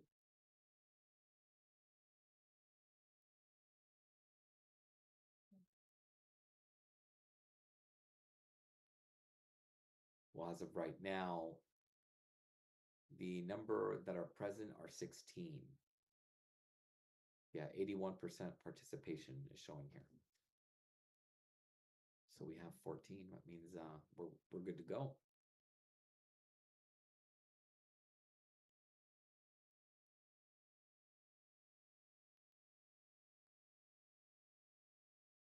Okay, the interpreter just said that they got a poll that's showing, and it should be at 100% because they shouldn't be counted. So this motion was passed. Yay! Interpreter, thank you for sharing that. Appreciate it. So this was passed, which means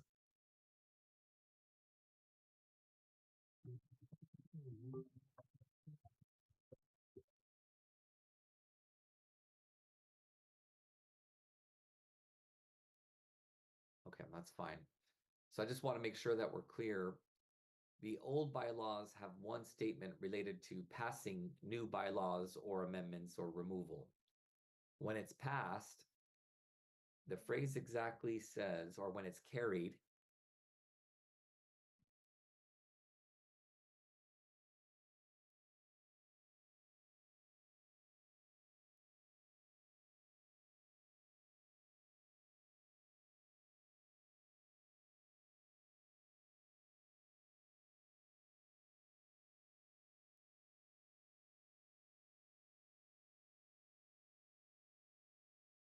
Sean's going to help me find it.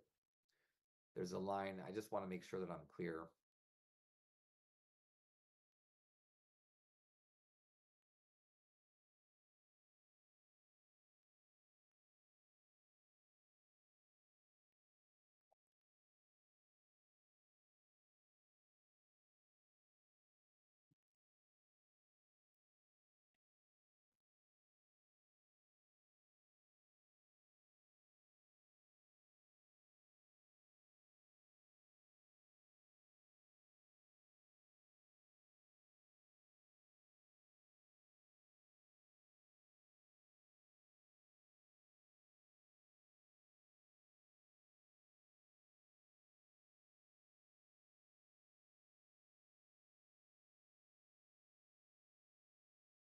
Okay.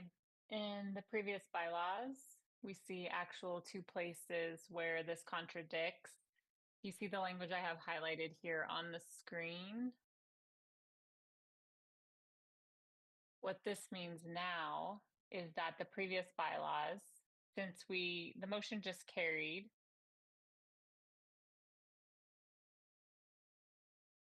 so we will start being adherence to the new bylaws after new business. And then later on in the bylaws, there's a section. The first one talked about after new business, we would then be adherence to the new bylaws. And this says effective immediately after this conference. So there are two different sections that are referenced that are in contradiction. So we need to vote on these 2 points. One moment as I pull that up.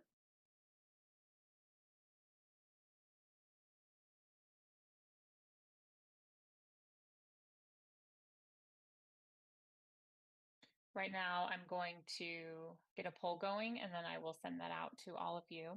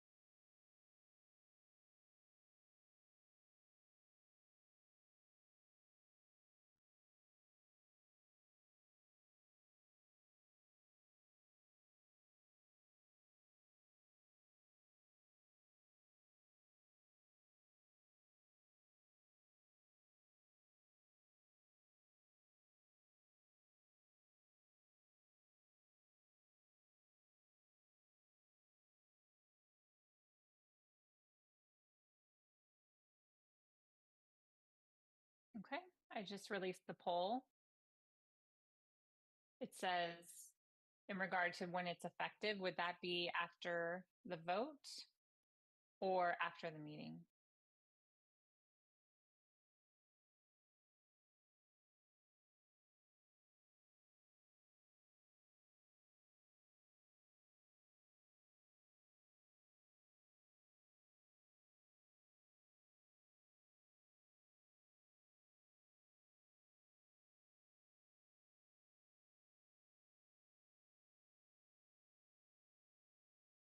If we don't have 2/3 vote, then that would mean, just a moment as I consult.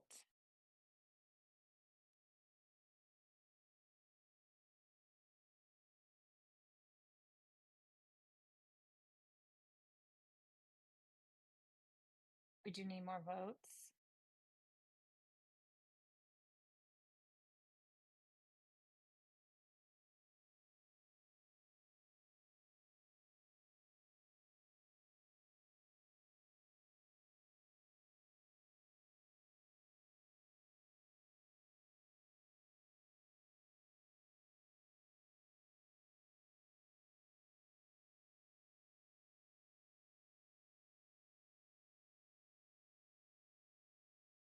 So just waiting, there's 14.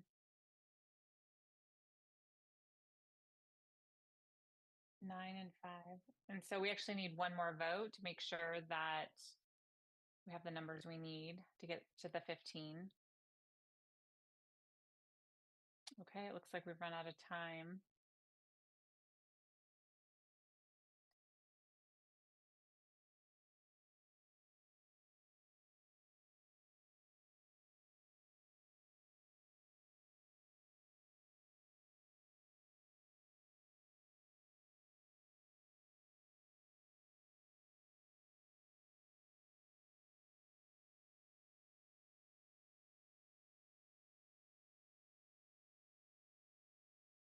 A moment as I consult here.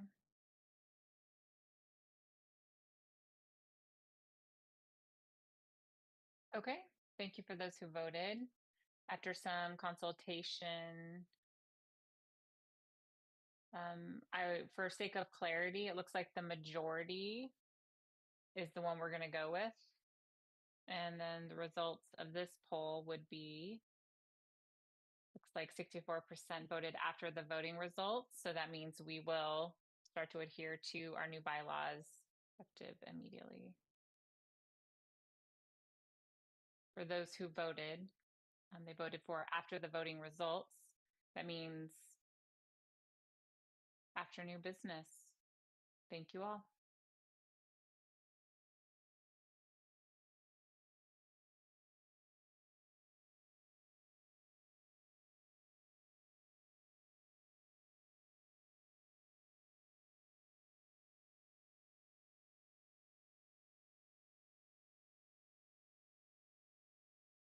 Okay, I saw a hand was raised, but then lowered. So the 2024,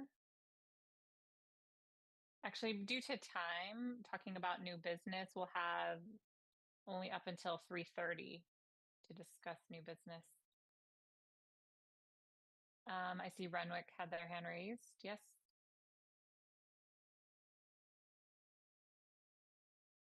This is Renwick. Yeah, scope of practice. Do we still have that included? This is Jack. Right now, it's actually not in the bylaws. It's in the procedural manual. And so information about that will be included there in our procedures and processes, of course. Yeah.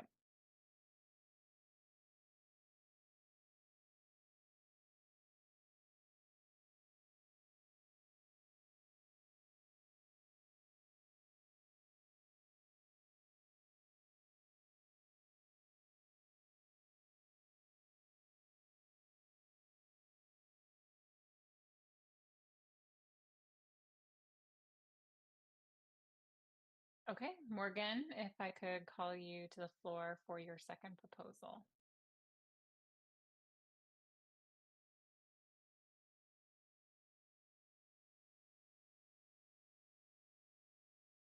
This is about lifetime members.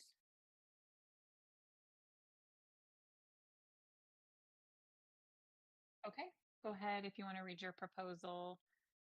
Yeah, if you want to go ahead and read that aloud, sign it aloud. And then it was seconded by Amelia. So we'll have you, Morgan, read it. And then Amelia, if you want to go ahead and turn your camera on so that you're ready for the second.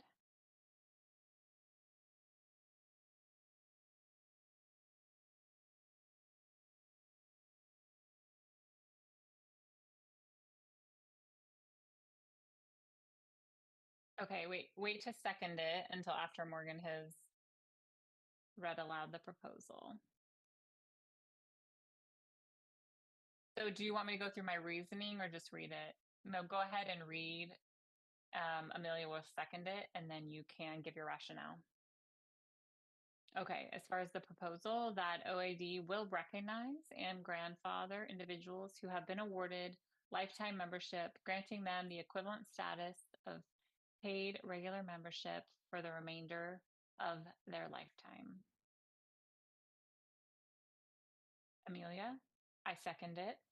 Okay, acknowledged. Morgan, would you like to explain your rationale? Yeah, related to lifetime membership, these are individuals who have been with OAD for a really long time. We want to make sure that they are grandfathered in, and so that they have the right and that they have earned that lifetime membership. We want to honor the years of contribution and service that they've provided. This is Jack. All right, well, thank you for that.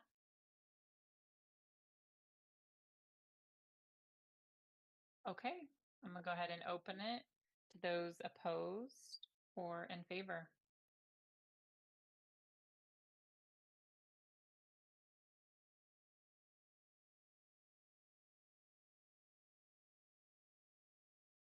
Julie.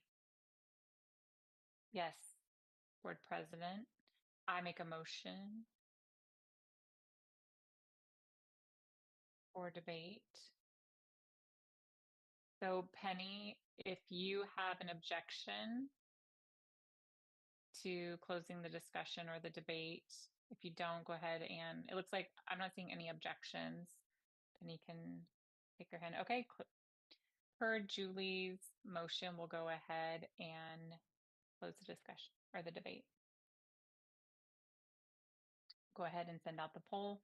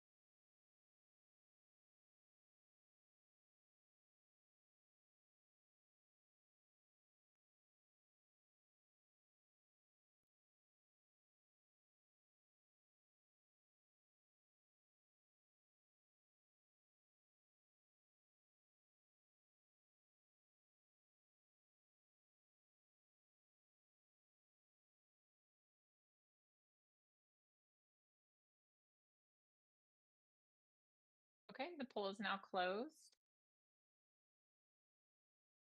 We got 100% there, so carries unanimously.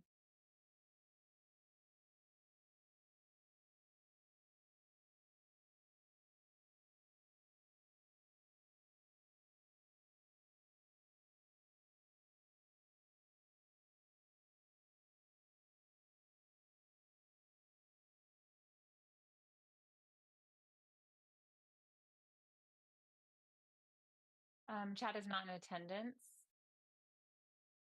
And so I'm going to ask Morgan to turn their camera on to read this motion.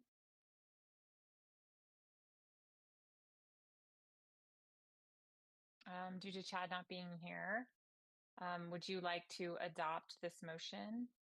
This is Morgan. Yeah, I would be in support of that.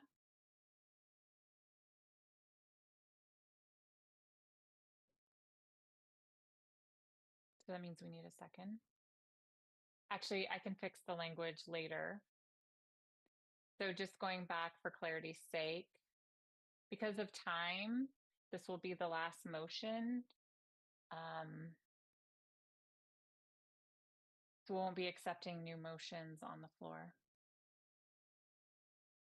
unless there are objections. But as we stand, time is running out. Looks like we have someone who's been willing to adopt it. Do I have a second? By raise of hand, I see that Julie has seconded. Renwick as well. Thank you. Julie was a bit faster on the draw, but Renwick, was this a second? Or was that, if it's just you're seconding it? Oh, Morgan saying Chad is actually here. Nope. Chad's not going to come on screen. So Julie, I acknowledge your second. And then would you like to go through the rationale? Yeah, if you want to go ahead and explain the rationale.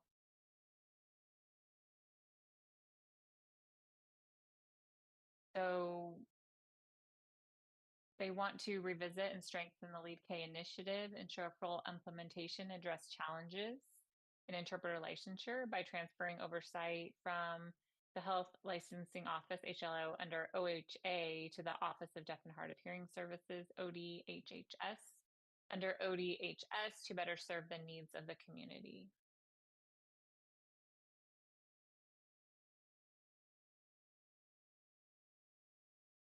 Okay, we'll go ahead and, all right, Julie went ahead and seconded this. So Morgan, do you want to explain why? This is Morgan. The Lead K had a lot of support, but then it just became a task force eventually. So with the recommendations that were put out there, it was good, but then it was just tabled for so long. And so now that the interpreter licensure was passed, there's a lot of attention and needs and challenges. And so oversight really needs to go over ODHS to become successful in leading with that. Go down a little bit further if you don't mind. All right, so because of the legacy issues, it's important that we focus on Lead K and make sure that's a priority so that legislature can work with that, and then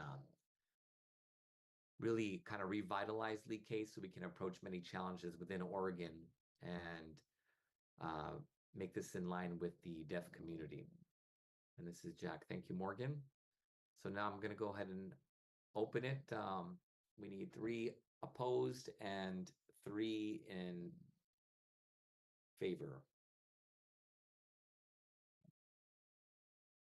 So I'm going to go ahead and ask Julie if there was a debate that she wanted to bring up, or did you want to mention whether or not you're opposed or in favor? This is Julie. I'm in favor. Sorry. Yeah, I'm in favor. Okay. Do you want to explain why, or you just want to leave it at that? Well, I do feel like Lead K is vital right now because they're discussing WestD, like in Kelsey's report. If they close these deaf programs down, communication access and language deprivation is going to increase. We are going to face a lot of problems with this. And so we need to focus on deaf babies, and really sign language or oral.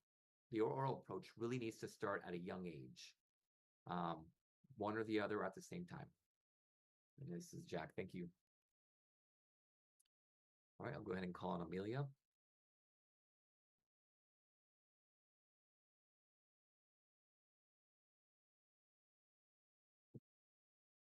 Hi there. Thank you, President.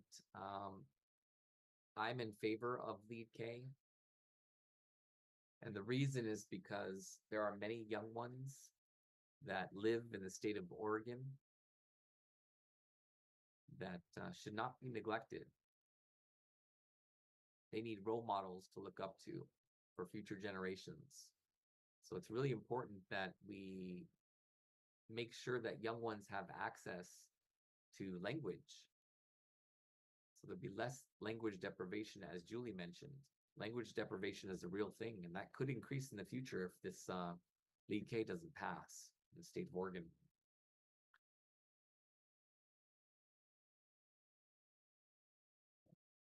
Thank you. And this is Jack. Thank you. All right. So we've got 2 in favor.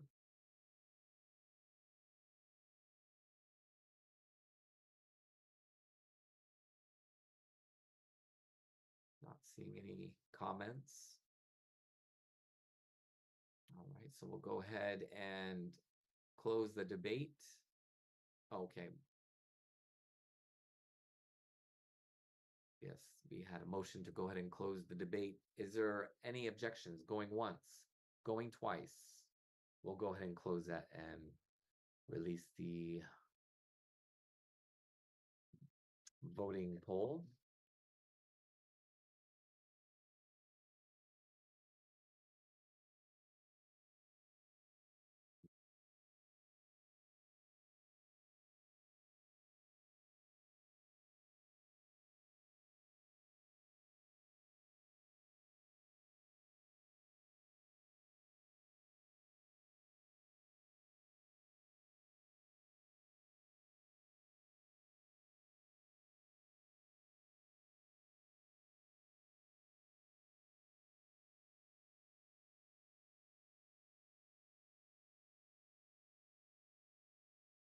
It's 12, we need 2 more.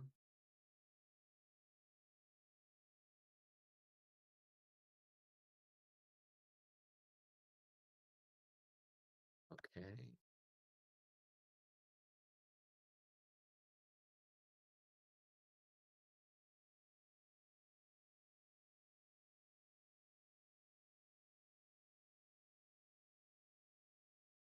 Okay, we'll go ahead and close it. Okay, it passes. Wonderful.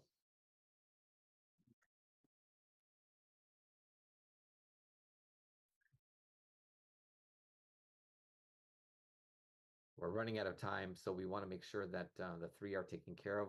Any objections to close business? Going once? All right, we're closed. New business is closed.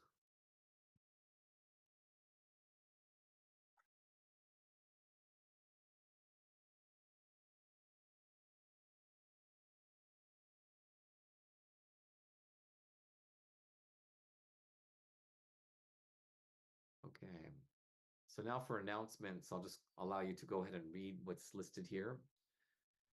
In brevity, we'll keep it very simple. If any of you have any comments that you'd like to announce, please, I welcome that as well. So I'll give you a few minutes to read this.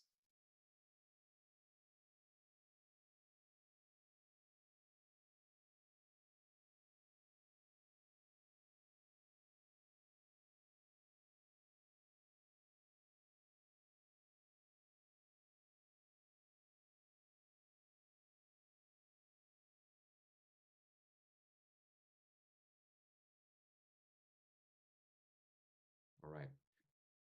So I'm going to go ahead and close.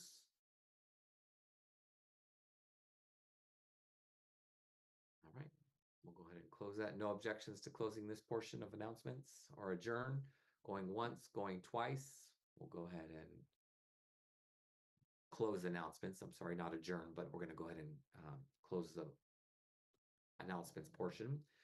So please support our mission. Donate today if you can. We really appreciate your support. You know, there's a few items left. Alex is going to present his closing remarks, and his name is Alex Abenchuchan.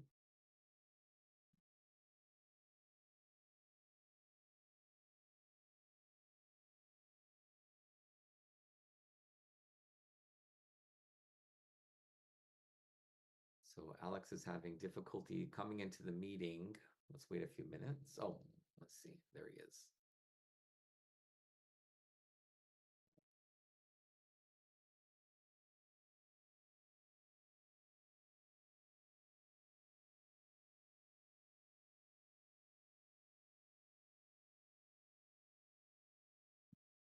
Hi, Hi, Alex. Thank you so much for coming. I'm going to do a little brief intro.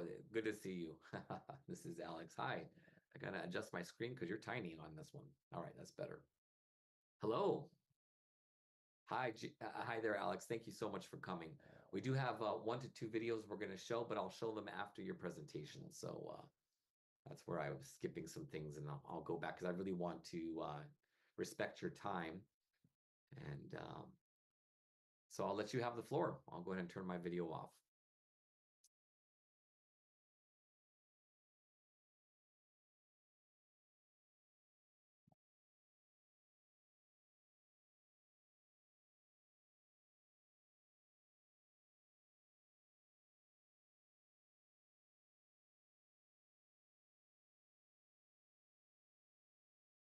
The floor is mine. All right. I'm assuming the floor is mine. Terrific. So I can see the captioning. There we go. Hello, OAD members and officers. It's an honor to be here with all of you. I know that I'll try to keep my message short and to the point due to time. First off, my name is Alex Abenchuchan.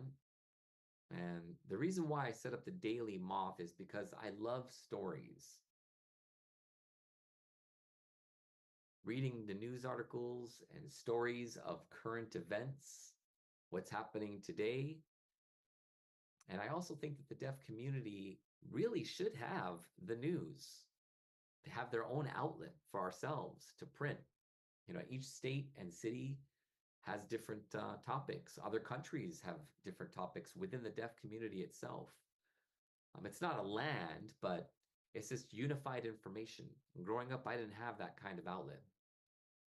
So that's the reason why I went ahead and set up the Daily Moth, in short.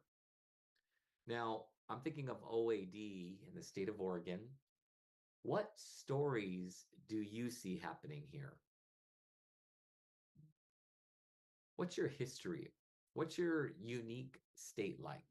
What's the deaf community like out here?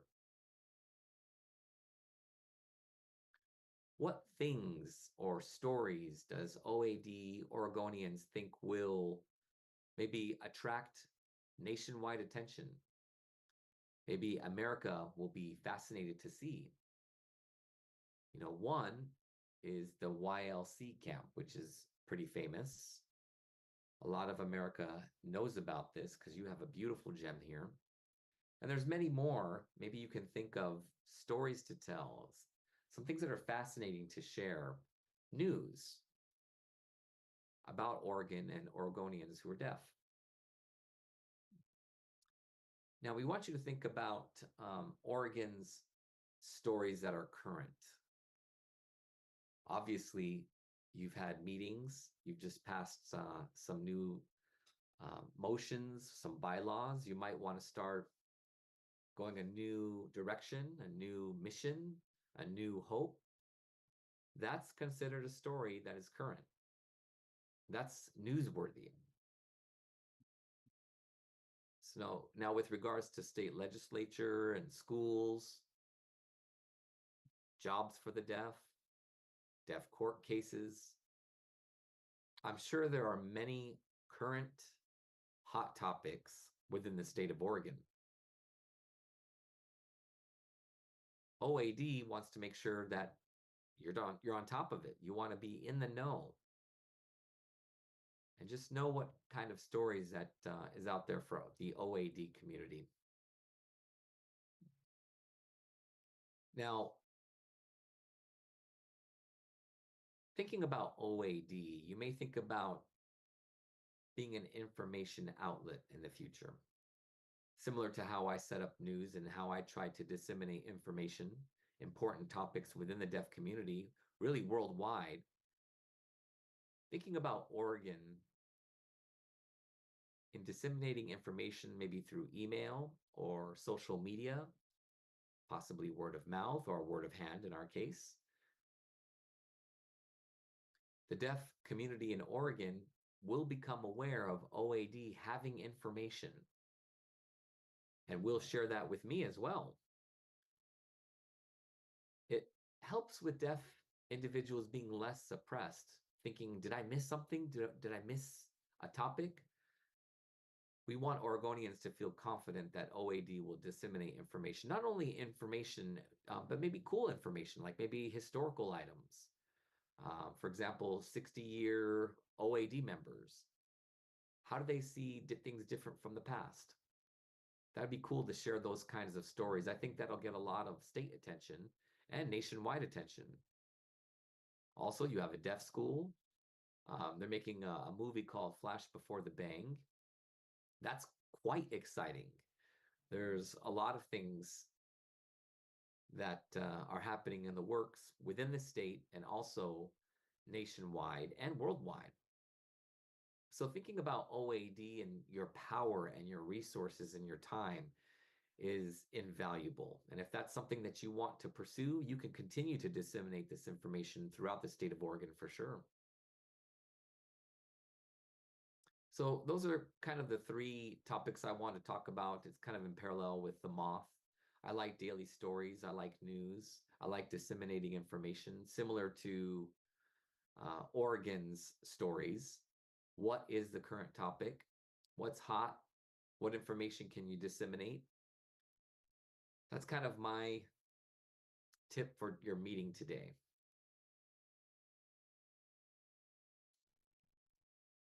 This is Jack. Thank you so much, Alex. Really appreciate your comments. And I'm glad you mentioned the 60-year. We do have that member here today, in fact. And this is Alex. I'm not surprised. Jack, do you mind showing yourself? Let me see. Is he still here? Let me see.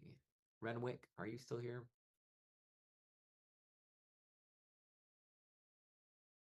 And this is Alex. I think I saw his screen appear briefly.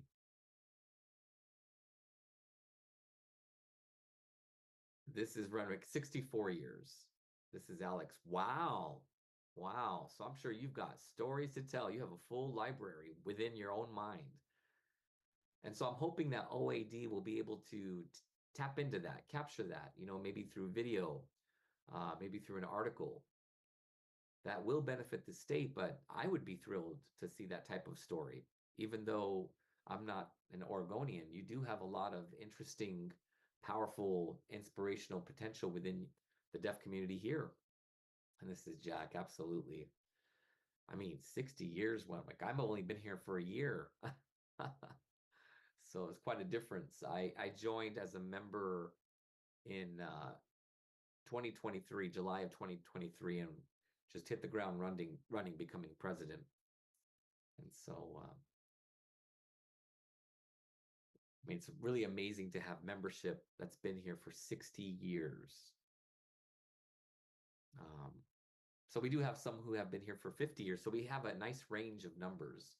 It's nice to have that historical perspective. And so, Alex, I absolutely agree with you. And Renwick, when we have time, we'll have to do a video interview with you.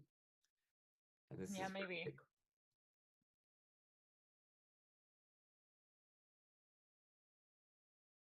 All right, any questions? This is Jack. Yeah, did anyone want to ask any questions? Seeing none, I guess not. All right, you're free to leave. Thank you so much for your comments. I appreciate it. Great points made. This is Alex. Thank you. It was an honor to be here.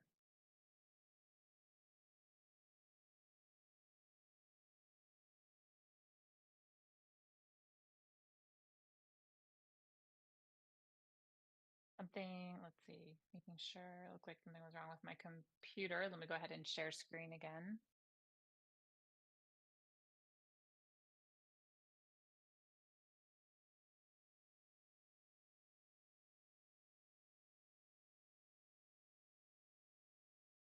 All right, so just moving forward, please visit our website, oad1921.org. Brand new website. We'll still be adding more content. It looks a little bare, but we will be adding more. We're going to be working on it. It is a work in progress. And yesterday I had mentioned that we do have sponsorship. A5 Interpreting Bridges sponsored the interpreting services, and Also, Maximize Your Tech and Sima Space. Thank you so much for your support with the technology. Bridges did ask us to show a video. We have two videos, one about their advocacy services, and another one is their employment services and independent living services. It has not been released to the public yet, so you board members are the first to lay eyes on it. And really, they are just, in a nutshell, talking about their services and promoting those. So let's go ahead and show those videos. This is about their advocacy services.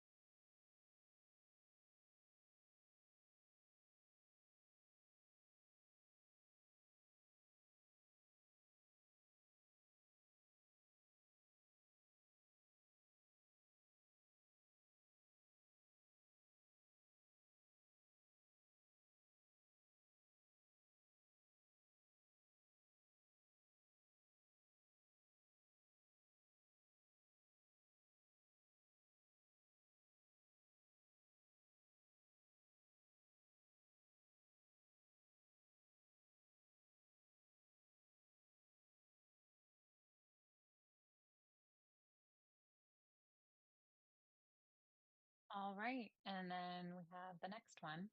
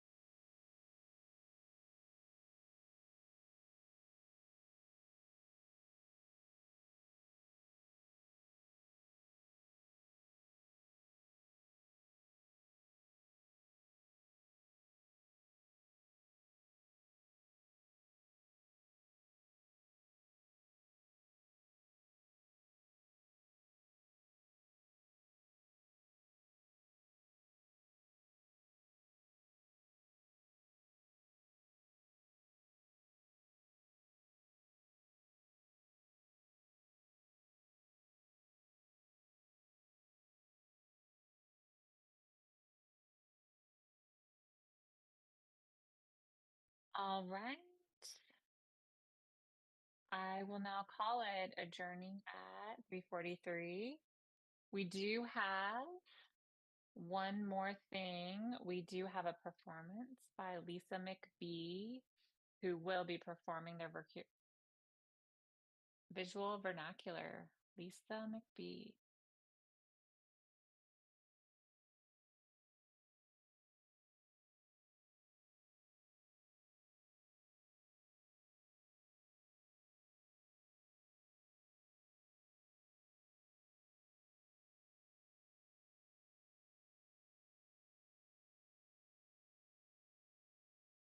Just waiting here.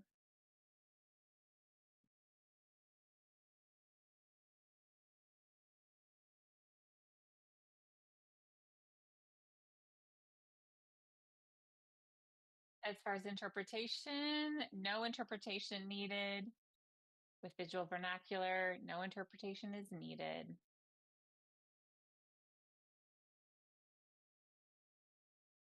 Thank you to the interpreters. You are allowed to sign out if you want. Thank you.